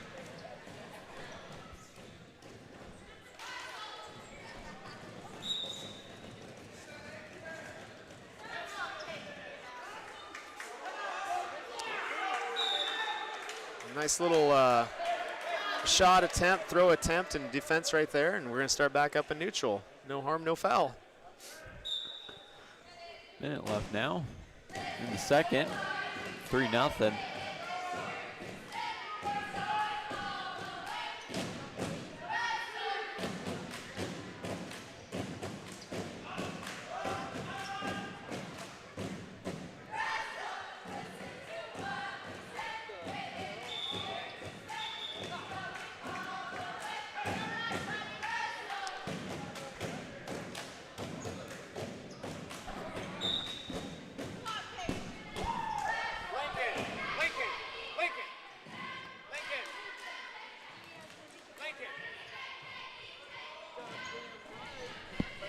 Be on the radio, on YouTube.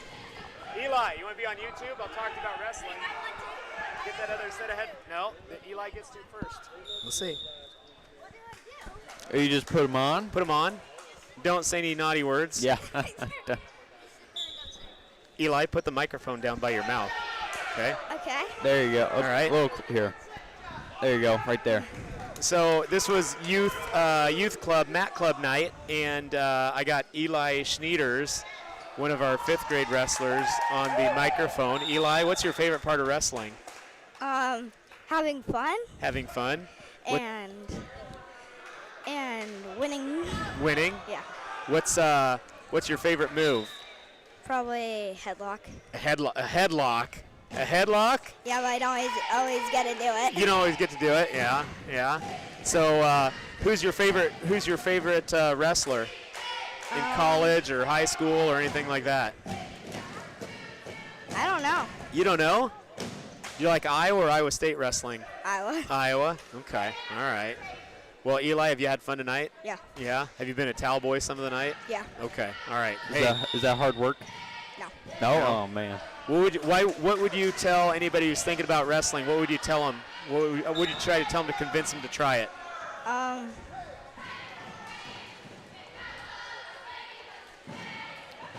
Just go have fun. Just go have fun. I love it. I love it. Thanks, Eli. You want to go? Here.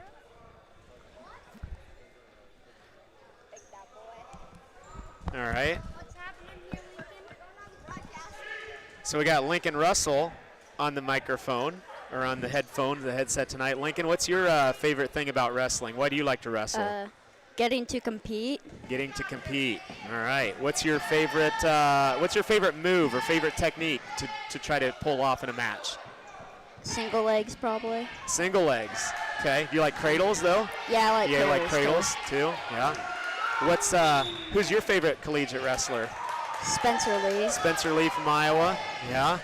And what would you tell anybody who's thinking about trying wrestling to convince them to try it? It's lots of fun. It's lots of fun. Is it hard? Yeah, it's hard. It's hard. Do you think you could take Zach in a match? I don't know. I think you could. Oh. Well, thanks, Lincoln. Yep. All right. Anybody else want to try to go? Oliver, you want to try to talk on there? All right. So it's, like we said, it's youth night here at our duel tonight. Recognize our youth mat club, and I got Oliver Gleam. Oliver is a third grade wrestler for us. And Oliver, what's your favorite part about wrestling? What do you like best about it?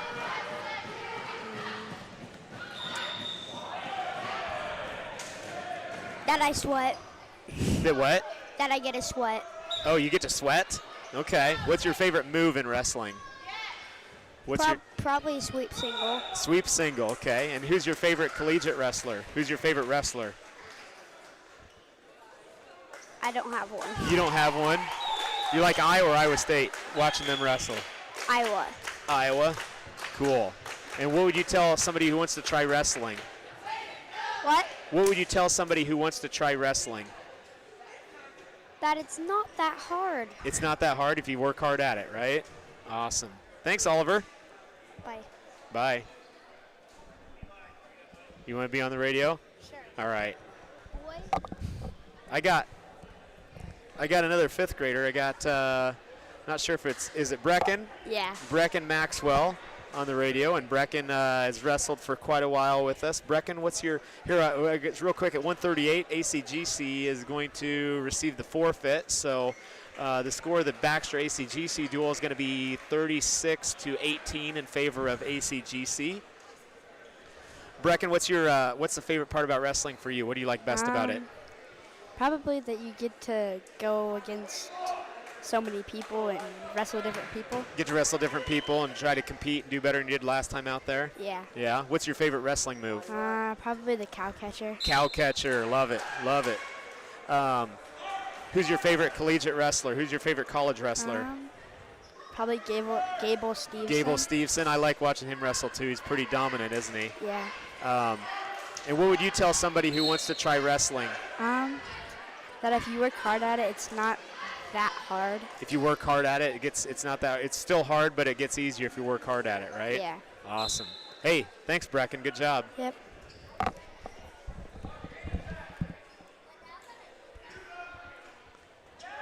Now we're at 138 here, Woodward-Granger versus South Central Calhoun. And it's tied up at 2-2 right now. A little bit of funk right there, a little bit of coming from behind and roll through and all that other stuff. A couple good guys out here rolling around.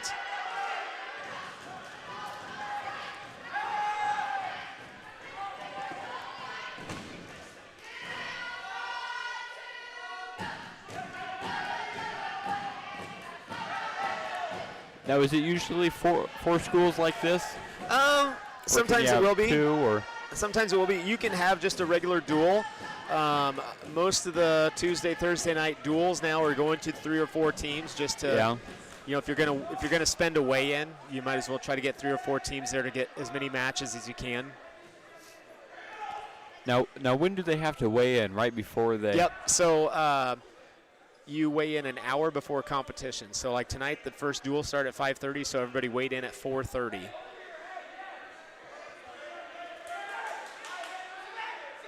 And each team gets 15 weigh-ins each year, so that's why you want to try to get 3 or 4 teams there. That way you can at least try to ensure that everybody gets at least 1 or 2 matches. Yep. Now, why only 15? What's that? Is there a reason why it's only 15? Oh, no, it's just like the only 9 games in football, Oh, or yep. 20 games in Okay. basketball kind of thing. Yep.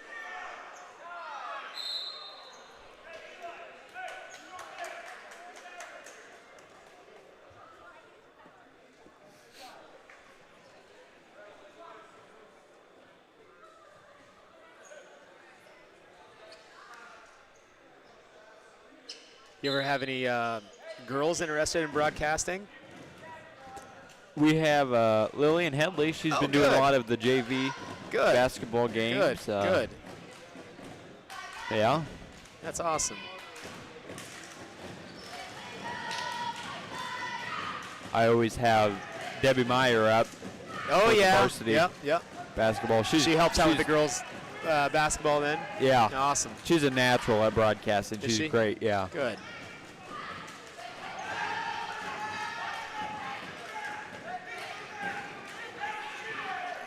Score right now is 10-2 in favor of South Central Calhoun. In this match, and right now he's got a pinning combination. He's earning some back points.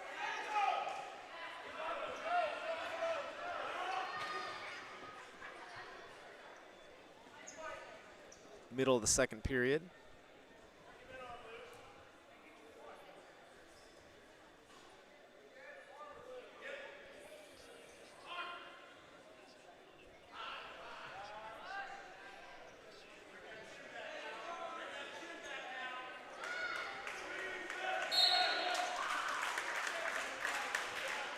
And there's the pin.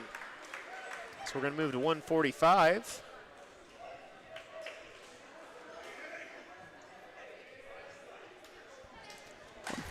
This will be Curtis Gleam and Tanner. Oh, here's one.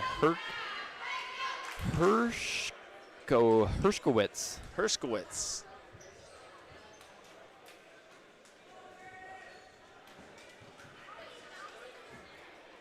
Curtis is 1-1 on the night. Had the overtime sudden victory win. See if he can finish with a winning record on the night.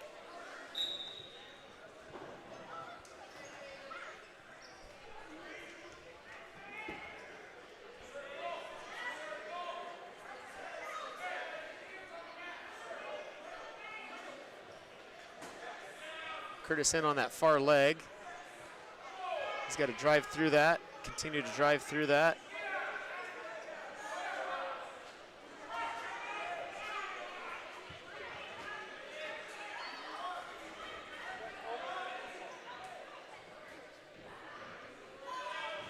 If he pops his head out there, he's going to get the 2. There's the 2. See if he can hold that leg. Loses that leg now. He's going to have to try to work a pinning combination here. He's got to break him down.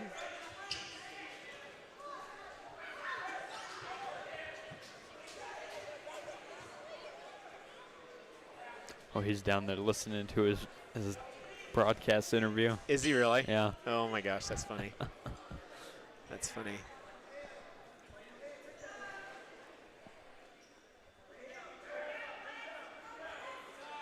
So where do they play soccer games at if you guys do a soccer match? Is it at Collins Maxwell? Is that where the games are played at? The Baxter soccer team is a combination of, Yep.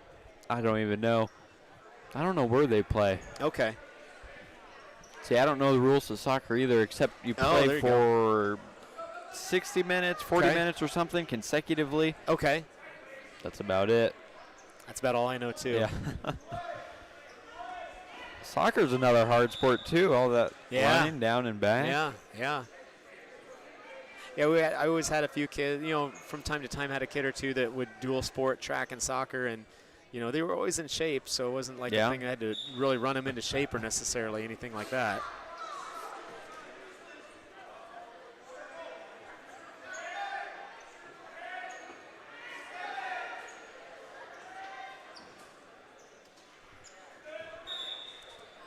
He's going to earn 2 back points there, right at the end of the second period, or end of the first period.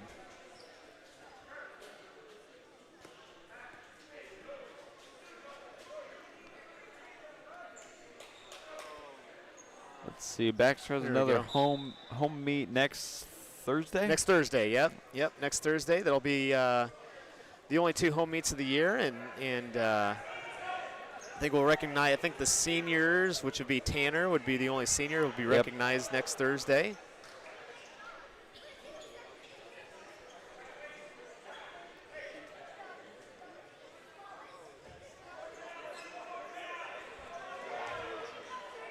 Curtis working on trying to earn another pin here.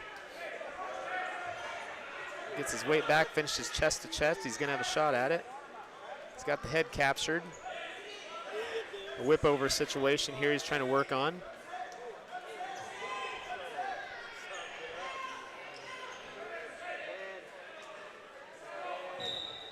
there's the pin. It's a good way to end the night for Curtis. 2 wins and a loss. Sudden victory win and a pin, so pretty solid night of wrestling there. Brings the score of the ACGC Baxter duel to 36-24 in favor of ACGC with 2 weight classes left to go. Now we got for South Central, we have Caden Dorman and then Oliver Porter, or Potter. Potter, okay.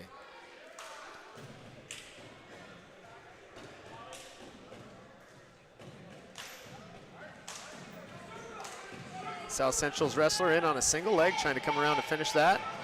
Woodward-Granger's wrestler has the whizzer in. Good whizzer defense. Trying to capture his own leg there. Still fighting, no points awarded. No control yet. South Central Calhoun's wrestler wants to whip that arm. Oh, right to his back, nice whip over. Good change. And he's got a tight grip there on that. He's got the head scooped up. He's got to try to force underneath that arm, force him to his back. He's got the 2, and he's got 3 back points coming. We'll see if he can finish the pin. And there it is.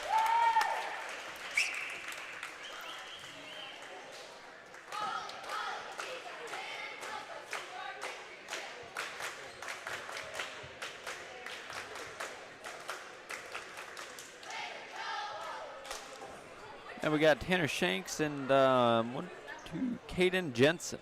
Tanner Shanks at 152. So Tanner wrestled at 145 earlier tonight, and looks like they flip-flopped Curtis and Tanner for this duel. So we'll see what happens here, and hopefully Tanner can turn this one around and get a victory on the night.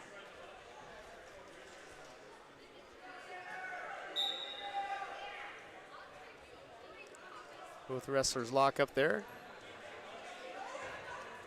Tanner gets taken down right to his belly though. Good job out of that. And Tanner's got to work to get back up now. Get that arm free.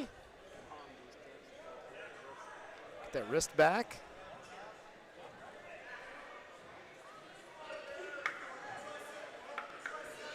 ACGC trying to run a arm bar combination. Tanner's gonna have to fight here off his back. It's in there pretty deep. He's trying to get that hip and that shoulder up. He's gonna bridge, and not gonna be successful there, but pretty good job of fighting.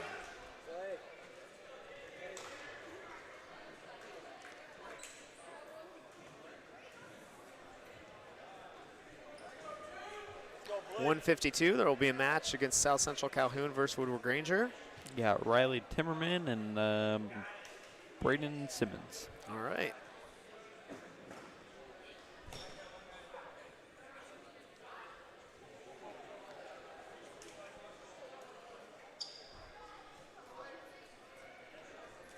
Looks like Colin Bishop will be the last wrestler up for Baxter tonight after this match.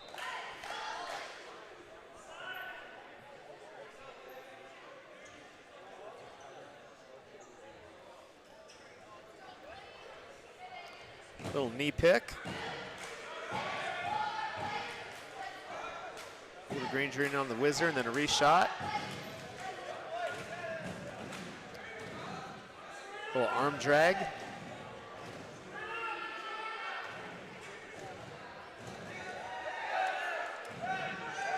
South Central Calhoun's wrestler trying to defend that and get a leg in. Meanwhile, Woodward-Granger's wrestler is trying to headhunt a little bit there, try to get control. And the takedown's awarded to South Central Calhoun.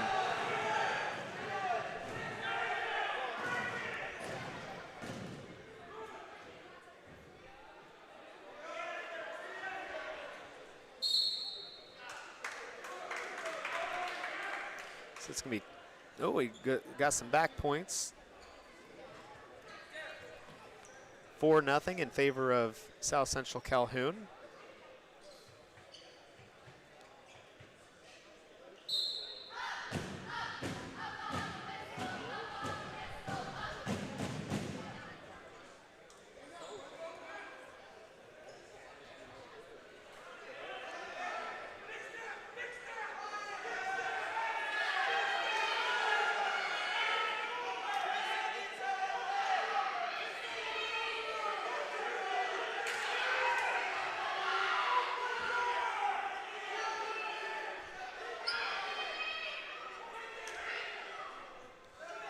South Central Calhoun's wrestler is trying to stack him up. He's got a double chicken wing.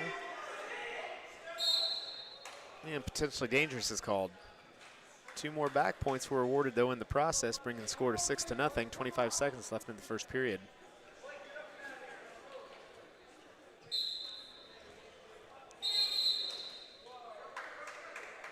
What was that one? That was another potentially dangerous. I'm not sure. It must have been the arm angle or the shoulder angle on that.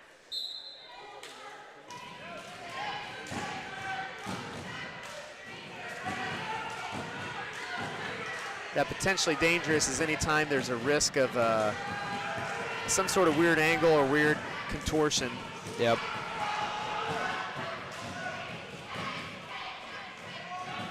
Couple seconds left here, and that's the end of the first period. 6-0 going to the second period.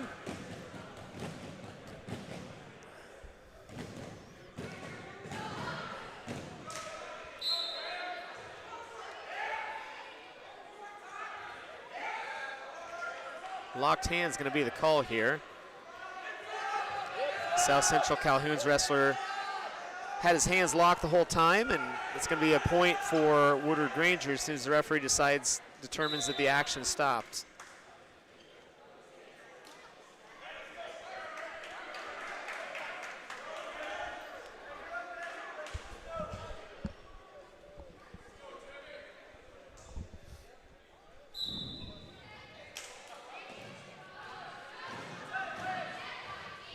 Good stand-up attempt by Woodward-Granger. South Central Calhoun drops down to a single. And successfully returns him back to the mat. Close to getting back points there, got a 1 count. Now Woodward-Granger's in scoring position. He's got to capture that hip and drive up the body. He needs to flip his hips over and capture the legs. Just climb the body right there, and he's going to get his 2. There's the 2, reversal.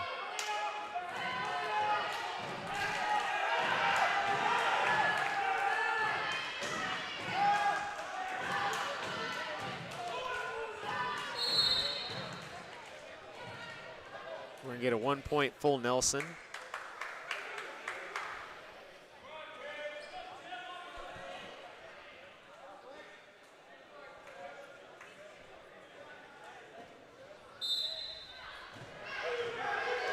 Score right now is 3-7 in favor of South Central Calhoun. 30 seconds left in the second period.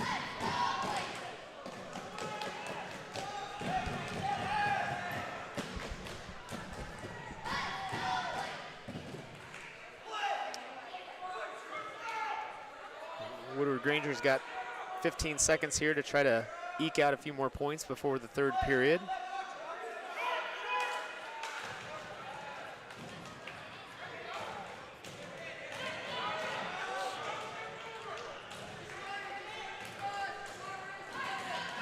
And that's going to be the end of the second. Score is 3-7.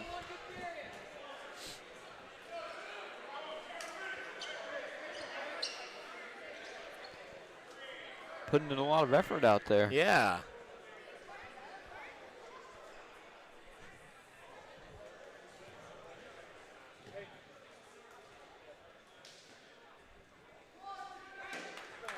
Yeah, it's going to be should be a good third period here. Both these wrestlers are pretty evenly matched, it seems like. A couple near fall situations really the deciding factor right now.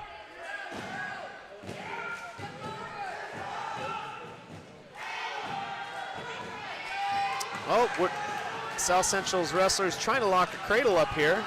He needs to settle back to the same side and then sit back with it.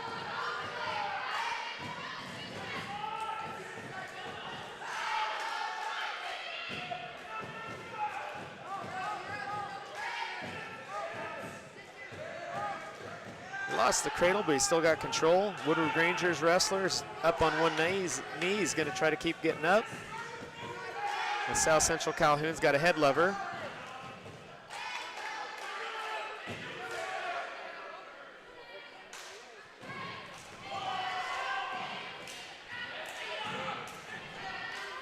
Minute left in the third. Time starting to click down, run out on both these guys to try to finish up this match.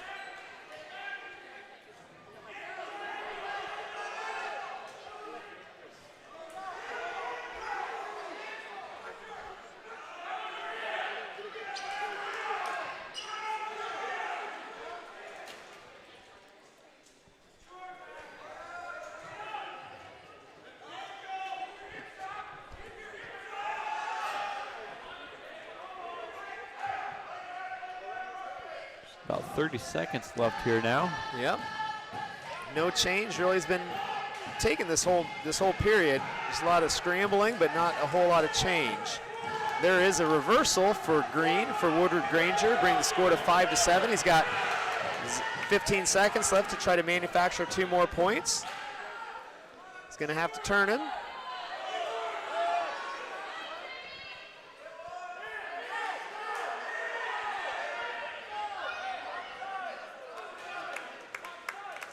And that's going to be the match. South Central Calhoun is going to hold on to that one 7-5.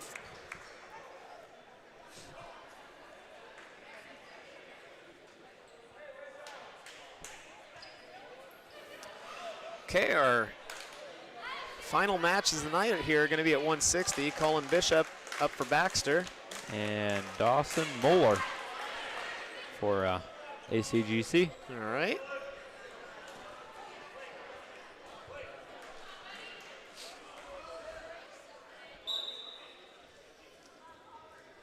Colin's a lanky, long 160-pounder. Kind of unorthodox because of his body type. Can do some things that others can't, but also leaves him susceptible to some things. Yeah. Little scramble there. Shot and defense.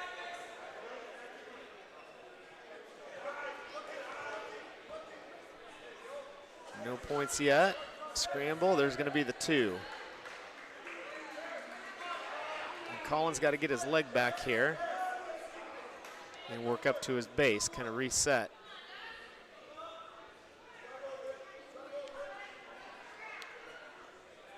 Colin's hips are out there. He's done a nice job of clearing the hips. Now he's got to bring his body up. ACGC has a body lock. They're looking for a tilt there and some back points. And there he's got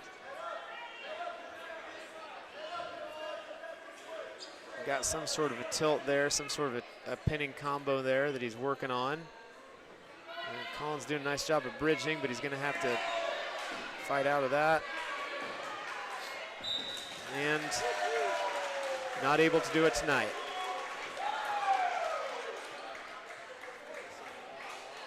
So our final match now, isn't it? Yeah, that's the final match for Baxter, and there will be a 160 match for Woodward-Granger and South Central Calhoun, and then that will be the end of tonight's action. So the final in the ACGC Baxter duel is going to be 48-24 in favor of ACGC. Definitely the best performance from our Bolts for the night, and you know, a lot of tough matches tonight, but we also saw some good things. Cole Smith goes 3-0. Curtis Gleam wins the match in sudden victory. Some other kids get some pins on the night, and you know, a lot of kids wrestled really tough in matches. You saw kids fighting and not giving up all the way through the matches that they were wrestling, so it's good to see that.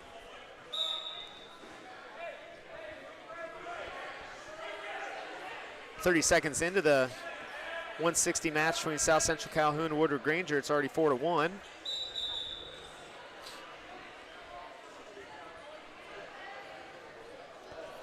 Well, thanks for coming up tonight. Hey, you got it. Big help. Yeah. Didn't expect me on the radio, but that's kind of fun to do, or kind of fun to do that. So well, yeah. I'm sure the audience enjoyed it a little bit better than me up here. I'm sure you would have done. You would have done just a fine job too. So.